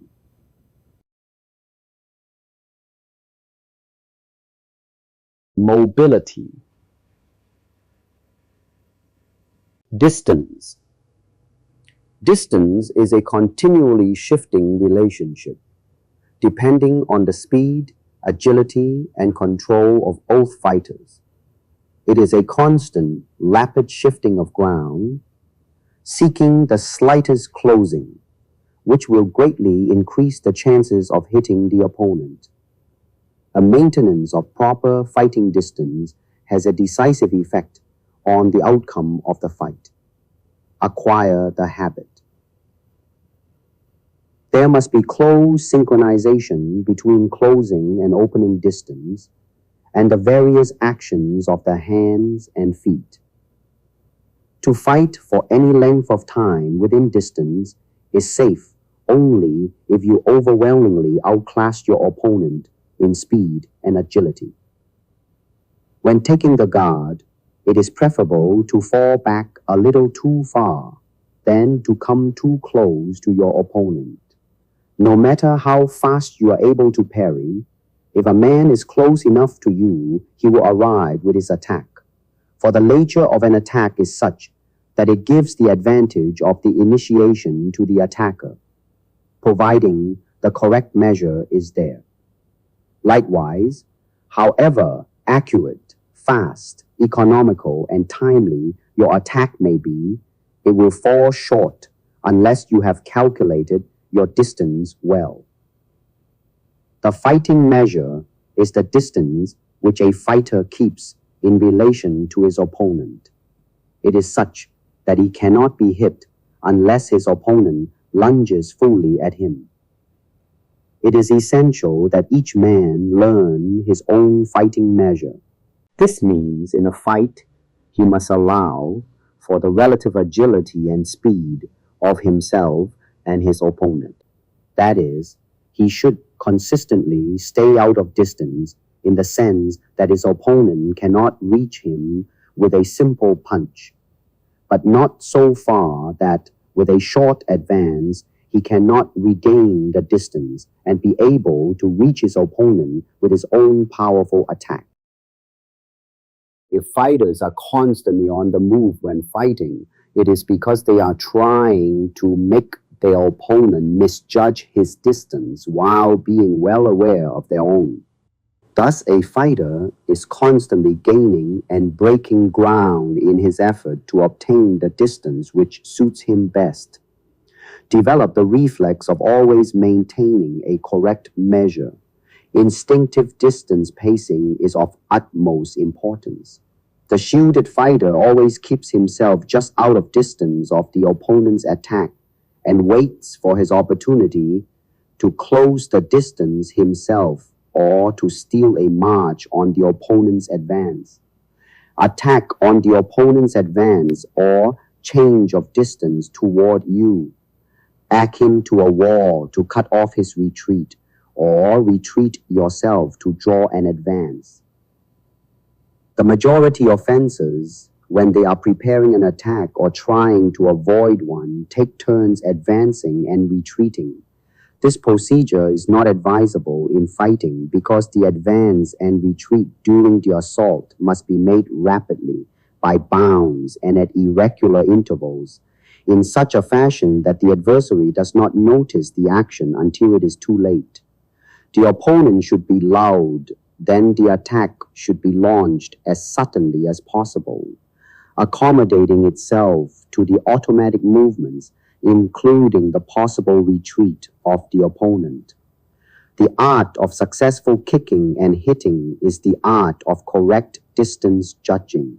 An attack should be aimed at the distance where the opponent will be when he realizes he is being attacked, and not at the distance prior to the attack. The slightest error can render the attack harmless. An attack will rarely succeed unless you can lodge yourself at the correct distance at the moment it is launched. A parry is most likely to succeed if it can be made just as the opponent is at the end of his lunge. Many a chance to riposte is missed by the defender stepping back completely out of distance when he parries. To these examples must be added the obvious importance of choosing the correct measure as well as timing and cadence when making a counter-attack by stop hit or time hit. Marcelli, past master of fencing, said, "The question whether it is necessary to know in advance the tempo or the distance is a matter for the philosopher rather than the swordsman to decide. Just the same, it is certain that the combatant has to observe simultaneously both the tempo and the distance, and he has to comply with both simultaneously with the action if he wishes to reach his object. The fighting measure is also governed by the amount of target to be protected. That is, the targets the adversary stresses, and the parts of the body which are most easily within the adversary's reach.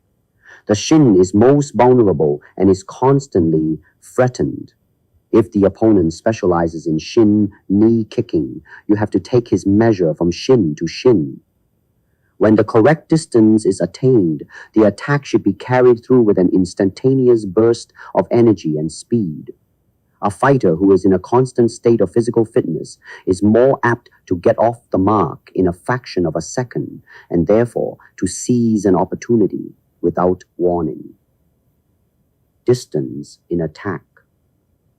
The first principle for fastest contact in attacking from a distance is using the longest to get at the closest.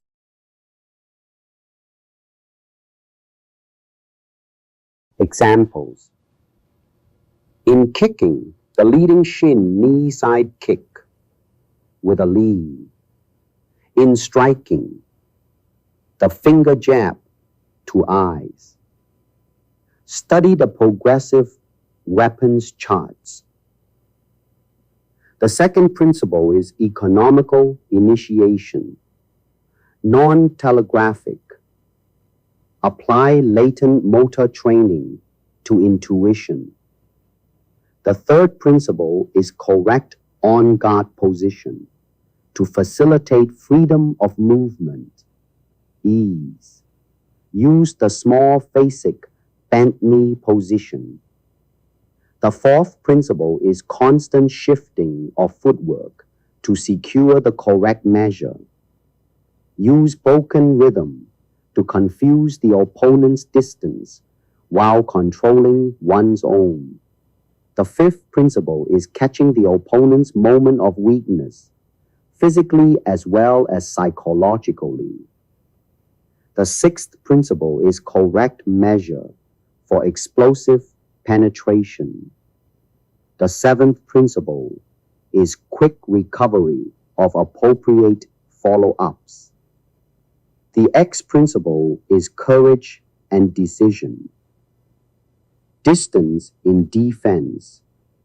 The first principle for using distance as a defense is combining sensitive aura with coordinated footwork. The second principle is good judgment of the opponent's length of penetration, a sense for receiving his straightening weapon to borrow the half beat. The third principle is correct on-guard position to facilitate freedom of movement. E. Use small basic bent knee position. The fourth principle is the use of controlled balance in motion without moving out of position.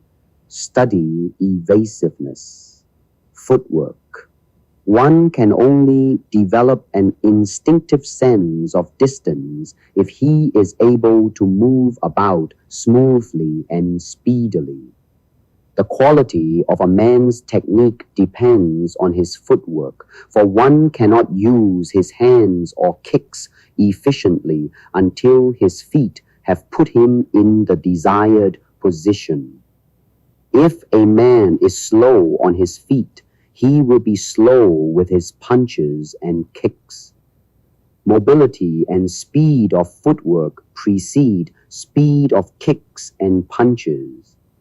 Mobility is definitely stressed in Jeet Kune because combat is a matter of motion, an operation of finding a target or of avoiding being a target. In this art, there is no nonsense of squatting on a classical horse stance for 3 long years before moving. This type of unnecessary strenuous standing is not functional, for it is basically a seeking of firmness in stillness. In Jeet Kune, one finds firmness in movement, which is real, easy, and alive. Therefore, springiness and alertness of footwork is the theme. During sparring, a sparmate is constantly on the move to make his opponent misjudge his distance while being quite certain of his own.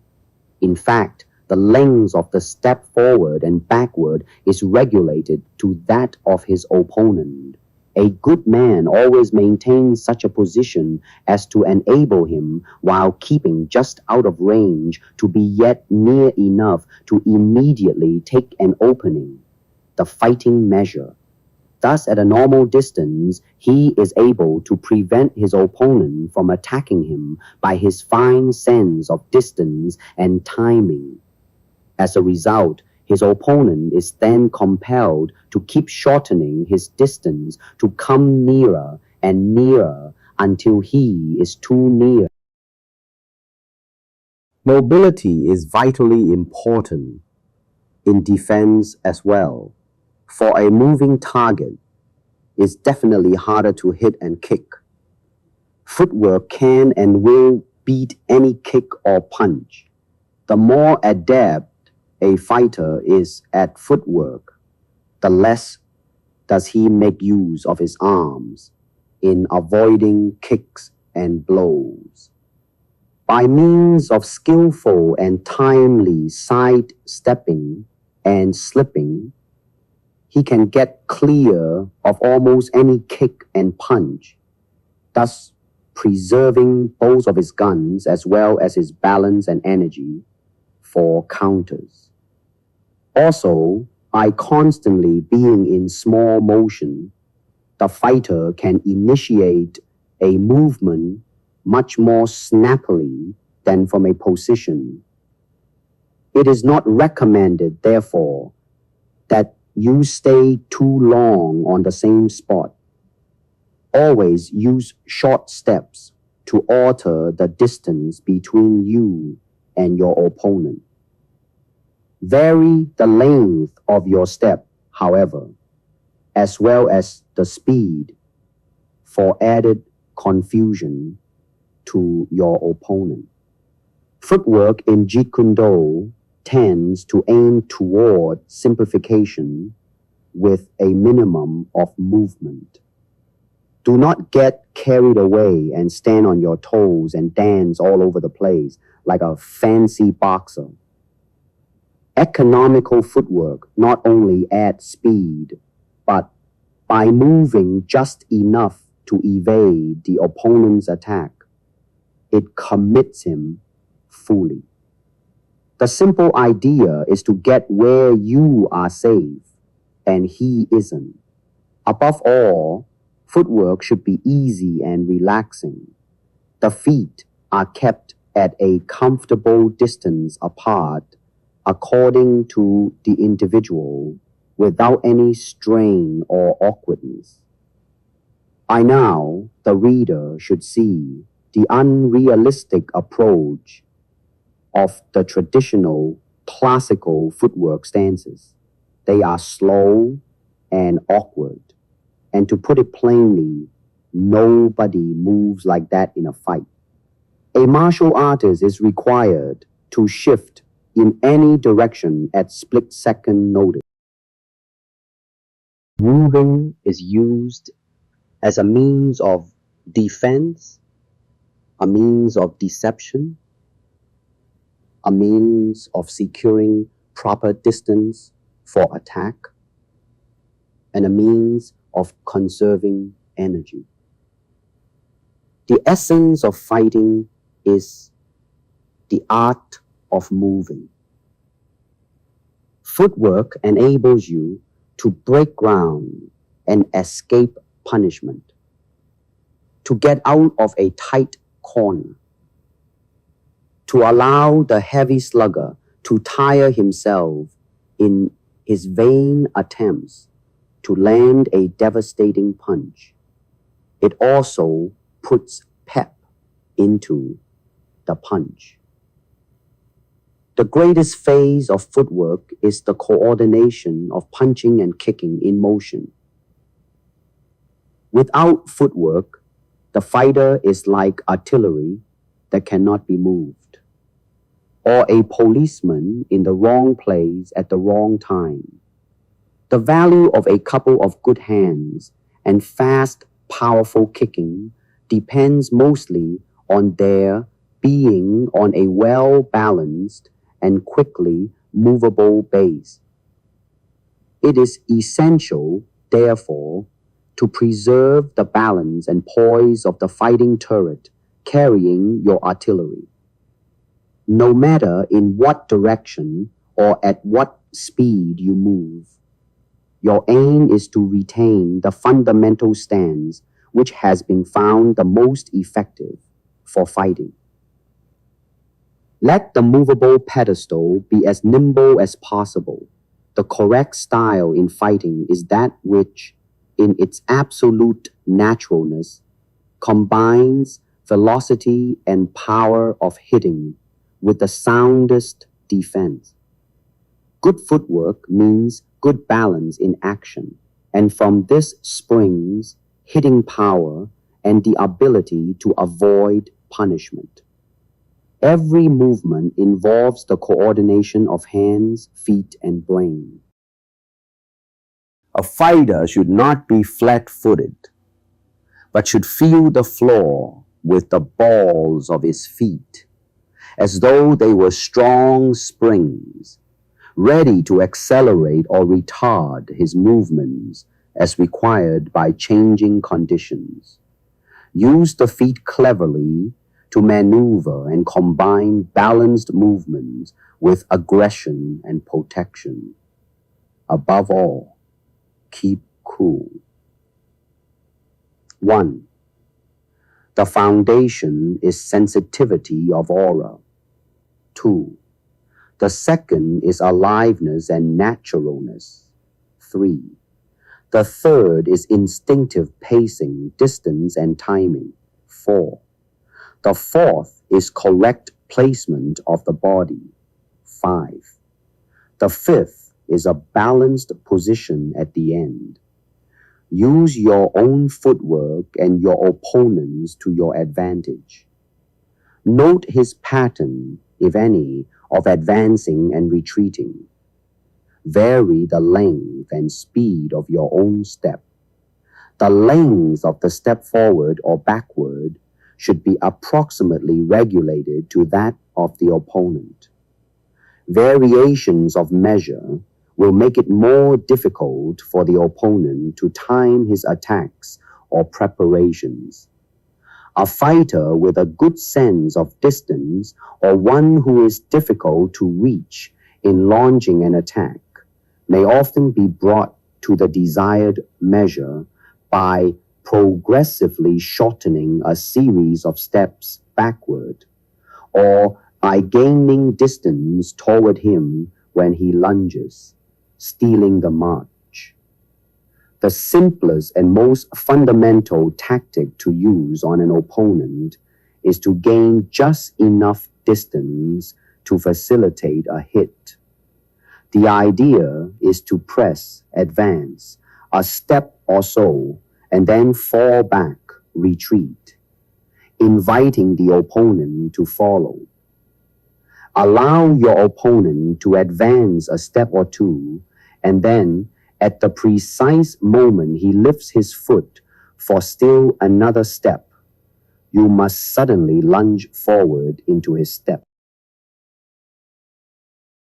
An opponent difficult to reach may be reached by a series of progressive steps. The first one must be smooth and economical. Small and rapid steps are recommended as the only way to keep perfect balance, exact distance, and the ability to apply sudden attacks or counterattacks. Sure footwork and balance are necessary to be able to advance and retreat in and out of distance with respect to both your own and your opponent's reach. Knowing when to advance and when to retreat is also knowing when to attack and when to protect. A good man steals, creates, and changes the vital spatial relations to the confusion of his opponent. Practice your footwork with a view to keeping a very correct and precise distance in relation to your opponent and move just enough to accomplish your purpose. Fine distancing will make the opponent strive that much harder and thus bring him close enough to be subject to efficient counterblows. To move at the right time is the foundation of great skill in fighting. Not just to move at the right time, but also to be in the best position for attack or counter. It means balance, but balance in movement. Having your feet in the correct position serves as a pivot for your entire attack. It balances you properly and lends unseen power to your blows, just as it does in sports like baseball, where drive and power seem to come up from the leg. To maintain balance while constantly shifting body weight is an art few ever acquire. Correct placement of your feet will ensure balance and mobility. Experiment with yourself. You must feel with your footwork. Rapid and easy footwork is a matter of correct distribution of weight. The ideal position of the feet is one that enables you to move quickly in any direction and to be so balanced as to resist blows from all angles. Remember the small phasic bent knee stance. The rear heel is raised because 1. When you punch, You transfer all your weight quickly to your lead leg. This is easier if the rear heel is already slightly raised. 2. When you are punched and have to give a bit, you sink down on the rear heel. This acts as a kind of spring and takes the edge out of a punch. 3. It makes the back foot easier to move. The rear heel is the piston of the whole fighting machine. The feet must always be directly under the body. Any movement of the feet which tends to unbalance the body must be eliminated. The on-guard position is one of perfect body balance and should always be maintained, especially as regards the feet. Wide steps or leg movements which require a constant shift of weight from one leg to the other cannot be used. During this shift of weight, there is a moment when balance is precarious and so renders attack or defense ineffective. Also, the opponent can time your shifting for his attack. Short steps while moving ensure balance in attack. Also, the body balance is always maintained so that any offensive or defensive movement required is not limited or impaired as the fighter moves forward, backward, or circles his opponent. Thus, it is better to take 2 medium steps rather than 1 long one to cover the same distance. Variations of measure will make it more difficult for the opponent to time his attacks or preparation. Unless there is a tactical reason for acting otherwise, gaining and breaking ground is executed by means of small and rapid steps. A correct distribution of weight on both legs will make for perfect balance, enabling the fighter to get off the mark quickly and easily whenever the measure is right for attacks. Lighten the stance so the force of inertia to be overcome will be less. The best way to learn proper footwork is to shadow box many rounds, giving special attention to becoming light on your feet. Gradually, this way of stepping around will become natural to you, and you will do it easily and mechanically without giving it a thought. You should operate in the same manner as a graceful ballroom dancer who uses the feet, ankles, and calves he slithers around the floor. The accent is on speedy footwork and the tendency toward attack with a step forward, drill, drill, drill, often combined with an attack on the hand. There are only 4 moves possible in footwork. 1. Advancing. 2. Retreating. 3. Circling right. 4. Circling left. However, there are important variations of each, as well as the necessity of coordinating each fundamental movement with punches and kicks. The following are some examples. The forward shuffle. This is a forward advance of the body without disturbing body balance, which can only be performed through a series of short steps forward. These steps must be so small that the feet are not lifted at all, but slide along the floor. The whole body maintains the fundamental position throughout. This is the key. Once body feel results, combine the step with tools. The body is poised for either a sudden attack or a defensive maneuver. Its primary purpose is to create openings by the opponent's defensive reactions and to draw leads. The backward shuffle. The principle is the same as that of the forward shuffle. Do it without disturbing the on-guard position. Remember that both feet are on the floor at all times, permitting balance to be maintained for attack or defense. It is used to draw leads or to draw the opponent off balance, thus creating openings. The quick advance. Remember that though this is a fast, sudden movement forward, balance must be kept. The body flattens toward the floor rather than leaping into the air. It is not a hop. In all respects, it is the same as a wide step forward where the rear foot is brought immediately into position. Get the body feel with tools. The step forward and the step back. Gaining and breaking ground may be used as a preparation of attack. The step forward is obviously used to obtain the correct distance for attacking, and the step back can be used to draw the opponent within distance. Drawing an opponent usually means drawing out of distance from a lead by swaying back from the hips or making use of the feet in such a way that the lead will just fall short. Its object is to lure your opponent within reach at a crucial moment while staying out of reach yourself.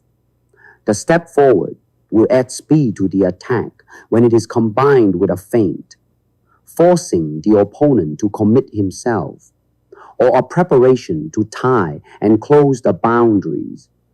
If the step forward is made with the line of engagement covered, the attacker will be in the best position to deal with a stop-hit launch during this movement. The step back can be used tactically against an opponent who has formed the habit of retiring whenever any feint or other offensive movement is made, and is therefore very difficult to reach, especially if he is superior in height and length.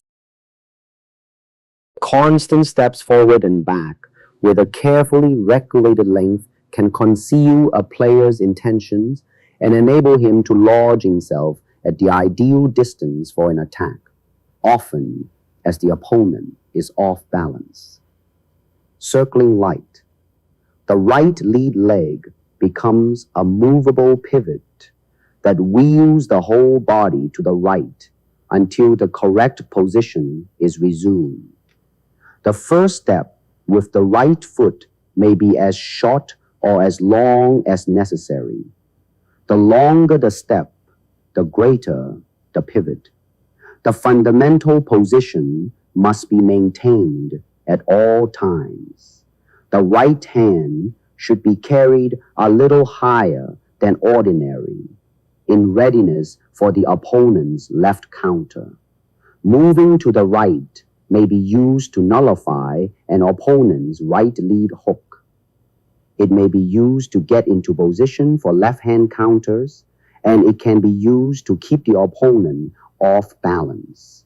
The important things to remember are never step so as to cross the feet. Move deliberately and without excess motion. Circling left. This is a more precise movement requiring shorter steps. It is used to keep out of range of rear left-hand blows from a right stancer. It also creates good position for the delivery of a hook or jab. It is more difficult but safer than moving to the right, and therefore should be used more often. The step in, step out. This is the start of an offensive maneuver, often used as a feint in order to build up an opening. The foot movement is always combined with kicking and punching movement. The initial movement, the step in, is directly in, with the hands held high as if to hit or kick, then out quickly before the opponent can adjust his defense. Lull the opponent with this maneuver, then attack when he is motor set. The quick retreat. This is a fast, fluid, forceful backward movement, allowing further retreat if necessary, or a stepping forward to attack if desired. If it is necessary to combine a step back with a parry, it is because one is pressed for time. The parry must, therefore, be made at the beginning of the retreating movement, that is to say, when the rear foot moves. When the opponent's offensive action is a compound one, the correct coordination will be to perform the first parry simultaneously with the movement of the rear foot, and the remaining parry or parries simultaneously with the retreating lead foot. The step back can be taken first, but this should only be the case when the attack has been prepared with a step forward, and not when the attack has been made with a step forward. To a man with quick footwork and a good lead, the art comes easily enough. It is a continuous process of hit and away. As your opponent moves in, you meet him with a defensive hit with the lead and immediately step back. Then, as he follows up, you repeat the process, continually retreating around the ring. As you do so, frequently check yourself in your stride and temporarily stop to meet him with a straight right or left, or occasionally both. Success in milling on the retreat takes good judgment of distance and the ability to stop in your retreat quickly and unexpectedly. The common fault is to deliver your blow while actually on the move, instead of properly stopping to do it.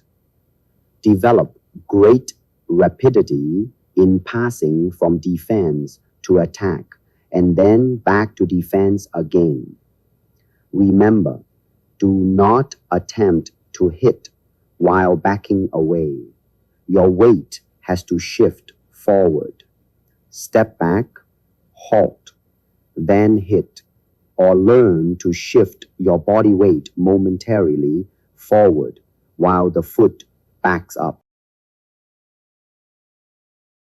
Whether on the offensive or retreating, one should strive to be a confusing and difficult target.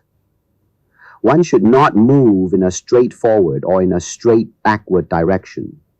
When avoiding or maneuvering your opponent by footwork, keep as near to him as you can for retaliatory purposes. Move lightly, feeling the floor as a springboard, ready to snap in with a punch, kick, or a counterpunch or kick. To retreat from kicks is to give the adversary room, so it is wise at times to crowd and smother his preparation and gain time, consequently with a stop hit. Sidestepping. Sidestepping is actually shifting the weight and changing the feet without disturbing balance in an effort to quickly gain a more advantageous position from which to carry the attack. It is used to avoid straightforward rushes and to move quickly out of range. When an opponent rushes you, it is not so much the rush you sidestep as some particular blow he leads during the rush. Sidestepping is a safe, sure, and valuable defensive tactic. You can use it to frustrate an attack simply by moving every time an opponent gets set to attack. Or you may use it as a method of avoiding blows or kicks. It may also be used to create openings for a counterattack. Sidestepping may be performed by shifting the body forward, which is called a forward drop. This is a pretty safe position with the head in close, the hand carried high and ready to strike the opponent's groin or stomp on his insteps or carry a two-fisted hooking attack. The forward drop, also called a drop shift, is used to gain either the outside or inside guard position and is therefore a very useful technique in infighting or grappling. It is also a vehicle for countering. It requires timing, speed, and judgment to properly execute, and may be combined with the jab, straight left, left and right hooks. The same step may also be performed directly to the right or left or back, depending on the degree of safety needed or the plan of action. Properly used, sidestepping is not only one of the previous moves, but is also a method of escaping all kinds of attacks and countering an opponent when he least expects it. The art of sidestepping, as of ducking and slipping, is to move late and quick. You wait until your opponent's kick or blow is almost on you, and then take a quick step either to the right or left. In nearly all cases, you move first the foot nearest the direction you intend to go in order to do the step in the quickest possible manner. The body should sway over in the direction you are going slightly before the step is made. The rear foot then follows quickly and naturally, and in sidestepping a rush, the fighter turns immediately and counters his man as he flies past him. When sidestepping a lead, the counter is naturally quite easy. Not so after a rush, for to counter effectively, here, a fighter has to keep very close to his opponent, moving just enough to make him miss. The fighter must then turn extraordinarily quickly to be on him before he has flashed past. Remember, when an opponent rushes you, it is not so much the rush you sidestep as some particular kick or blow he leads during the rush.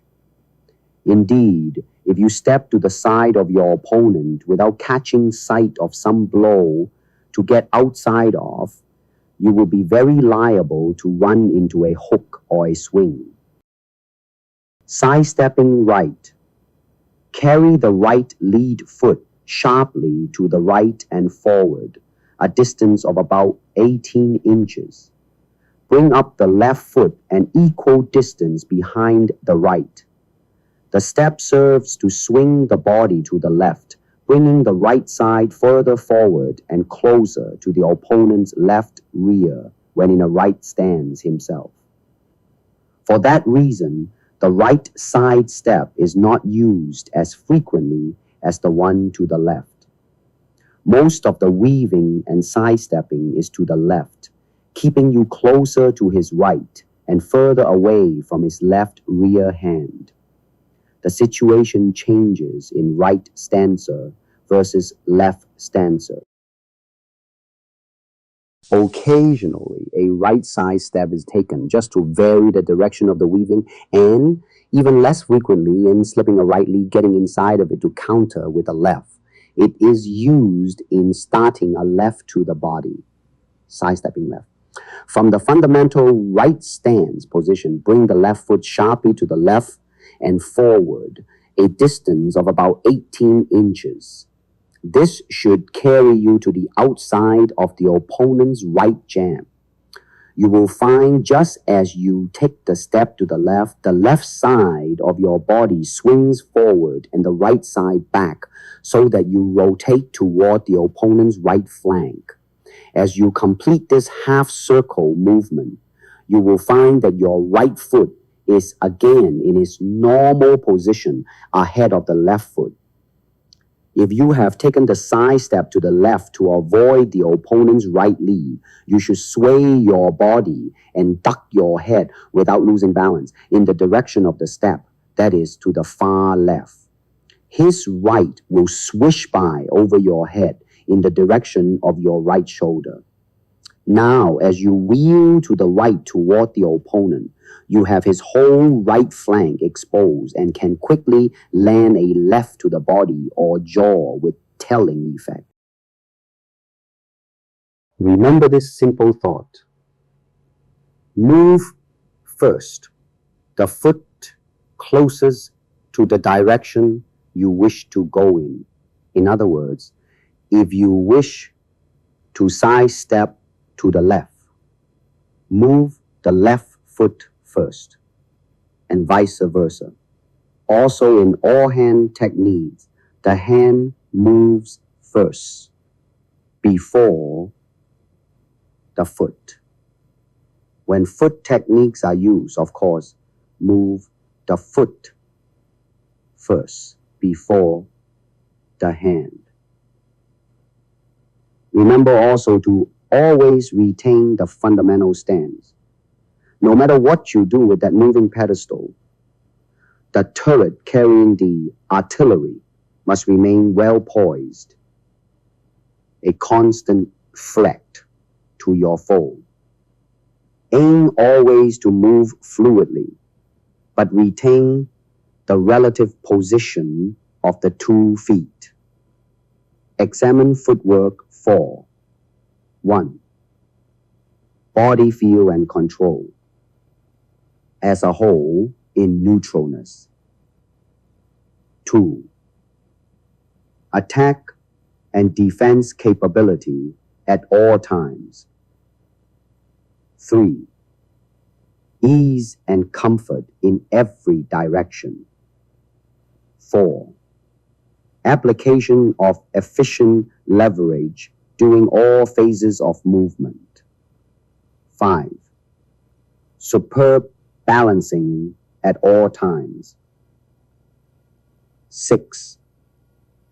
Elusiveness in well-protected corresponding structure and correct distancing.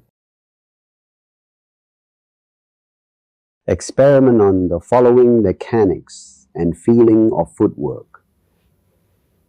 1. Footwork to be evasive and soft if the opponent is rushing. 2. Footwork to avoid contact point as if the opponent is armed with a knife. The ultimate aim is still to obtain the brim of the fire line on the opponent's final real thrusts. Remember, mobility and rapidity of footwork and speed of execution are primary qualities. Practice footwork and more footwork. Footwork can be gained also by skipping rope, an exercise to learn how to handle one's body weight lightly. Sparring, the learning of distance and timing in footwork.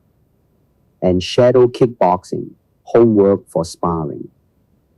Running will also strengthen the legs to supply boundless energy for efficient operation. Increase control of the legs through medium squatting posture exercises and ape imitation movement, low walking. Incorporate alternate leg splits for flexibility. No matter how simple the strokes being practiced in the lesson are, or whether they are of an offensive or defensive nature, the practitioner must be made to combine footwork with them. He must be made to advance or retire before, while, and after the stroke he is working on has been executed. In this way, he will acquire a natural sense of distance and develop great mobility. Practice footwork variations along with 1. Kicking tools. 2. Hand tools. 3. Covered hand and or knee positions. Evasiveness. During fighting, there is a good deal of parrying, especially with the rear hand, but it is better to use footwork duck and counter, snap back and return, slip and punch. Slipping. Slipping is avoiding a blow without actually moving the body out of range. It is used primarily against straight leads and counters. It calls for exact timing and judgment, and to be effective, it must be executed so that the blow is escaped only by the smallest fraction. It is possible to slip either a left or a right lead.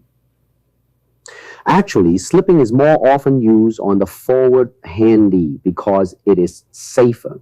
The outside slip, that is, dropping to a position outside the opponent's left or right lead, is safest and leaves the opponent unable to defend against a counter-attack.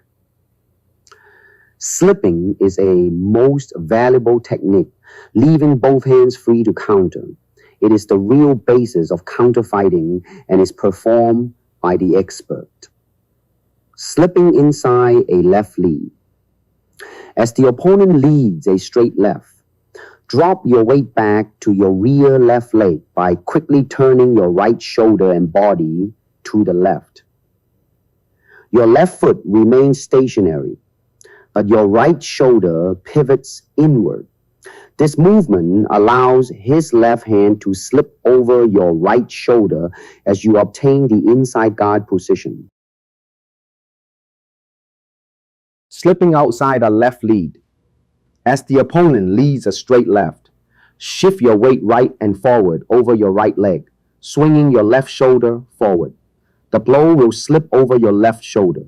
A short step forward and to the right with your right foot facilitates the movement. Your hand should be carried high in a guard position. Slipping inside a right lead. As the opponent leads a right punch, shift your weight over your lead right leg, thus moving your body slightly to the right and forward. Bring your left shoulder quickly forward. In doing so, the punch will slip over your left shoulder. Be sure to rotate your left hip inward and bend your left knee slightly.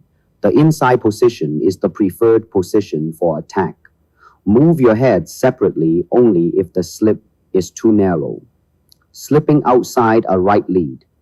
As the opponent leads a light, drop your weight back on your left leg and quickly turn your right shoulder and body to the right. Your right foot remains stationary and your left toe pivots inward. The punch will slip harmlessly by. Drop your right hand slightly, but hold it ready to drive an uppercut to the opponent's body. Your left hand should be held high near your right shoulder, ready to counter to his chin. Another method is to shift your weight to your left leg and pivot your right heel outward so that your right shoulder and your body turn to the left. Drop your right hand slightly and keep your left hand high near your right shoulder. When slipping, the shoulder low will shift your head. Don't tilt it unnaturally. Try to always hit on the slip, particularly when moving forward. You can hit harder when stepping inside a punch than when you block and counter or parry and counter.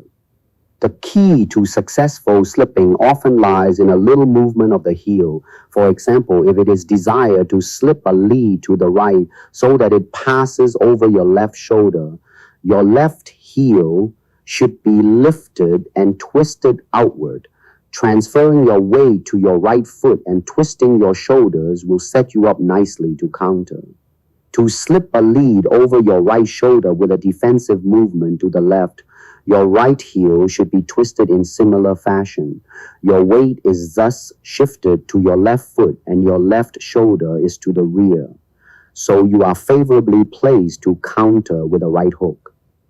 If you remember that the shoulder over which you desire to slip a blow and the heel to be twisted are one and the same, you will not go far wrong. Exceptions are movements similar to the first description of slipping outside a right lead. Ducking. Ducking is dropping the body forward under swings and hooks, hands or feet directed at the head. It is executed primarily from the waist. Ducking is used as a means of escaping blows and allowing the fighter to remain in range for a counter-attack. It is just as necessary to learn to duck swings and hooks as it is to slip straight punches. Both are important in counter-attacks. The snapback. The snapback means simply to snap the body away from a straight lead, enough to make the opponent miss. As the opponent's arm relaxes to his body, it is possible to move in with a stiff counter. This is a very effective technique against a lead jab and may also be used as the basis of the 1-2 combination blow. Rolling.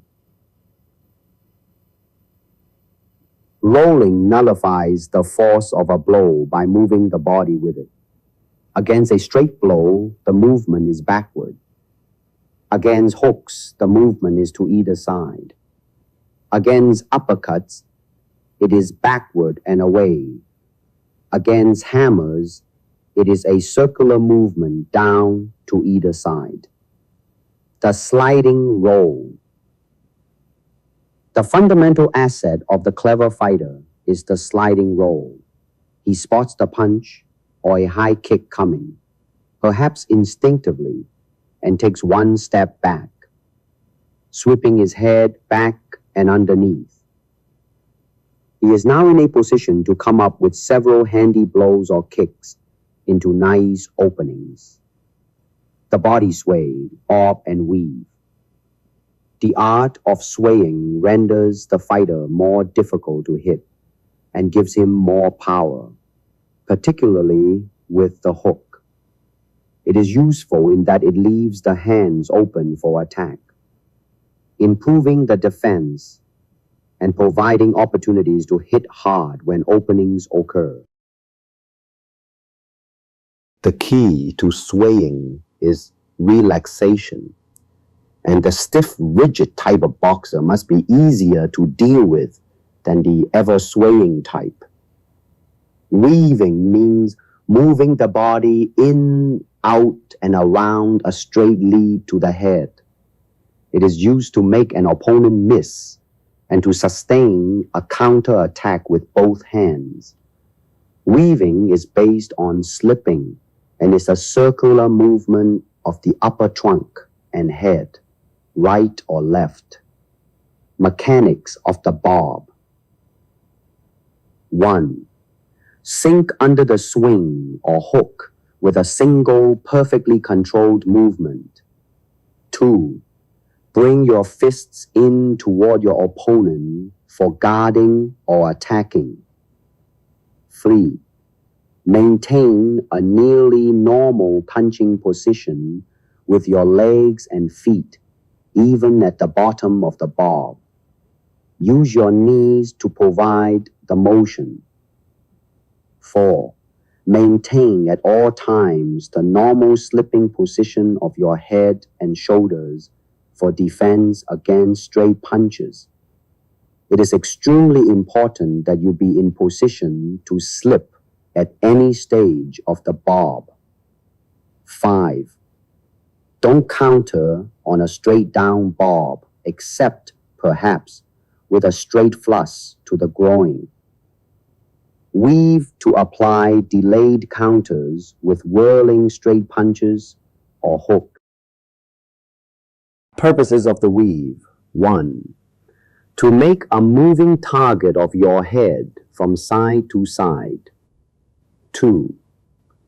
To make your opponent uncertain about which way you will slip if he punches at you. 3. To make your opponent uncertain about which fist you will throw when you punch. Weaving to the inside. On a right lead, slip to the outside position, figure A. Drop your head and upper body. Move in under the extended right lead and then up to the basic position. The opponent's right lead now approximates your left shoulder, figure B. Carry your hands high and close to your body. As your body moves to the inside position, place your open right hand on the opponent's left. Later, counter with a light blow on the slip, then a left and right as the weave is performed. As the opponent leads a right punch, slip to the inside position, figure B, and place your right hand on the opponent's left. Now move your head and body to the left and upward in a circular movement so that the opponent's right lead approximates your right shoulder. Your body is now on the outside of the opponent's lead and in the basic position, figure A. Carry both hands high and close. Remember, weaving is based on slipping, and thus mastery of slipping helps to obtain skill in weaving. It is more difficult than slipping, but a very effective defense maneuver once perfected. The weave is rarely used by itself. Almost invariably, the weave is used with the bob. The purpose of the bob and weave is to slide under the opponent's attack and get to close quarters. The real bobber weaver is always a hooking specialist. It is the perfect attack for one to use against taller opponents. In addition, while the punches are coming, keep your eyes open every minute. The punches will not wait for you. They will strike unexpectedly, and unless you are trained well enough to spot them, they will be hard to stop. The elbows and forearms are used for protection against body punches. Blows aimed at the head are swept aside by the hand when you are not sliding and countering. Almost every fighter at one time or another reaches a dangerous spot where he loses some of his command and must protect himself. When this time comes, it is wise to have learned good defense. Attack. Attack. There is little direct attack in Jeet Kune. Practically all offensive action is indirect, coming after a feint or taking the form of countering after an opponent's attack is foiled or spent. It requires agile maneuvering, feinting, and drawing an opponent a scientific plan. There are two basic moments for attack. First, when our own will decides the time of attack. Second, when the moment of attack depends upon the opponent's movement or the failure of his action. If a fighter concentrates sufficiently, senses the moment to attack, and acts upon it swiftly and decisively, the prospects of success are greatly enhanced. There will be an even better chance of success if the direct attack is launched when the opponent is moving his arm away from the line in which one wishes to attack. This is important. The psychophysical process of attack. First, survey. The survey is entirely mental and could be subdivided into two parts. A, definable. For instance, the estimation of the correct distance between the fighters or the appearance of an opening. B, instinctive. Whether the opponent will attack or retire. Second, decision. This is also a mental function, but the nerves and muscles are alerted in preparation for execution. During this phase, the fighter decides how to attack.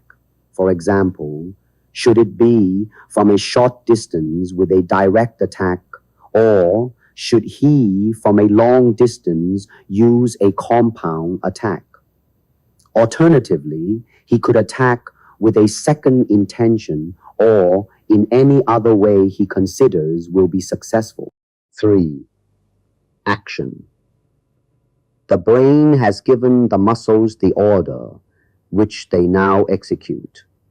But even in the execution, the fighter has to be prepared for the possibility of an interception, counter, etc. Thus, it is both essential and obvious that mental and physical alertness be maintained throughout the fight. Conserve your energy, but attack decisively, confidently, and with a single mind. Primary and secondary attack. Primary. These are attacks initiated by oneself with the intention of scoring by pace, fraud, or force. Pace. A direct attack is made on the lunge to hit the opponent with superior neatness and quickness before he can parry, without any attempt to disguise the direction of the attack. Fraud. An indirect attack may be used to deceive or evade with the first half of the thrust. A feint may precede the attack to induce your opponent, through some preliminary movement, to think that you are going to hit him in one particular line. On his offering a parry to protect that line, you may then deceive it and be free to complete the attack by lunging in another line. Force. Upon finding your opponent covered, you attack his hand with sufficient vigor to turn it aside and make an opening for your hand on the lunge. Secondary. These are attacks intended to outmaneuver or retaliate attacks initiated by the opponent in one or another of their different stages. Attacks on preparation. These attacks are used to arrest his movement before he matures his plan. Attacks on development. These attacks are principally time attacks.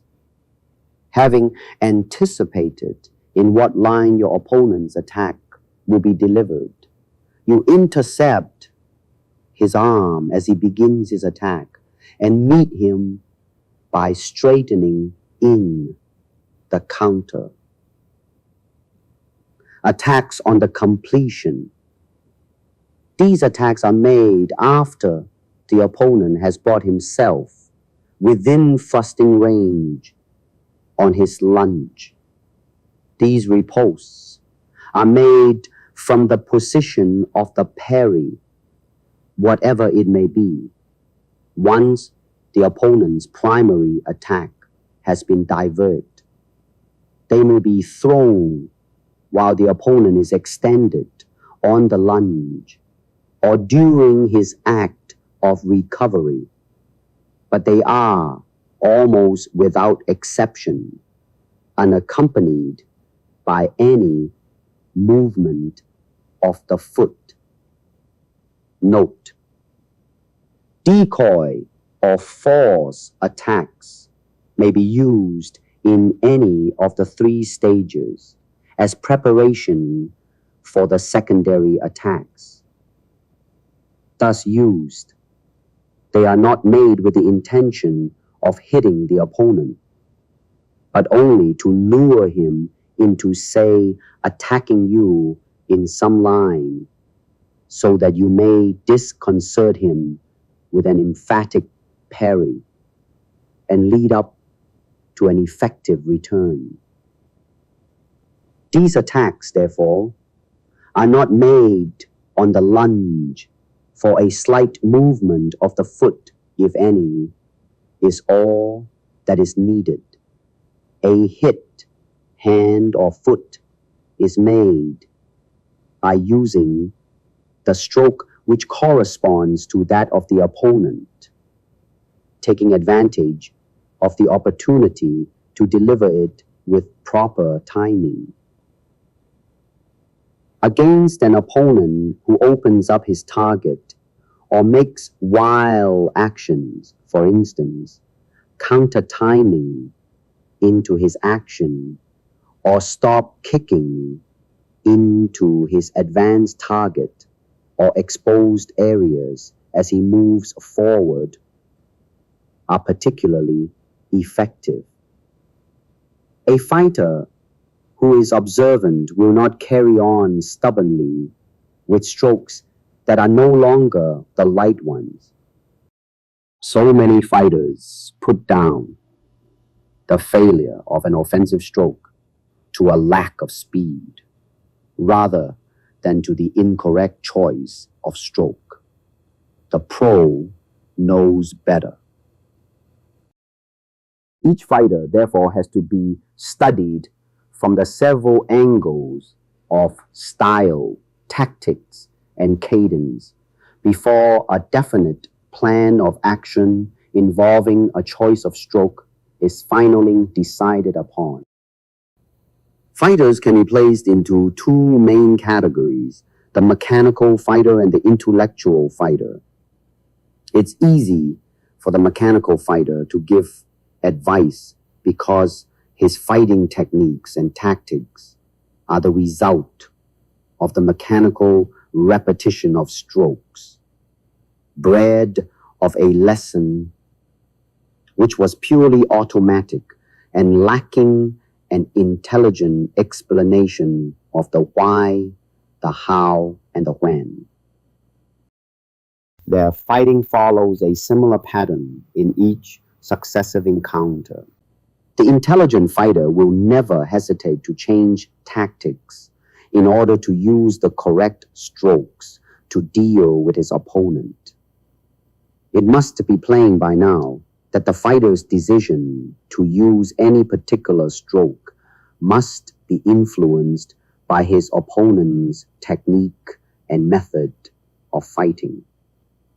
The on-guard position, the alive, controlled parry, the timely, simple attack, the sensitive, well-regulated advance and retreat, the blinding lunge, and the speedy, balanced recovery must all be learned thoroughly. Acquire the appropriate neuromuscular perception of all these so that they only require passing attention, and you may be free to concentrate on your adversary, his ploy, and your solution of his attack and defense. Freedom of movement, balance, and confidence accompany a practiced certainty of the fundamental movements. To attack, you must study the adversary's weaknesses and strengths and take advantage of the former while avoiding the latter. If your opponent has a good hand for parrying, for instance, the attacks should be preceded by a beat, press, or feint that might disorganize the functioning of the parry. All attacking movements must be made as small as possible, that is, with the least deviation of the hand necessary to induce the opponent to react. Caution demands that the attack should be completed, covered, or augmented by any necessary defensive tactics whenever possible.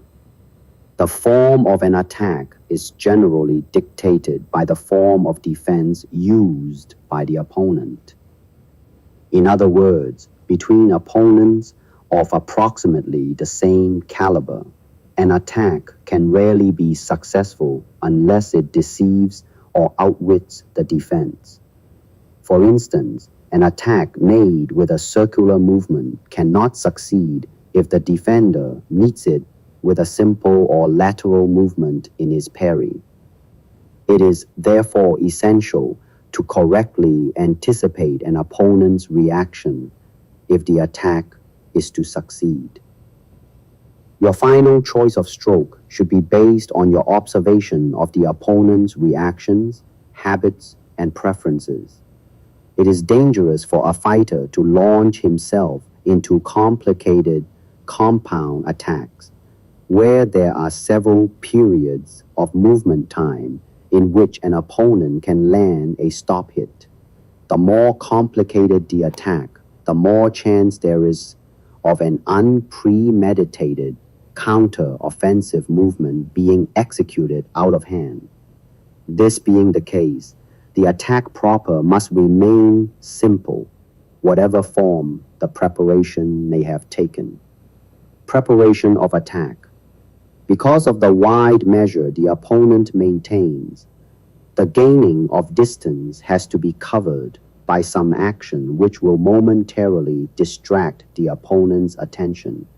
The possible for this action may be 1.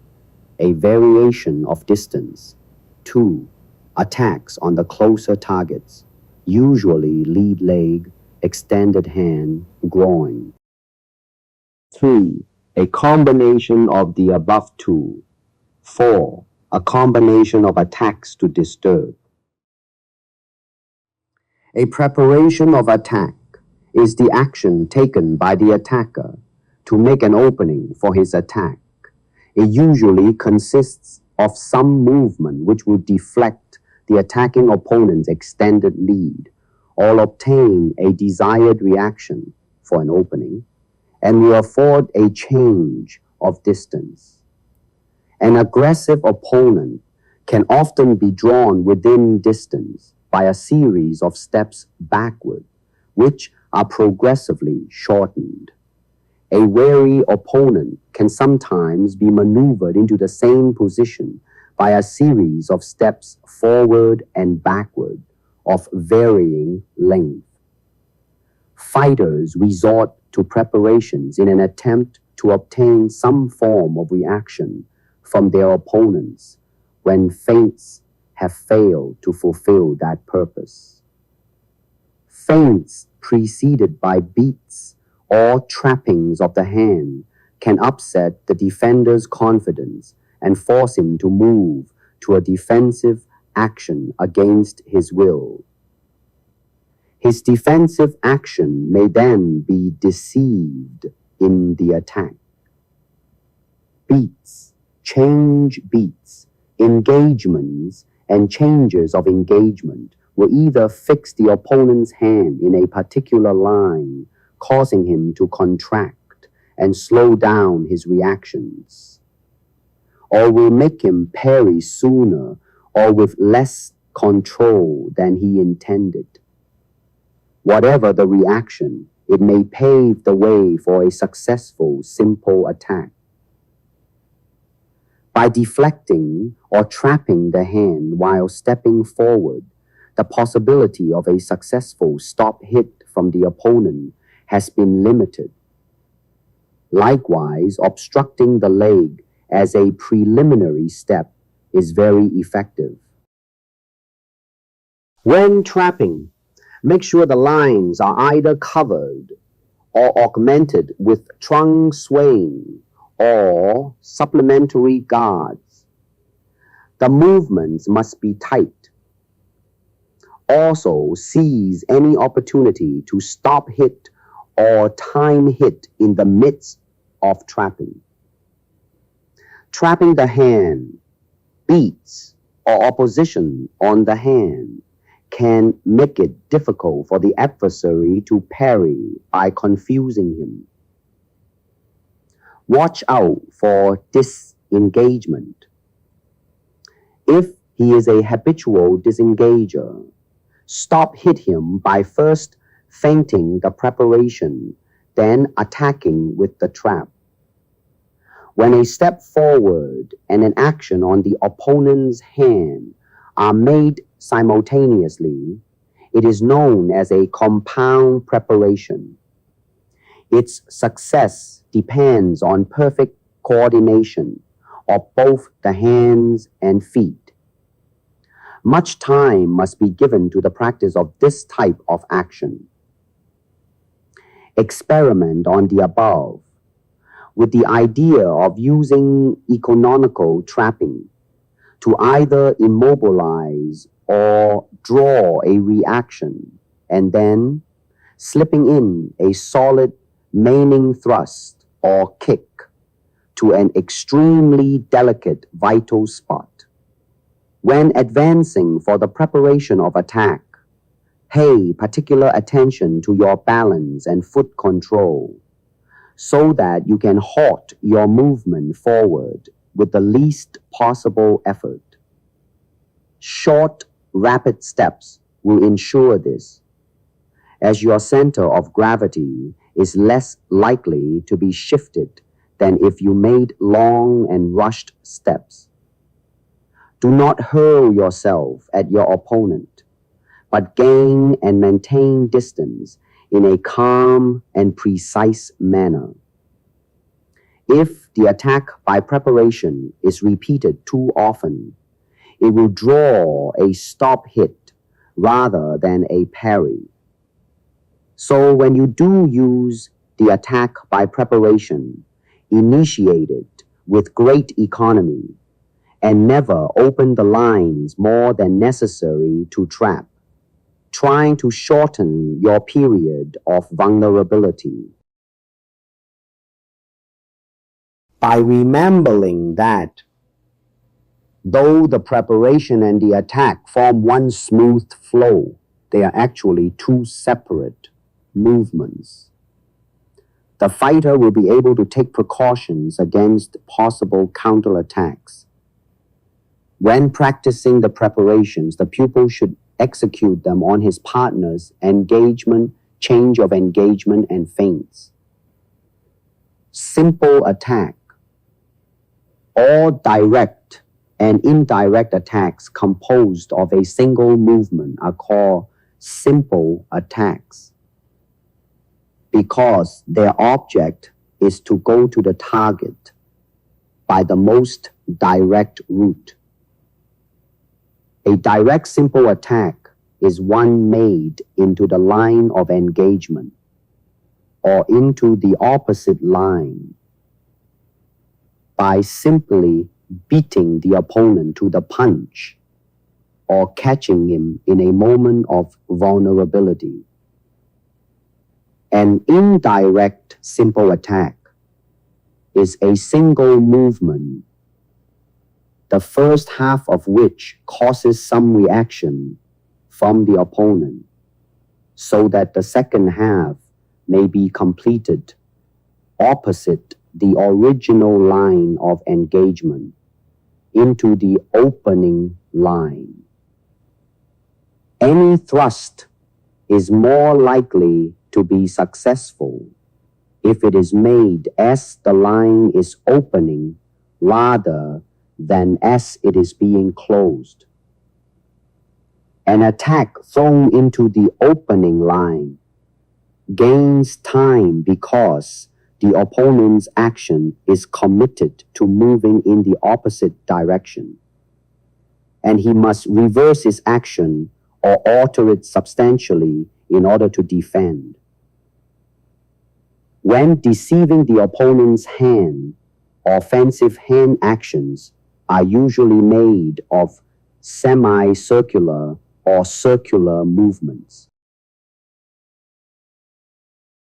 Indirect attack often makes use of the disengagement or counter disengagement in order to reach the opening line. The disengagement is one single movement of passing the hand from the line of engagement into the opposite line, attacking from a closed line into an open one.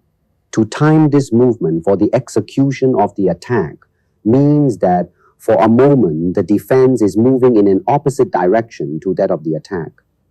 Therefore, it is while the opponent's arm is traveling across that the fighter must start his offensive action.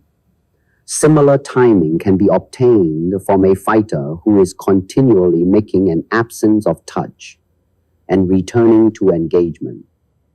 Note, supplement the disengagement with a parry, an inline thrust, head movement, changing of level, trunk movement, etc. When going from a high to a low line or vice versa, a supported disengagement is favored.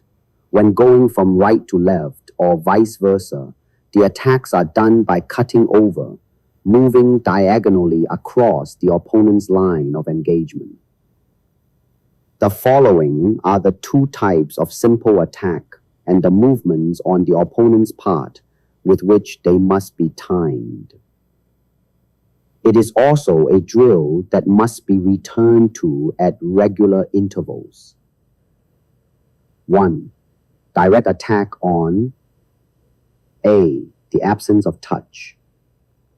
B. The engagement. C. The change of engagement. D. The step forward with and without the above.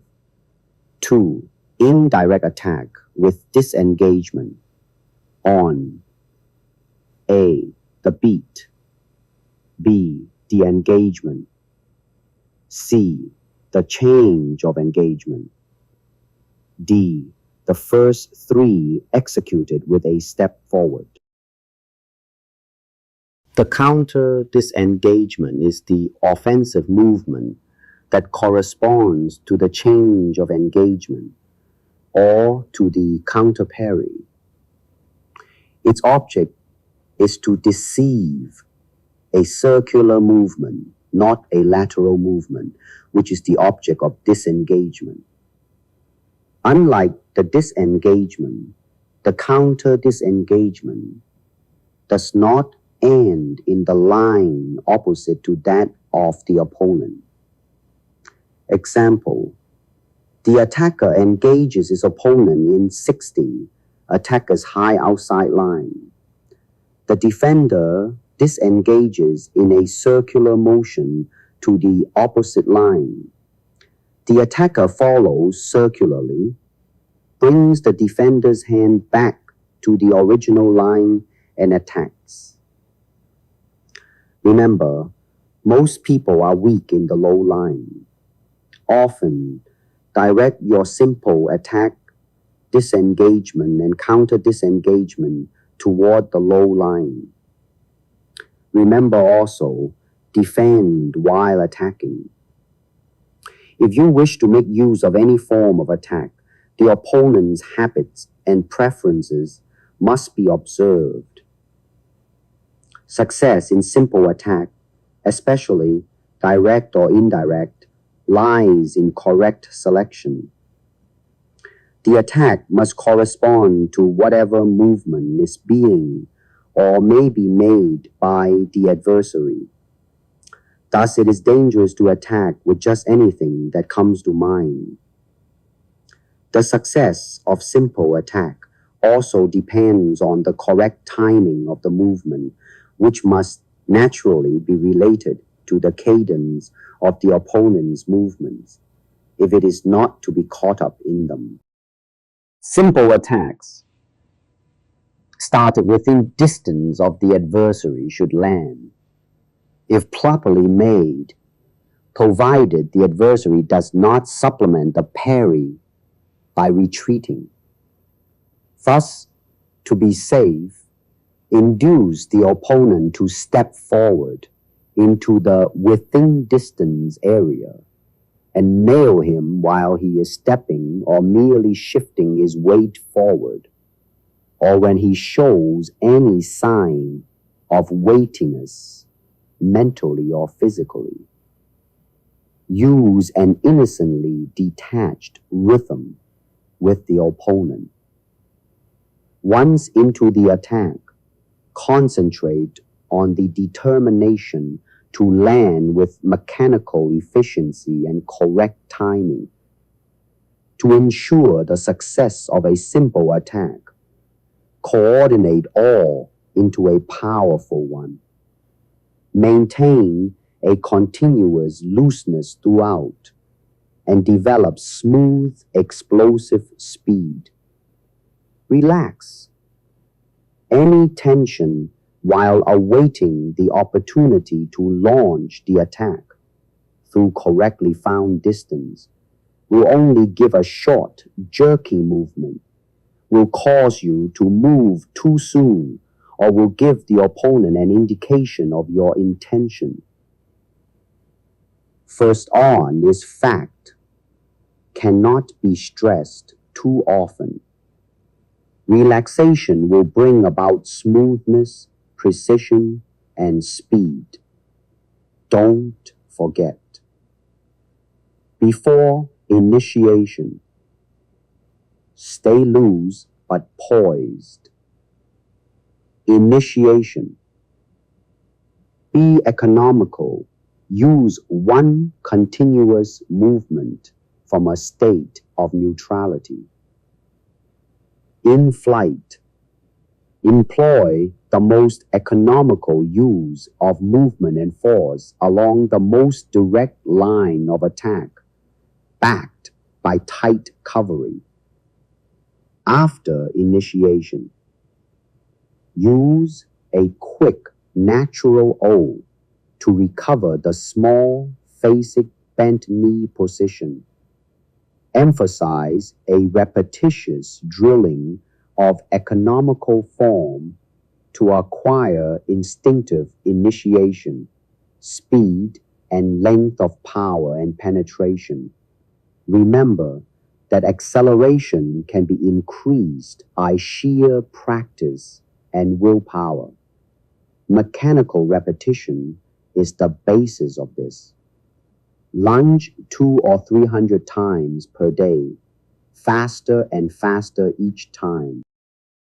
It is important to recognize that no amount of science can compensate for the lack of striking power. And powerful hitting is terribly discounted unless it is well-timed, rapid, and accurate. Thus, the first step for anyone is learning to hit and kick properly with either limb. Hitting and kicking must also be taught in conjunction with footwork. Nothing bothers an adversary more than variety in both attack and defense, and it eases physical strain by constantly shifting the onus of exertion from one group of muscles to another. Likewise, nothing is more dangerous than a half-hearted attack. Let your attacks fly, concerning yourself only with the correct and most determined execution of your offensive. While attacking, you should look as boldly aggressive as a beast of prey, without becoming reckless, in order to bring pressure at once upon the adversary's morale. Possess the eye of an eagle, the cunning of a fox, the agility and alertness of a cat, with the courage, aggressiveness, and fierceness of a panther, the striking power of a cobra, and the resistance of a mongoose. Simple attack will not always be successful against every opponent. Other means will have to be devised as well. Learn as many varied defensive moves and as many useful and varied hits as possible. Then you will be able to cope with varied styles as they come along. Compound attack. Between fighters of equal speed and technique, whose judgments of distance are maintained correctly, a simple attack is extremely difficult to bring off. The fighter has to solve the problem of making up his disadvantage in distance and simultaneously gaining time. By the use of compound attack, he can do so. Compound attacks consist of more than one actions and may be initiated first by a feint, a preparation on the hand, or an attack on a closer target, followed immediately by the real attack. The first movement in a combination should start from the small phasic ant-knee stance. It should be initiated from an economical flow without telegraphing, a smooth, surprising extension. Basically, compound attacks are a combination of the four forms of simple attack: thrusts, simple disengagements, counter disengagements, and cutovers.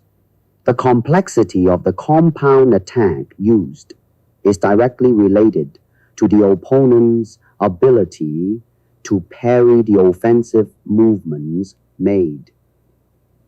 When choosing the strokes to be used in a compound attack, success will depend on a correct anticipation of the form of parry, front hand or rear hand, lateral or circular, which the opponent will make in answer to the feint or first attack. Before using a compound attack, therefore, it is essential to observe and gain some idea of the opponent's likely reaction. Feints must be made sufficiently to impress the opponent. Also, employ the least number of feints necessary to achieve success. The more complicated the form of the compound attack, the less chance it has of being successful. It is dangerous to attempt attacks composed of more than two feints.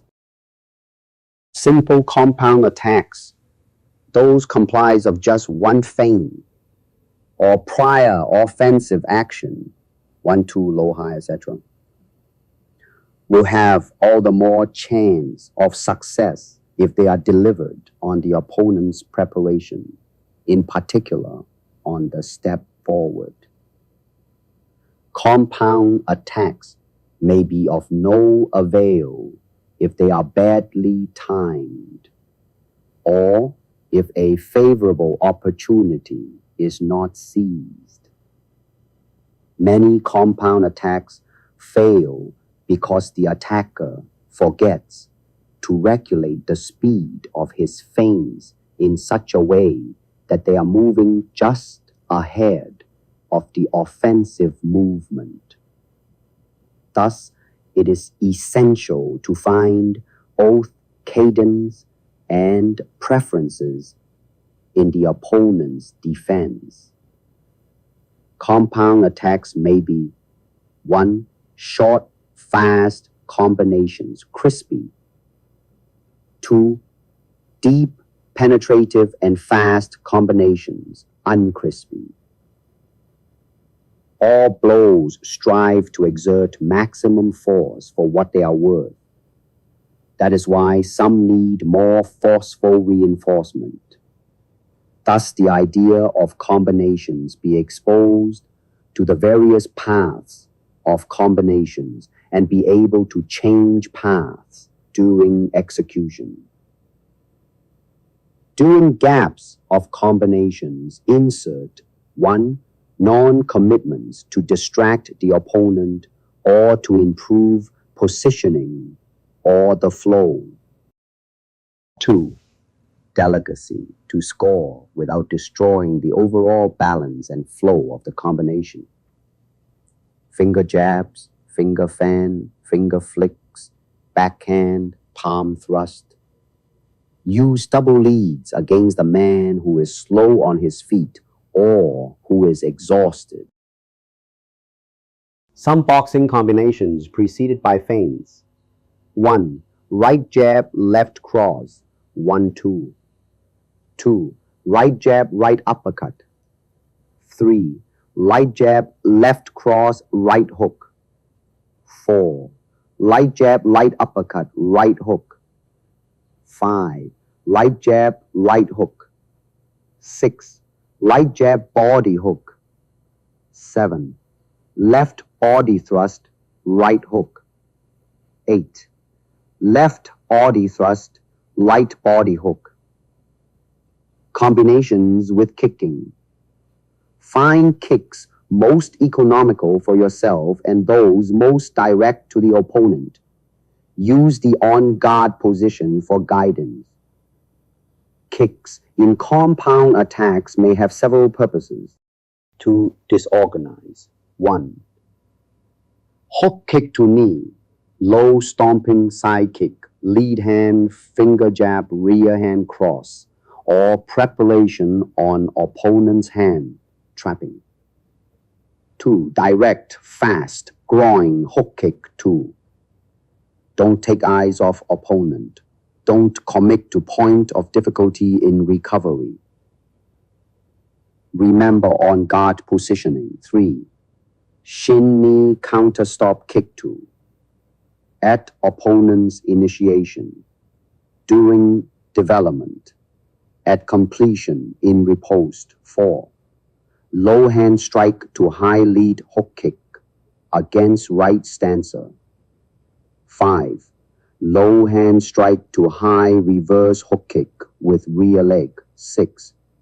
Feint high hook kick low. 7. Feint hook kick low, strike high. 8. Feint side spinning back kick. 9. Feint side kick, hook kick, lead foot. 10.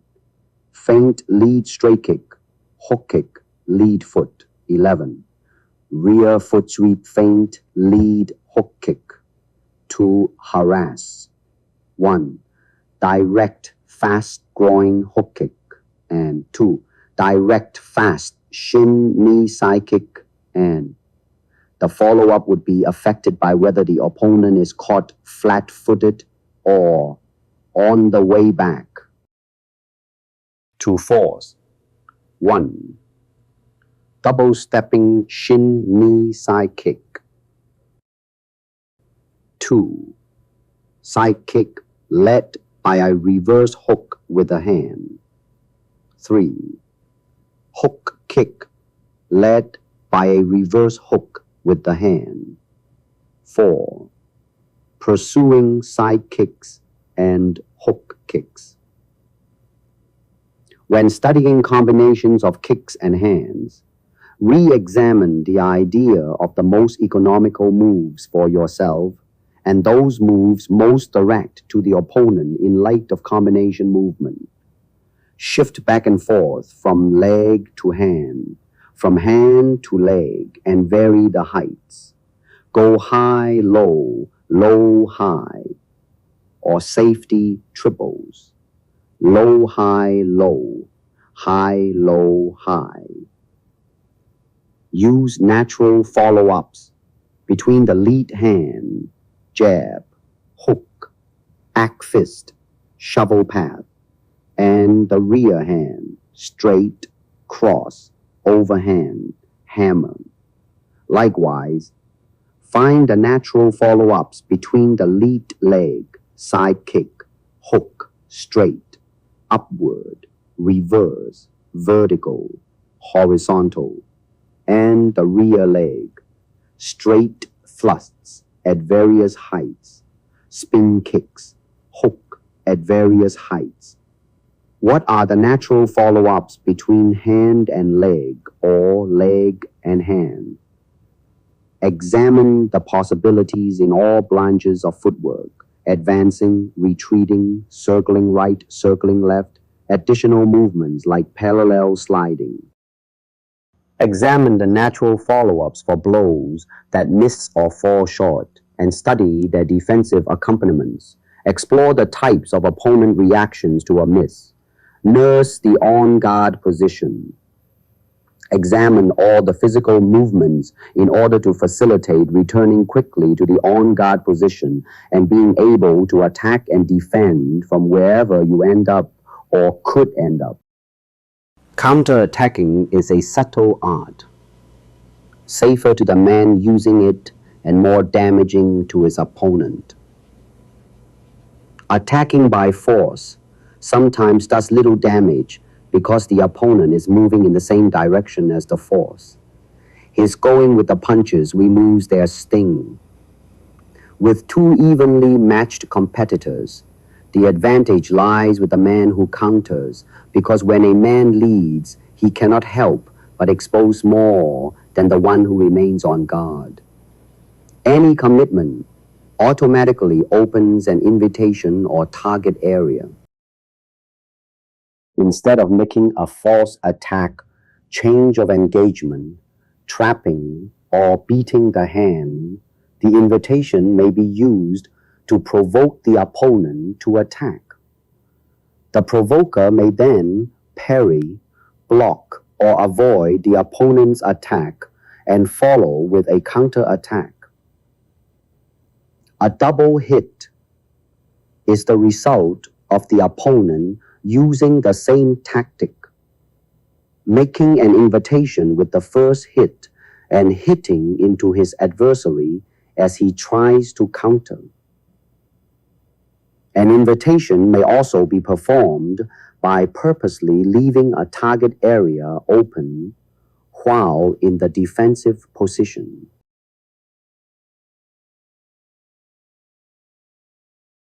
To counter, you must avoid being hit and succeed in hitting your opponent while he is still out of position as the result of missing you.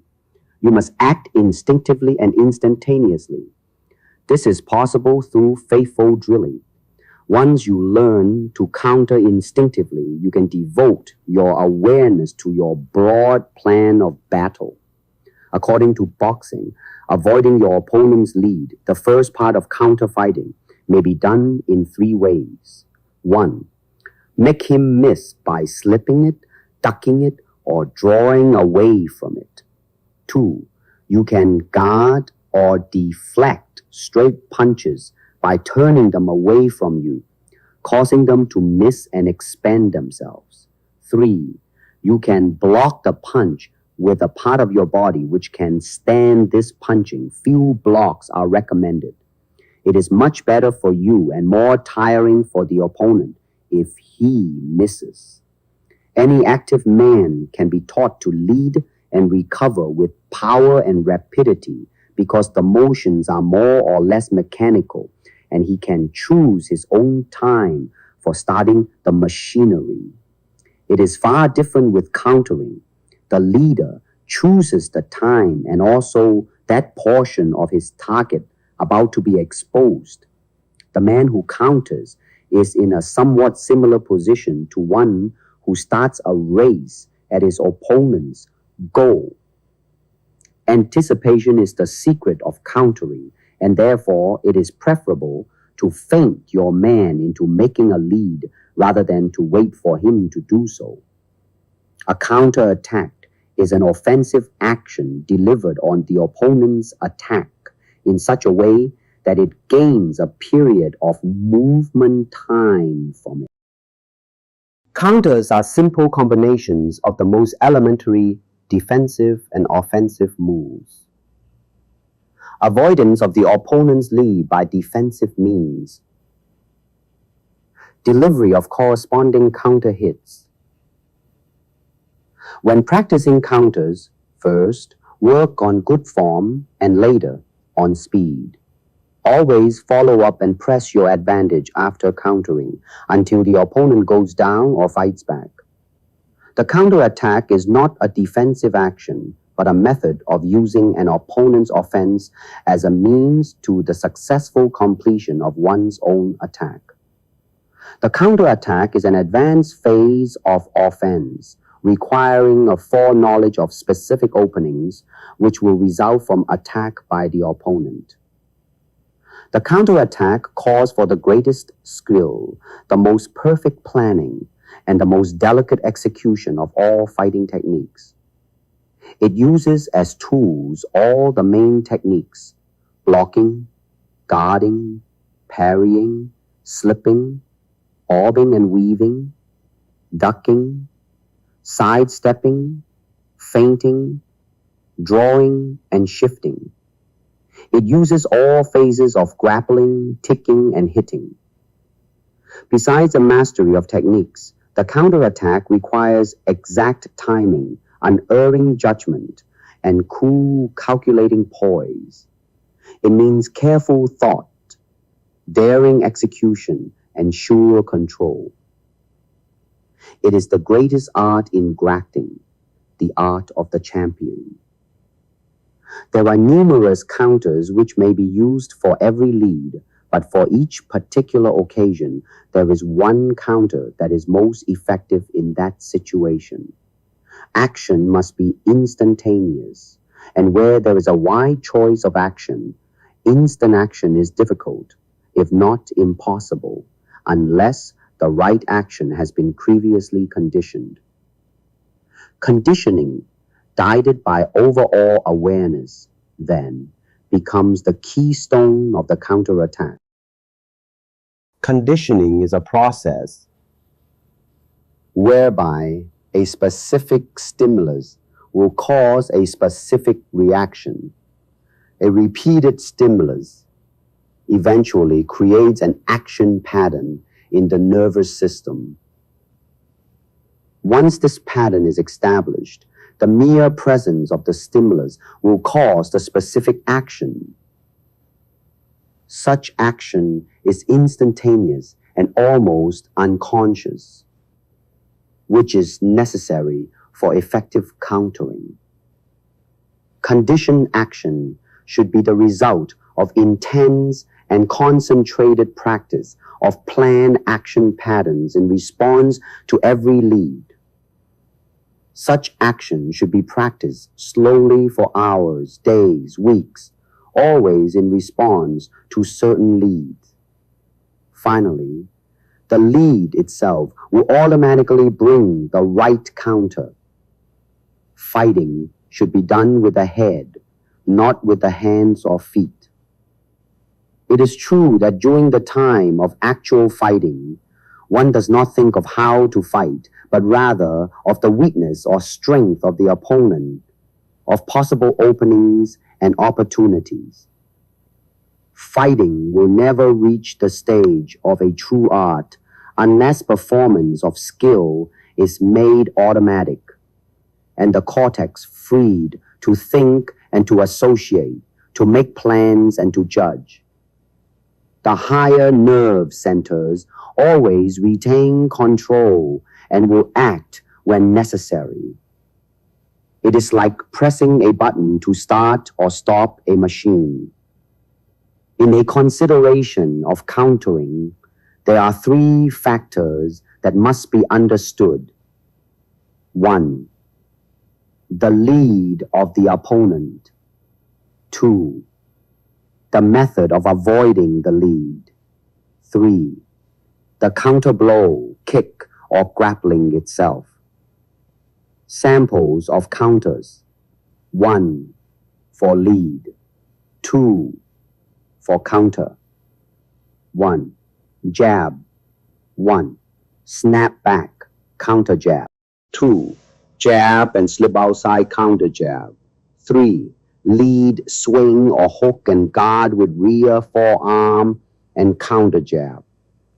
4. Jab and push aside with rear hand shovel body hook with lead. 5. Rear swing or hook and beat opponent to punch with fast jab. 6. Jab and slip inside rear hand body blow for counter. 7. Jab and slip inside left cross. 8. Lead, swing, or hook and beat opponent to punch with left cross.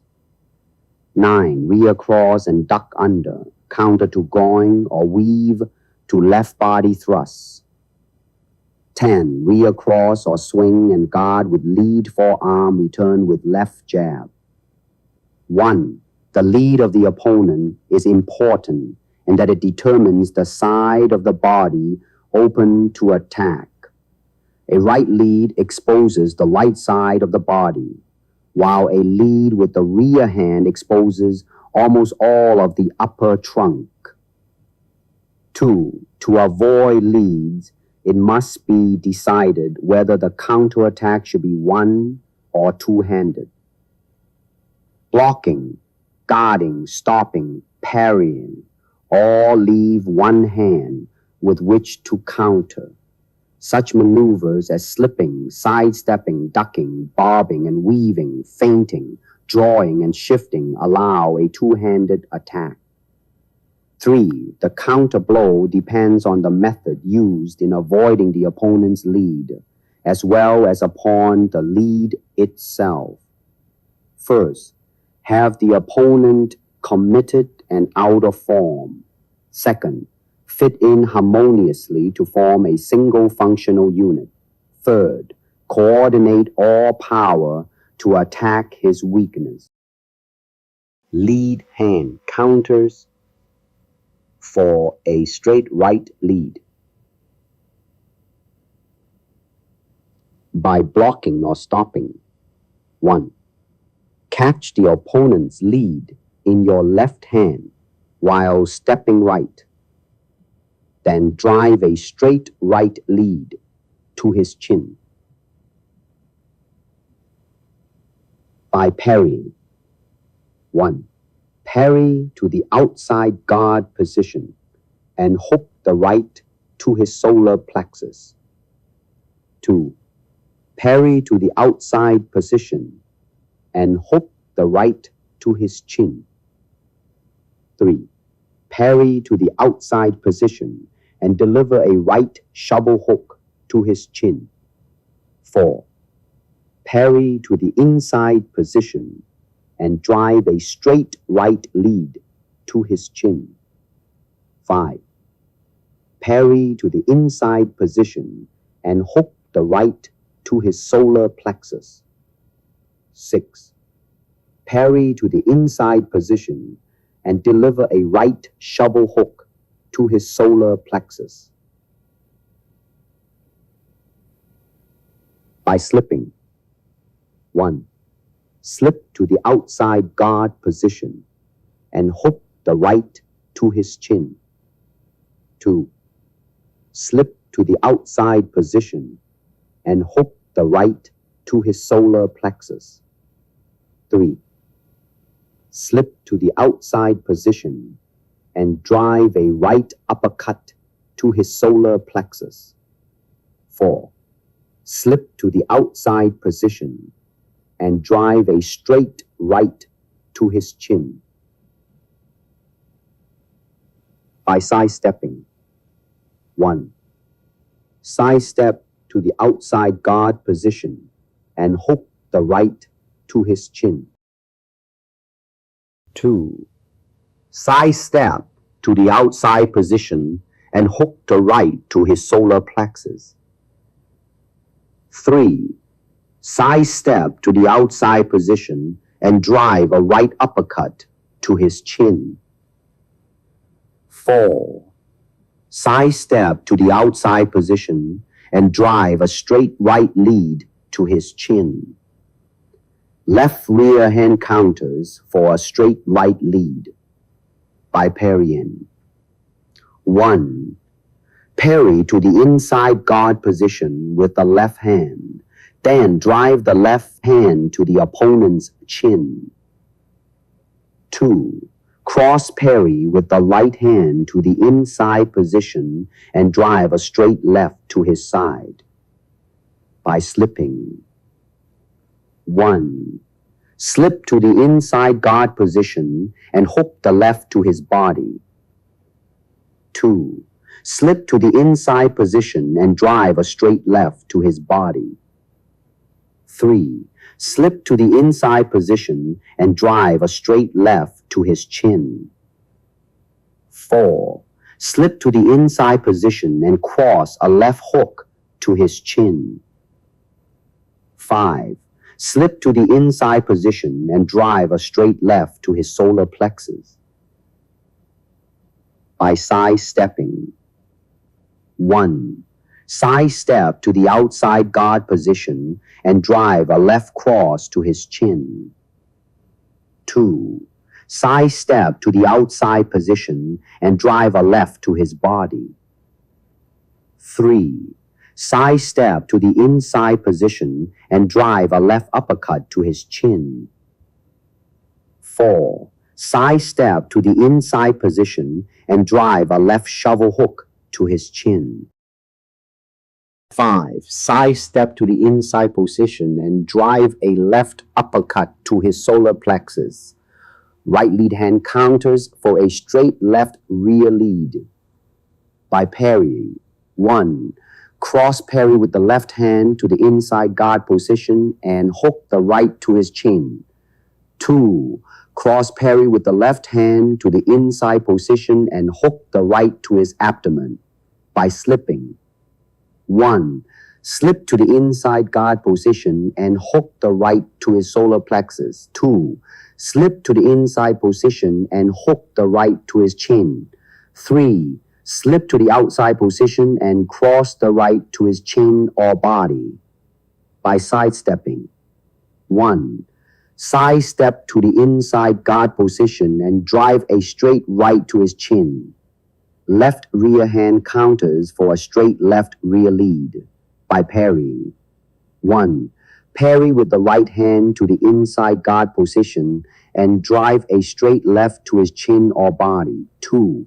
Parry with the right hand to the inside position and hook the left to his chin or body. 3. Parry with the right hand to the inside position and drive a left uppercut to his chin or solar plexus. 4. Parry with the right hand to the outside position and hook the left to his chin or solar plexus. 5. Parry with the right hand to the outside position and drive a left uppercut to his chin or solar plexus by slipping. 1. Slip to the outside guard position and hook the left to his chin or body. 2. Slip to the outside position and drive a left uppercut to his chin or body. 3. Slip to the outside position and drive a straight left to his face or body. 4. Slip to the inside position and drive a left shovel hook to his solar plexus by sidestepping. 1. Sidestep to the outside guard position and hook the left to his chin or body. 2. Sidestep to the outside and drive a left uppercut to his solar plexus. The inside parry and right jab is a straight right timed so as to take advantage of the opening left by the opponent's jab. It is a fundamental counter used consciously or unconsciously by almost every fighter. It is used to avoid the opponent's jab and at the same time to sting and jar him. It is used to set up openings for other counters as well. It is used best against a slow jab. The outside parry and right jab is a jab delivered after slipping the opponent's lead over the right shoulder. It is a safe way to avoid a right lead while dealing out punishment at the same time. It is best used against the long arm opponent as it adds length to the right arm. The right jab is parried and held momentarily to the right shoulder. The more the opponent steps in with his jab, the more severely he will be hit. It should be used in combination with jabbing from the inside position. The inside parry and right hook to the body is a jarring, sickling blow used to slow up an opponent. It is rather dangerous to execute as it brings the body within range of the opponent's left hand. As the right hand and shoulder drop, the right side of your body becomes a target for the opponent. Therefore, it must be used suddenly and depends entirely upon speed and deception for its success. The outside parry and right hook is used to bring down the opponent's guard, to create openings for the left hand, and to slow up an opponent. It is easy, safe, and effective. It often becomes an uppercut rather than a hook. The inside block and left hook is first a block and then a blow. It should be used against a slow jab or against the fighter who carries his right lead hand well out from his shoulder. It is a powerful blow, but requires more practice and more accurate timing than most counters. It requires blocking a right lead from the inside, then shifting the weight forward and hooking the left to the chin. It is not advisable to use unless the opening is apparent. The left cross is one of the most talked about blows in Western boxing and is the counter most often used by all boxers. Delivered properly, it exerts terrific force. It is merely a left hook to the jaw, crossed over an opponent's extended, straight right lead. The opponent's jab is slipped over the left shoulder, and the left hand is then hooked from the outside across to the chin.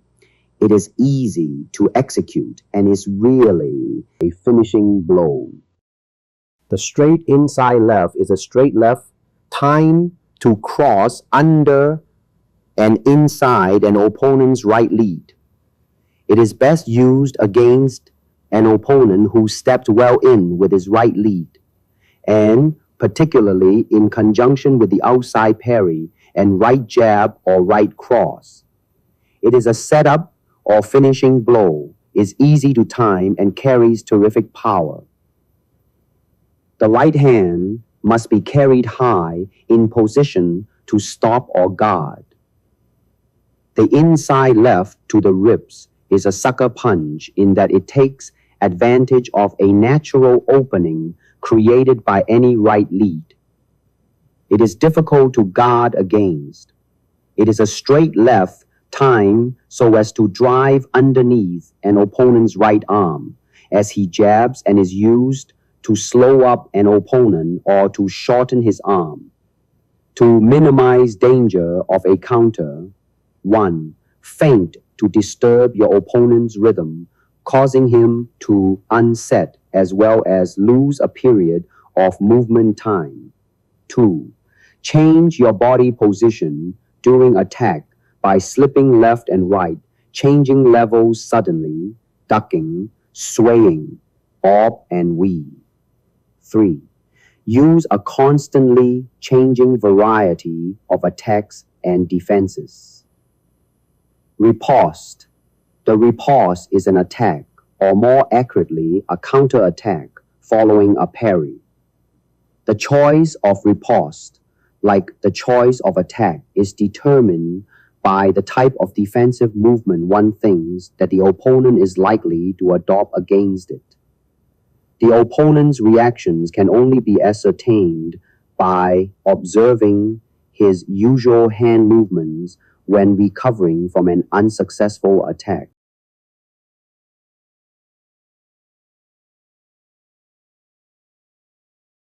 Direct riposte is delivered in the same line as that of the parry. It is comprised of only one direct movement, in line covering, supplementary defense, trunk movement, etc. The choice of using direct riposte rests on the reaction and habits of the opponent. Observe, deduce, and apply the correct stroke. Indirect riposte by disengagement, counter disengagement, cut over, is made in the line opposite to that of the parry by passing the hand under, over, or around the opponent's hand. It is used against a fighter who covers after being parried. Make it smooth, economical, and covered. Types of riposte. Simple riposte, direct, indirect. In compound riposte, composed of one or more things. Simple or compound riposte terminating in the low line. Any of these ripostes can be executed immediately after a parry or can be delayed. Also, the riposte can be given with or without the help of a lunge. Whether the lunge should be used is determined solely by the opponent's speed of recovery from the attack. Generally, the immediate riposte is the most effective as it forces the opponent to be on the defensive. To ensure its effectiveness, the parry and riposte must be made just as the attack is ending, and before the opponent has an opportunity to change from offense to defense. This form is known as parrying and riposting on the final of the attack, and implies that the defender is morally certain of the line in which the attack will end. the immediate riposte on the final of the attack may be done crispy into a direct combination, or it may be non-crispy to adhere and main. The delayed riposte is where one hesitates in his choice of riposte after the parry, looking for his opponent's reaction. The opponent used to a direct riposte might automatically go for a parry, and in finding no hand is apt to become flustered by this change of cadence and lose some control in his defense. The delayed riposte may be a combination attack or one with feinting. Applications of simple riposte. 1. The direct riposte is executed against a fighter who, when on the lunge, commits the error of bending his arm preparatory to recovery, thus leaving himself exposed in the line of the parry. 2. The indirect riposte, i.e. disengagement or cut over, is used against an opponent who, expecting a direct riposte, covers in the line in which he has been parried. Sometimes he covers intentionally. Often it is merely an instinctive movement. Whatever the reason, if this covering is successful, the riposter must anticipate and deceive it by a simple disengagement. 3. The riposte by counter disengagement is made against an opponent who, when on the lunge or recovering, does not remain in the line of the parry, but changes his engagement. In other words, takes a counter. The counter disengagement deceives his change of engagement. This form of riposte is particularly useful from the right stance when dealing with the left stancer. 4. The riposte in low line is the choice made against an opponent who ends his attacks correctly covered and who recovers with his arm extended, thus leaving only his lower target open. The compound riposte is a counter-offensive movement after the parry, composed of one or more feints. Example: compound riposte of 1-2 following the parry of counter 60.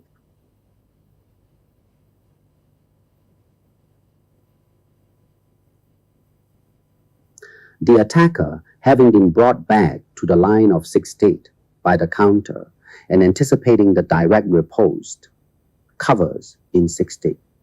The riposter then, maintaining his bent arm, feints a disengagement, draws the attacker's parry of quad, and still with a bent arm deceives it, finally thrusting the riposte in 60. Again, timing is all important. A parry and riposte are most effective if made as the attack is completing its course. At this point, the time available to the opponent to change from attack to defense is cut to the minimum. Consequently, the riposte has the best chance to succeed before the attacker can parry it. By reacting purposely to an opponent's exploratory moves in one definite way, it is often possible to induce him to use a particular stroke. Knowing the nature of his stroke, it will not be difficult to time it and turn it to one's advantage. The counter riposte is an offensive movement which follows a successful parry of the riposte. It can be delivered by either the attacker or the defender, and can be simple or compound. It can be executed while on the lunge, while recovering, after having recovered, or without a lunge, according to the distance. Counter riposte may be the result of second intention. By second intention, we mean that the original attack has been made not with the object of hitting, but only to draw a parry and riposte from the defender in order to riposte from it in turn. This succession of offensive and defensive actions executed by the attacker is usually used against an opponent whose original defense is very strong, and where it is hoped that a second offensive action will catch him unprepared. The attacker can make either a half recovery after the initial false attack, or shift the weight of his body back to his rear leg when parrying. Thus, he places himself out of range of the dangerous riposte. He can then counter riposte with a half lunge or by leaning his body forward. Renewed attack. When the opponent retreats without troubling to parry, the redoublement in boxing, or remise in fencing, can be useful. It is a renewed attack or replacement of the weapon on the target in the same line as that of the original offensive or counter-offensive action. It is a stroke that may also be aimed at an advanced target, such as the shin or knee, and is designed to penalize an opponent who, riposting indirectly or compoundly, uncovers himself because his movements are too wide. The renewed attack is very effective against fighters who, although having a strong defense, hesitate to riposte or are slow in doing so. Often, this is because they tried to parry but were off balance. And many fighters commit the error of leaning back on their rear leg when defending themselves instead of taking a short step back. In such cases, attack the rear weight-bearing foot. The success of a renewed attack depends, to a very great extent, on the rapidity of the recovery forward, footwork again.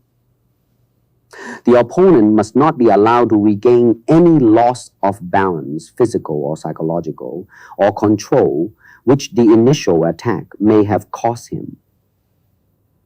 Generally, the recovery forward is accompanied by an attack on the arms. The advantages are: 1. Filling in the time lag caused by the recovery forward. 2. Occupying the opponent's mind during that period and thus minimizing the risk that he might stop it or riposte belatedly. 3. Finding some degree of support by holding the opponent's arm during recovery. Although a renewed attack on the spur of the moment is possible, to do so does not make certain that a period of movement time will be gained. In most cases, its use as a stroke is premeditated as a result of observing the opponent's habits and tactics. Following the recovery forward, the renewed attack itself may include the following examples: 1. Straight thrust. 2. Feint of a straight thrust, followed by an indirect simple attack or a compound attack. 3.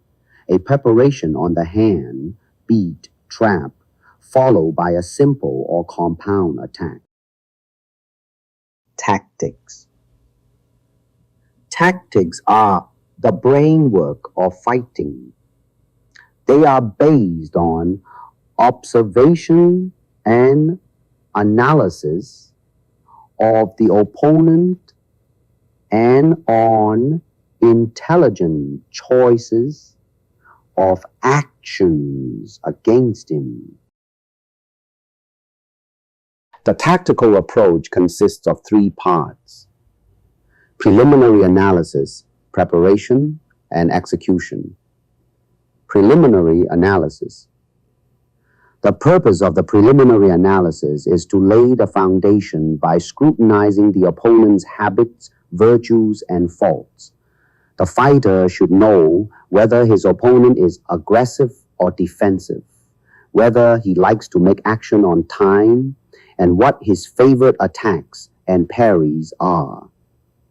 Observe him closely, for even if you know him, a fighter's physical and mental condition varies from day to day. The tactical fighter should shorten and lengthen the distance and make use of false attacks that are persuasive enough to force the opponent to reveal the quality and speed of his reactions. Preparation.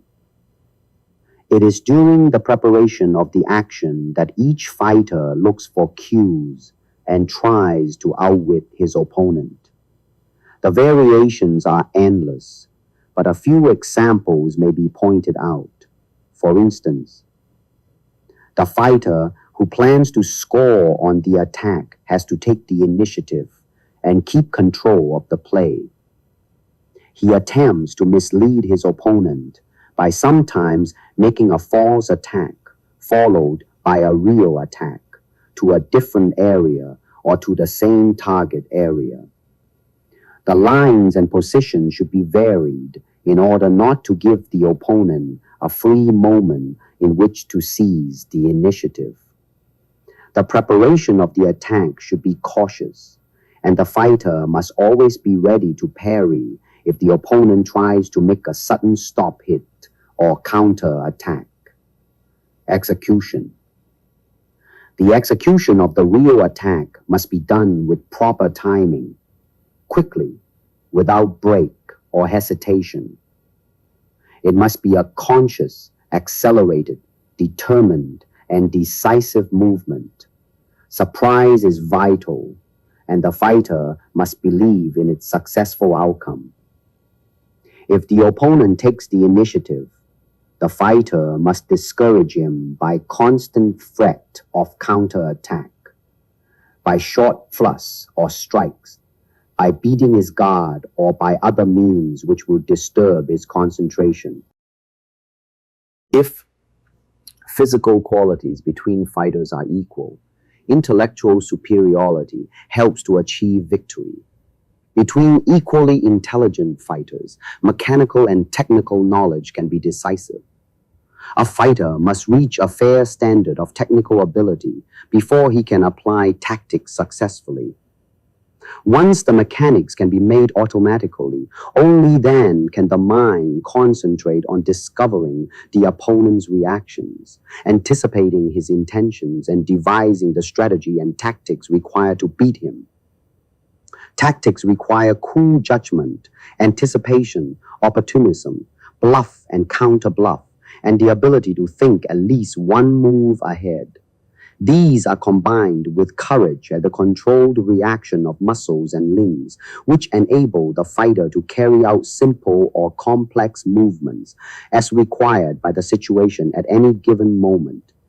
It has been said that the fighter's thoughts and actions must be like one flash of lightning. Coordination of mind and body is certainly the secret of success in fighting. Mechanical perfection is useless in fighting without the ability to think, and likewise, the most intelligent analysis of an opponent's game will not ensure success unless the requisite fighting stroke can be devised and applied in the proper manner. The basic key to fighting tactics is to take advantage of the weakness of the opponent. Would you attack an opponent when he is all prepared, well balanced, and is either in a nervous, wild rhythm or in a well-controlled, educated rhythm?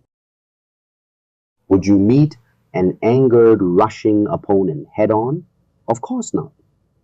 A great artist would first control distance through adjusting footwork and then proceed to lead the opponent's rhythm through feints, false attacks, and economical peckings. It is important to always oppose the opposite tactics to those favored by the opponent. Box a fighter, fight a boxer. It is obviously unwise to continually attack a fighter who relies on his defense, while one should attack without respite the opponent who favors using strong and speedy attacks. Counter time is the answer to the stop hit addict, and the stop hit is a counter to the fighter who uses many feints. A fighter with a long reach, or one who continually makes renewed attacks, or attacks with a step forward, generally requires a wide measure. It is a mistake to always step back on the attack or preparations, since this will help the opponent to obtain the space he requires to maneuver. Such an opponent will probably be disconcerted and lose his precision if the measure is shortened by a step forward into his attack. A shorter man tries to make up for his shorter reach by using attacks on the hand as preparation, or attacks on advanced closer targets, or goes into infighting if he is stronger. Play with your own cadence to confuse the opponent, then suddenly put on a burst of speed. The fundamental tactic is to draw the opponent to step forward and attack as he steps. A fighter cannot use the same actions against every opponent. A good man should vary his game with simple and complex attacks and counter-attacks with changes of distance, etc. Against a calm, quiet fighter, the feints must be longer. Against a nervous fighter, the feints must be shorter. With a calm fighter, one should remain calm. The nervous type should be agitated, while the fighter himself tries to remain calm. Tall fighters are usually slower, but their long reaches are dangerous. So it is essential to keep a safe distance until the inside position can be taken. Unconventional fighters use wide, sometimes unexpected motions. Against such fighters, one must keep his distance, and the parry should be taken at the very last moment. Unorthodox fighters usually use simple actions and almost always execute these in the same tempo. The attacks are made with wide movements, giving a chance for timed or stop hits. The loss of a fight against such an opponent frequently points to the fighter's inflexibility and his inability to adapt his style to the requirements of the moment. Against an opponent who habitually attacks with a preparation on the hand which he times to perfection, lighting with an absence of touch and varying the measure in preference to giving the hand or using an extended on-guard position, will often disconcert the opponent and severely limit his game. Against a patient fighter who remains well covered on guard, who keeps out of distance and evades any attempt to make preparation, it is unsafe to attack directly. Such fighters generally make accurate stop kicks or hits. The obvious answer is to draw his stop hit with menacing feints and complete a second intention attack, taking his hand maybe to grappling. Before attacking an opponent who fences with an absence of touch, false attacks or well-marked feints can be used to draw his reaction. If this is a stop hit, one can proceed in counter time, preferably taking the hand. If he reacts with a parry, one can complete a compound attack or score by counter riposte. On the other hand, the effect may be for him to return to engagement when an appropriate attack can be made. The novice's rhythm, probably irregular, is hard to gauge, rendering long phrases dangerous as he is unlikely to follow the lead being given him. He will most certainly panic easily and parry at the slightest provocation. These parries, started too soon and lacking control, often take the form of whips directed in no particular direction. They are apt to catch the attacker's arm. There is therefore every reason to be careful not to attack with compound movements against a novice, but to wait for the opportunity to launch simple, rapid, economical technique. Quite unintentionally, the novice will deliver broken rhythm attacks, which will fool the more experienced fighter who will not be expecting such a rhythm. Thus, it is essential to maintain a very carefully judged measure, which will force the novice finally to overreach, to hit.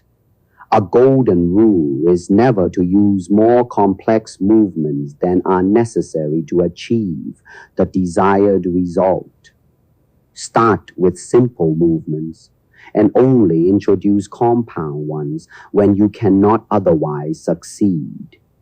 To hit a worthy opponent with a complex movement is satisfying and shows one's mastery of technique. To hit the same opponent by a simple movement is a sign of greatness. Half the battle is won when one knows what the adversary is doing. If, in spite of having correctly chosen the corresponding movements, the action fails, the reason must be due to faulty techniques. Repeat, a good fighter knows every stroke. Knowing that opponents are constantly trying to note one's habits and weaknesses, it is obvious that a conscious effort must be made to give variety to one's game, including the use of feigning certain habits and weaknesses. Right-hander versus left-hander. The right hook is very effective as an offensive punch and as a counter punch thrown immediately after a short hop back. Remember, a southpaw who uses his right hand efficiently along with his normally effective left hand is hard to beat. The right-hander must keep his right hand slightly higher and either beat the left-hander to the punch with a sharp left or feint with a left-hand punch, hop back, and then counter with a sharp left followed by a right hook. Another version is to keep moving to the right, using the right hand a lot for defense and the left for attacks to the head and body, more especially to the latter. Slipping outside a left stancer's elongated left arm or outside his left lead and countering with a long left hook to the body is good stuff. Gliding in to trap in the engagement of the outside line is advisable before a low side kick attack on an extended target. Lean well away from his lead hand while you side kick. Economy flow starting should eliminate his counter lead kick, especially if the flow is timed with him shifting his weight forward. Watch that his shifting is not a preparation to shooting a rear front snap kick. In this case, you should circle to your right as you glide. You might then follow with another lead back fist or whatever in another movement period. A beat in the engagement of the outside line can be used as preparation for a first shin knee kick. Immediately using the 1.5 rhythm to finish the lead thrust to the opponent's face, over his hand. Use a corresponding supplementary guard for either his disengagement to a left lead hook or to a right cross. Doing glides and beats in the engagement of the inside lines of the left-hander before any attack. Watch out for his right leg and cross. You can minimize his rear thrust by using an economical initiation in the first 3 inches of your movement. Then circle to your right while using the preparation of your attack. Parry and counter parry him to your high inside line. Study slipping the left-hander's left jab while thrusting your right fist to his exposed armpit. Engage him on the high inside line to disengage and return on his high or low outside line. This will compel him to use his weak parries, his high outside parry, or slower circular high inside parry. If the attack is to his outside low line, he will use a low parry, leaving himself open in the high line. This can become very effective if your attack to the low line was a feint. To box successfully, you must see everything that goes on in the course of your fight. Fighting is a game of timing, tactics, and bluff. 2 of the most effective means to this are: 1. The simple attack from immobility. This will often surprise the opponent, especially after a series of false attacks and feints have been executed. The defender is subconsciously expecting a preparation or more complex movement and fails to react in time to the swift and unannounced simple movement. 2. The variation of rhythm or cadence made prior to or during an attack. This may achieve the same element of surprise. For example, a series of judiciously slow down feints and slow gaining and breaking ground may be used to put the opponent to sleep. A final movement that suddenly erupts at higher speed will often take him unawares. Again, some rapid feints followed by a deliberately slow down or broken time final movement will often disconcert a vigilant opponent. Some fighters form the habit of withdrawing the hand or foot when a hit is directed toward it. Such fighters are vulnerable to an immediate renewal of the attack by a quick lunge. Sometimes a number of feints in the high line can pave the way for a sudden disengagement to the knee. Preparation on the knee and trapping the hand or foot while obstructing the opponent's leg are much used to reduce the movement time factor. Conversely, attacks on preparation are particularly effective. A broken time attack, making a pause before delivering the final movement, can be very effective in deceiving the opponent as to the attacker's intention. One way to end the opponent's reaction is to launch a simple attack just out of distance so he will still have to parry. Wait for his riposte, deflect it, and carefully select the target area for the counter parry. Watch your opponent. Never look away from him during the actual fighting. To box successfully, you must see everything that goes on in the course of your fight. The place to watch in long-range fighting is your opponent's eyes.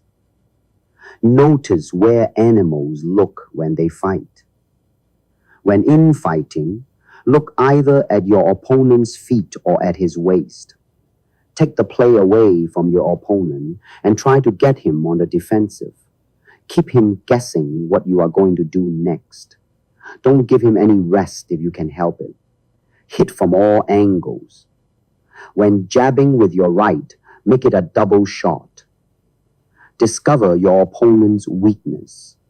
Find out what bothers him the most. Concentrate your attack on that flaw in his defense and never ease up. Make him fight the type of contest he fights worst. Keep moving, thereby preventing him from getting set to punch and making him miss. Circle and sidestep his rushes. When he gets off balance, be all over him. Follow up advantages. Don't waste motion. Have a purpose in every action of deception, defense, or attack. Don't telegraph any punches. Attack with confidence. Attack with accuracy. Attack with great speed. In retrospect, all aggressive arm actions, no matter how simple or complex, stem from one or more of three fundamentals: the beat or preparation on the lead hand or foot of the opponent, the disengagement, the simple thrust. Any elementary offense or defense, through proper strategy and ring generalship, may, under the right conditions, be used in the most advanced type of fighting. Training aids. During lessons, the master will have made a point of explaining convincingly the tactical application of each stroke, whether of attack, defense, or counterattack. In each case, he will have stressed how it is done, why it is done, when it is done. If the lessons have included the variety of circumstances in which a stroke may have to be used, then again, the pupil is less likely to be surprised by an unfamiliar action. Vary your partner and you will not be fixed at a specific tactic or cadence. Once more, remember, a successful fighter is one who has learned to select correctly the strokes he has been taught. One of the most important lessons is to master combinations, hands, feet, or both, etc. Then you must study the style of your opponent before deciding what combinations might beat him. 5 ways of attack. Editor's note: the 5 ways of attack were the last delineations I was using to explain my movements just prior to my death. The incompleteness of my notes is most apparent here when compared to the extensive explanations I gave to my personal students.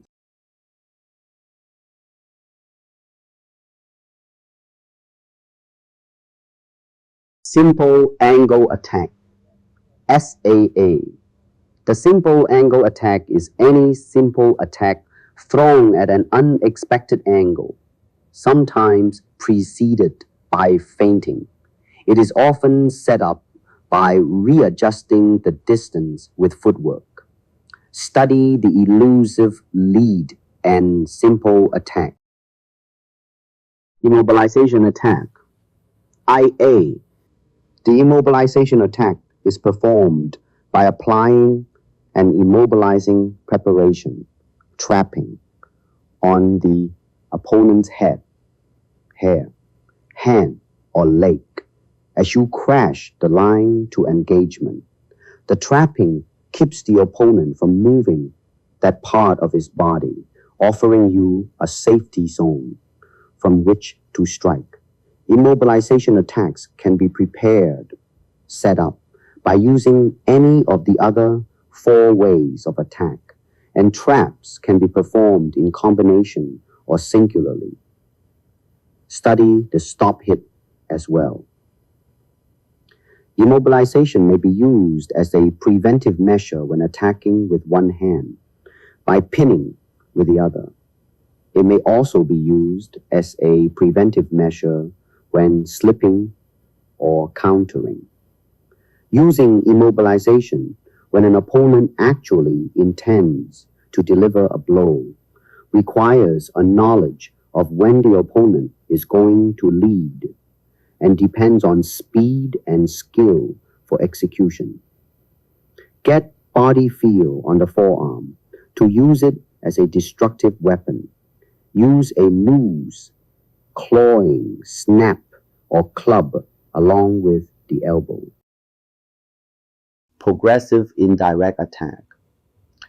PIA, the progressive indirect attack, is preceded by a feint or an uncommitted thrust designed to misdirect the opponent's actions or reactions in order to hit the opening line or gain a period of movement time. The progressive indirect attack is performed in a single forward motion without a withdrawal, as opposed to the single angulated attack preceded by a feint, which is actually two movements. Study feints and disengagements. The principal use of the progressive indirect attack is to overcome an opponent whose defense is strong and fast enough to deal with a simple direct attack. It is also used to offer variation in one's pattern of attack. Remember though, PIA uses feints and disengagements. Each progressive indirect attack is executed in a single forward motion. It is progressive to gain distance. To shorten the distance, the measure has to be closed by a good half with your first feint. Prolong your feint enough to allow your opponent time to react. Leave to your second movement only the second half of the distance. Do not wait for the block before completing your attack. Keep ahead of it. It is while the opponent's arm is traveling across, downward, upward, etc., that you must start your offensive action. That means for a moment, his defense is moving in an opposite direction to your attack. Your attack, therefore, is made with a disengagement. Except in rare cases, all movements should be made as small as possible. That is, with the least deviation of the hand necessary to induce the opponent to react. Disengagements, likewise, should pass very close to the opponent's hand. To make ba with the leg more effective, try the 1.5 beat. ONE, the first attack, is deep, sudden, economical, well covered, and above all, well balanced. Distinguish between one initiation for power, like the reverse hook, and a straight initiation, and a half. The second half must be a kick that is fast and powerful, and that does not deviate too much from the on-guard position as in fighting may be initiated. To reach the target, the attacker must deceive the adversary's forward-moving balance, his rooted balance, his guards and parries, and must catch him in a moment of physical or mental unpreparedness. During combinations with feinting in the initial progression, loosely change to second intention. Pay particular attention to the efficient gap bridging of the two moves to get speed and power. Attack by combination. A, B, C. The attack by combination is a series of thrusts that follow each other naturally and are generally thrown to more than one line. Study compound attack and combination punching. Attacks by combination are generally composed of setups. The term setups denotes a series of blows and/or kicks delivered in a natural sequence. The object is to maneuver the opponent into such a position or create such an opening that the final blow of the series will find a vulnerable spot. Combinations set the opponent up for a finishing knockout blow or kick. The difference between an expert and a novice fighter is that the expert makes use of each opportunity and follows up on each opening. He makes use of his sensitive and dominating aura and his imposing rhythm. He delivers his blows and/or kicks in a well-planned series, each opening creating another, until finally a clean shot is obtained. Some blows seem to be follow blows, in that they come after certain leads. For instance, the straight left is a follow blow for the right jab, and a right hook is a follow blow for the straight left. It seems natural to punch straight and then hook, and it seems natural to punch first to the head and then to the body. Follow blows or setups have rhythm and feel as their basis. Punching in rhythm is an important factor in Western boxing. Triple blows are common in ABC. They may be thrown by first slipping to either the outside or inside, and then delivering two body blows followed by a blow to the head. The first two blows will bring down the adversary's guard, opening him up for the final thrust. Another version of the triple blow setup is known as the safety triple.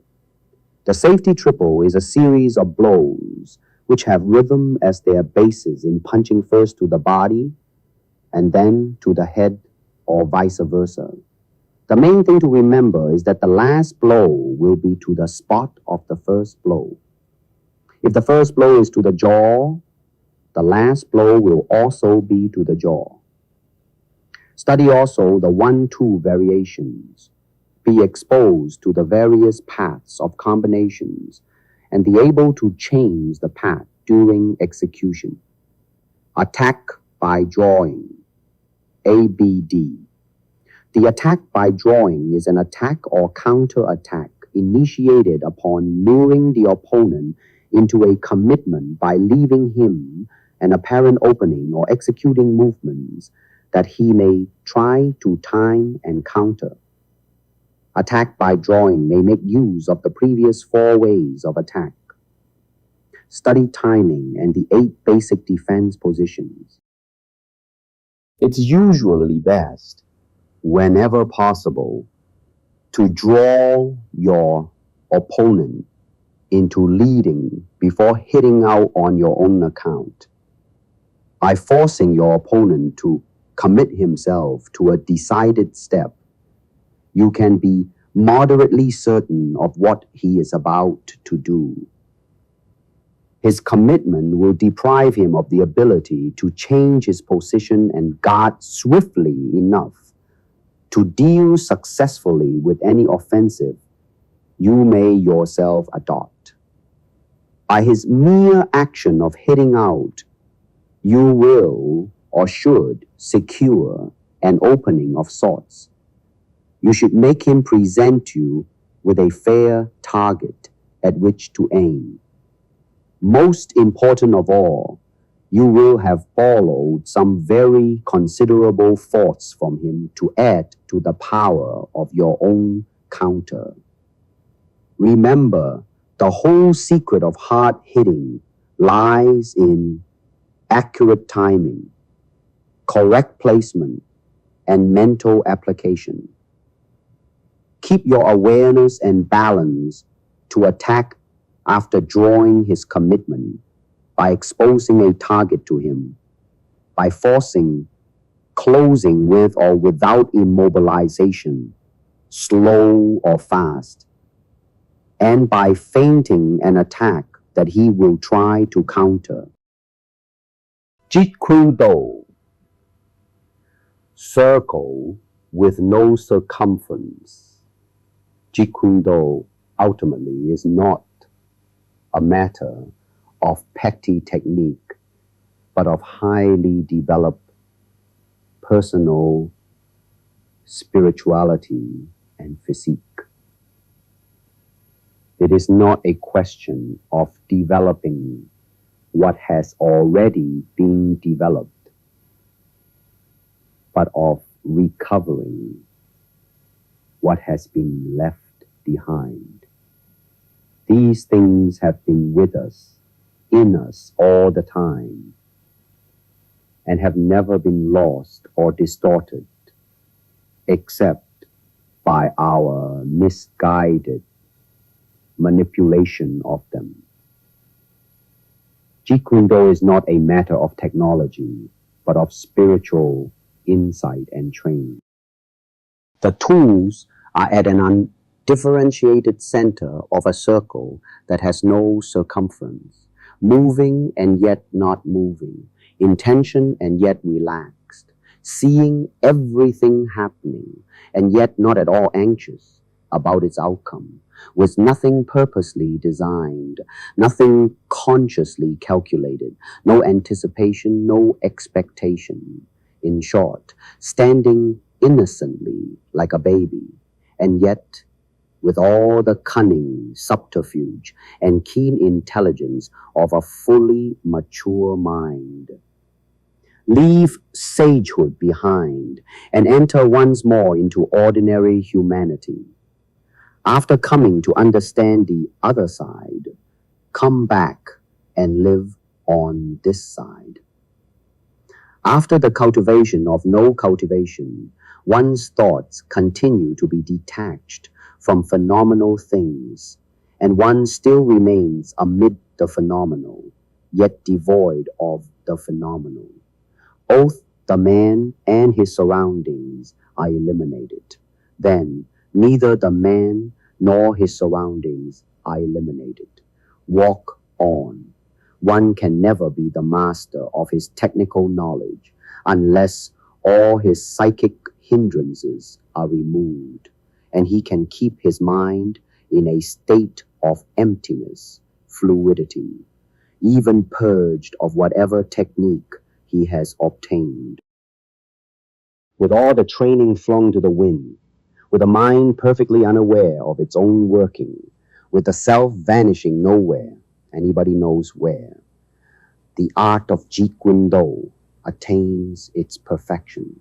The more aware you become, the more you shed from day to day what you have learned, so that your mind is always fresh and uncontaminated by previous conditioning. Learning techniques corresponds to an intellectual apprehension of the philosophies in Zen, and in both Zen and Jeet Kune, an intellectual proficiency does not cover the whole ground of the discipline. Both require the attainment of ultimate reality, which is the emptiness or the absolute. The latter transcends all modes of relativity. In Jeet Kune, all technique is to be forgotten, and the unconscious is to be left alone to handle the situation. The technique will assert its wonders automatically or spontaneously.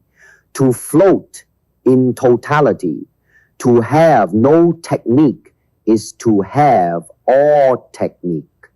The knowledge and skill you have achieved are meant to be forgotten, so you can float comfortably in emptiness without obstruction.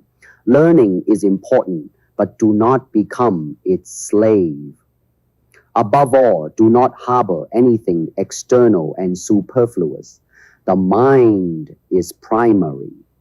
Any technique, however worthy and desirable, becomes a disease when the mind is obsessed with it. The 6 diseases. 1. the desire for victory. 2. The desire to resort to technical cunning. 3. The desire to display all that has been learned. 4. The desire to awe the enemy. 5. The desire to play the passive role. 6. The desire to get rid of whatever disease one is affected by. To desire is an attachment. To desire not to desire is also an attachment. To be unattached, then, means to be free at once from both statements, positive and negative. This is to be simultaneously both yes and no, which is intellectually absurd. However, not so in Zen. Nirvana is to be consciously unconscious or to be unconsciously conscious. That is its secret. The act is so direct and immediate that intellectualization finds no room to insert itself and cut the act to pieces. The spirit is no doubt the controlling agent of our existence. This invisible seat controls every movement in whatever external situation arises. It is thus to be extremely mobile, never stopping in any place at any moment. Preserve this state of spiritual freedom and non-attachment as soon as you assume the fighting stance. Be master of the house. It is the ego that stands rigidly against influences from the outside, and it is this ego rigidity that makes it impossible for us to accept everything that confronts us. Art lives where absolute freedom is, because where it is not, there can be no creativity. Seek not the cultivated innocence of a clever mind that wants to be innocent, but have rather that state of innocence where there is no denial or acceptance, and the mind just sees what is. All goals apart from the means are illusions. Becoming is a denial of being. By an error repeated throughout the ages, truth, becoming a law or a faith, places obstacles in the way of knowledge. Method, which is in its very substance ignorance, encloses truth within a vicious circle. We should break such a circle not by seeking knowledge, but by discovering the cause of ignorance. Recollection and anticipation are knee qualities of consciousness that distinguish the human mind from that of the lower animals. But when actions are directly related to the problem of life and death, these properties must be relinquished for the sake of fluidity of thought and lightning rapidity of action. Action is our relationship to everything. Action is not a matter of right and wrong. It is only when action is partial that there is a right and a wrong. Don't let your attention be arrested. Transcend dualistic comprehension of a situation. Give up thinking as though not giving it up. Observe the techniques as though not observing. Utilize the art as a means to advance in the study of the way. Prajna, immovable, doesn't mean immovability or insensibility. It means that the mind is endowed with capability of infinite, instantaneous motion that knows no hindrance. Make the tools see.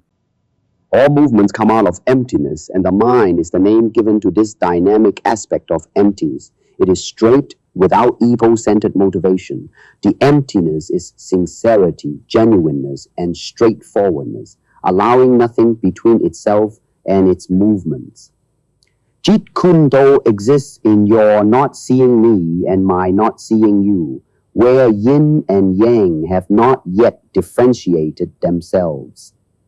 Jeet Kune Do dislikes partialization or localization. Totality can meet all situations. When the mind is fluid, the moon is in the stream where it is at once movable and immovable. The waters are in motion all the time, but the moon retains its serenity. The mind moves in response to 10,000 situations, but remains ever the same. The stillness in stillness is not the real stillness. Only when there is stillness in movement does the universal rhythm manifest itself. To change with change is the changeless state. Nothingness cannot be confined. The softest thing cannot be snapped. Assume the pristine purity. In order to display your native activities to the utmost limit, remove all psychic obstruction.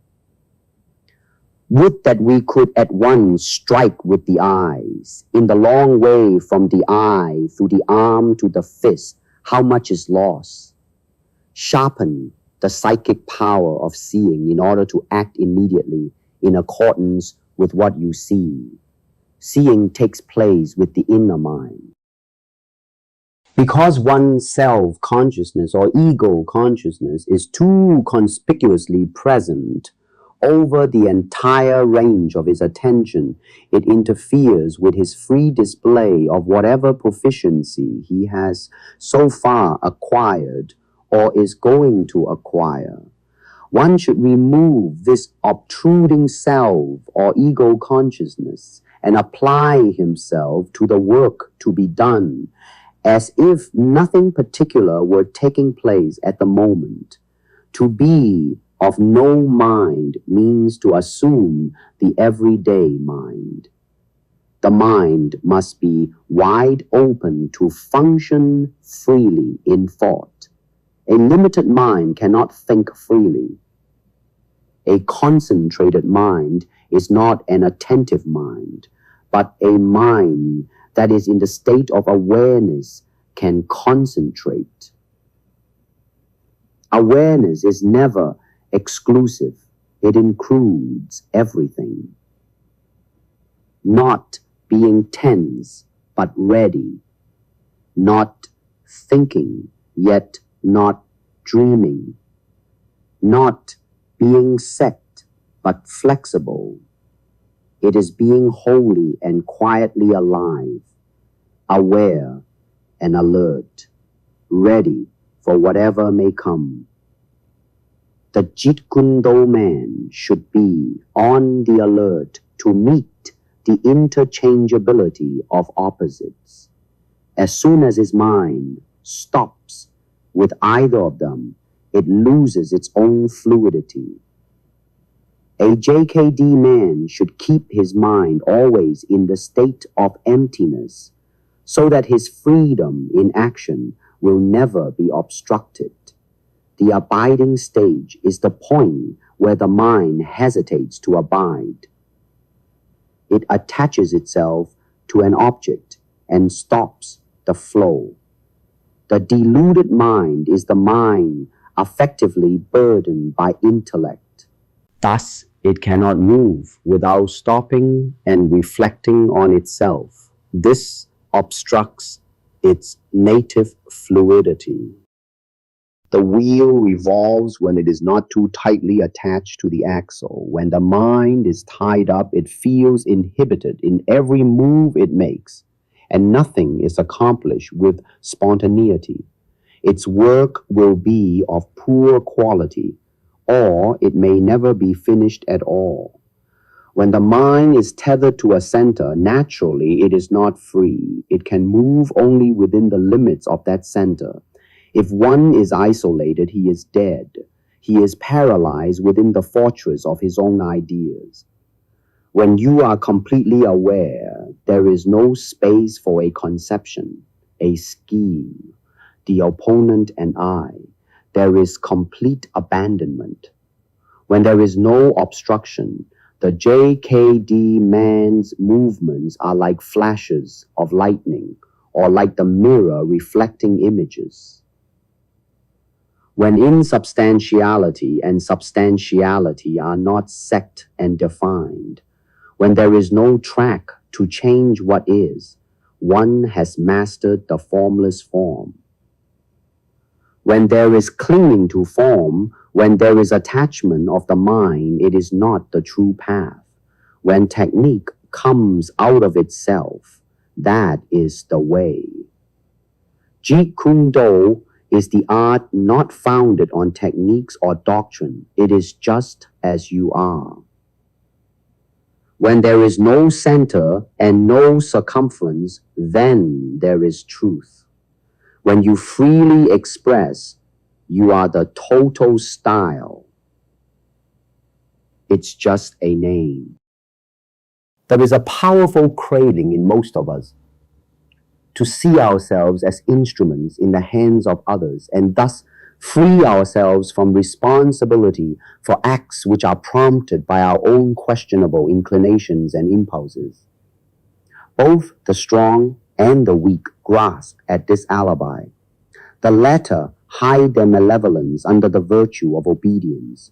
The strong too claim absolution by proclaiming themselves the chosen instruments of a higher power, God, history, fate, nation, or humanity. Similarly, we have more faith in what we imitate than in what we originate. We cannot derive a sense of absolute certitude from anything which has its roots in us. The most poignant sense of insecurity comes from standing alone, and we are not alone when we imitate. It is thus with most of us, we are what other people say we are. We know ourselves chiefly by hearsay. To become different from what we are, we must have some awareness of what we are. Whether this being different results in dissimulation or a real change of heart, it cannot be realized without self-awareness. Yet it is remarkable that the very people who are most self-dissatisfied, who crave most for a new identity, have the least self-awareness. They have turned away from an unwanted self and hence never had a good look at it. The result is that most dissatisfied people can neither dissimulate nor attain a real change of heart. They are transparent, and their unwanted qualities persist through all attempts at self-dramatization and self-transformation. It is the lack of self-awareness which renders us transparent. The soul that knows itself is opaque. Fear comes from uncertainty. When we are absolutely certain, whether of our worth or our worthlessness, we are almost impervious to fear. Thus, a feeling of utter unworthiness can be a source of courage. Everything seems possible when we are absolutely helpless or absolutely powerful, and both states stimulate our gullibility. Pride is a sense of worth derived from something that is not organically part of us, while self-esteem is derived from the potentialities and achievements of self. We are proud when we identify ourselves with an imaginary self, a leader, a holy cause, a collective body, or possessions. There is fear and intolerance in pride. It is sensitive and uncompromising. the less promise and potentiality in the self, the more imperative is the need for pride. The core of pride is self-rejection. It is true, however, that when pride releases energies and serves as a spur to achievement, it can lead to a reconciliation with the self and the attainment of genuine self-esteem. Secretiveness can be a source of pride. It is a paradox that secretiveness plays the same role as boasting. Both are engaged in the creation of a disguise. Boasting tries to create an imaginary self, while secretiveness gives us the exhilarating feeling of being princes disguised in meekness. Of the two, secretiveness is the more difficult and effective. For the self-observant, boasting breeds self-contempt. Yet, it is as Spinoza said, men govern nothing with more difficulty than their tongues, and they can moderate their desires more than their words. Humility, however, is not verbal renunciation of pride, but the substitution of pride for self-awareness and objectivity. Forced humility is false pride. A fateful process is set in motion when the individual is released to the freedom of his own impotence and left to justify his existence by his own efforts. The individual on his own, striving to realize himself and prove his worth, has created all that is great in literature, art, music, science, and technology. This autonomous individual also, when he can neither realize himself nor justify his existence by his own efforts, is a breeding ground of frustration and the seed of the convulsion that shakes our world to its foundations. The autonomous individual is stable only so long as he is possessed of self-esteem. The maintenance of self-esteem is a continuous task which taxes all of the individual's power and inner resources. We have to prove our worth and justify our existence anew each day. When, for whatever reason, self-esteem is unattainable, the autonomous individual becomes a highly explosive entity. He turns away from an unpromising self and plunges into the pursuit of pride, the explosive substitute for self-esteem. All social disturbances and upheavals have their roots in crises of individual self-esteem. And the great endeavor in which the masses most readily unite is basically a search for pride.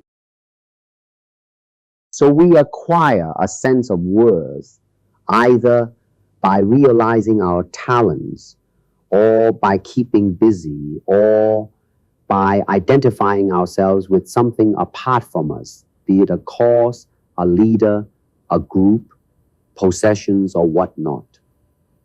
The how of self-realization is the most difficult.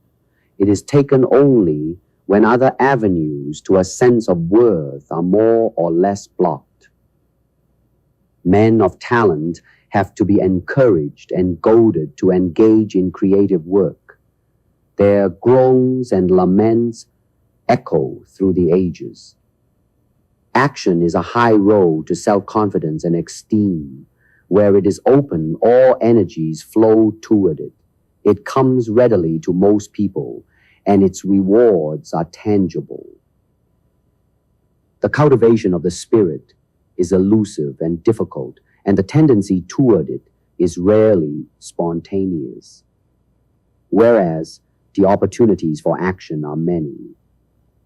The propensity to action is symptomatic of an inner unbalance. To be balanced is to be more or less at rest. Action is at the bottom, a swinging and flailing of the arms to regain one's balance and keep afloat. And if it is true, as Napoleon wrote to Carnot, the art of government is not to let men grow stale, then it is an art of unbalancing. The crucial difference between a totalitarian regime and a free social order is perhaps in the methods of unbalancing by which their people are kept active and striving. We are told that talent creates its own opportunities, yet it sometimes seems that intense desire creates not only its own opportunities, but its own talents as well. The times of drastic change are times of passions. We can never be fit and ready for that which is wholly new. We have to adjust ourselves.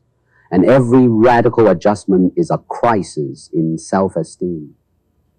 We undergo a test. We have to prove ourselves. A population subjected to drastic change is thus a population of myths. And myths live and breathe in an atmosphere of passion. That we pursue something passionately does not always mean that we really want it or have a special aptitude for it. Often the thing we pursue most passionately is but a substitute for the one thing we really want and cannot have. It is usually safe to predict that the fulfillment of an excessively cherished desire is not likely to still our nagging anxiety. In every passionate pursuit, the pursuit counts more than the object pursued. Our sense of power is more vivid when we break a man's spirit than when we win his heart. For we can win a man's heart one day and lose it the next. But when we break a proud spirit, we achieve something that is final and absolute. It is compassion rather than the principle of justice which can guard us against being unjust to our fellow men. It is doubtful whether there is such a thing as impulsive or natural tolerance. Tolerance requires an effort of thought and self-control.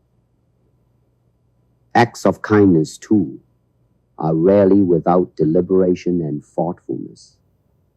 Thus it seems that some artificiality, some posing and pretense is inseparable from any act or attitude which involves a limitation of our appetites and selfishness.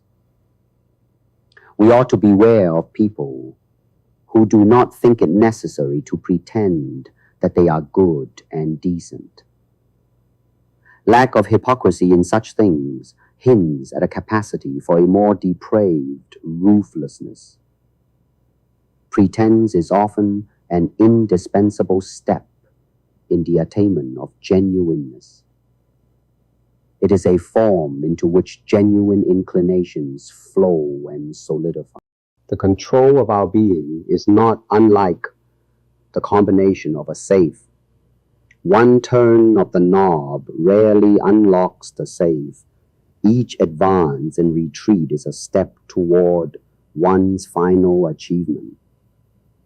Jeet Kune is not to hurt, but is one of the avenues through which life opens its secrets to us. We can see through others only when we can see through ourselves, and Jeet Kune is a step toward knowing oneself. Self-knowledge is the basis of Jeet Kune because it is effective not only for the individual's martial art, but also for his life as a human being. Learning Jeet Kune is not a matter seeking knowledge or accumulating stylized pattern, but is discovering the cause of ignorance. If people say Jeet Kune is different from this or from that, then let the name of Jeet Kune be wiped out. For that is what it is, just a name. Please don't fuss over it.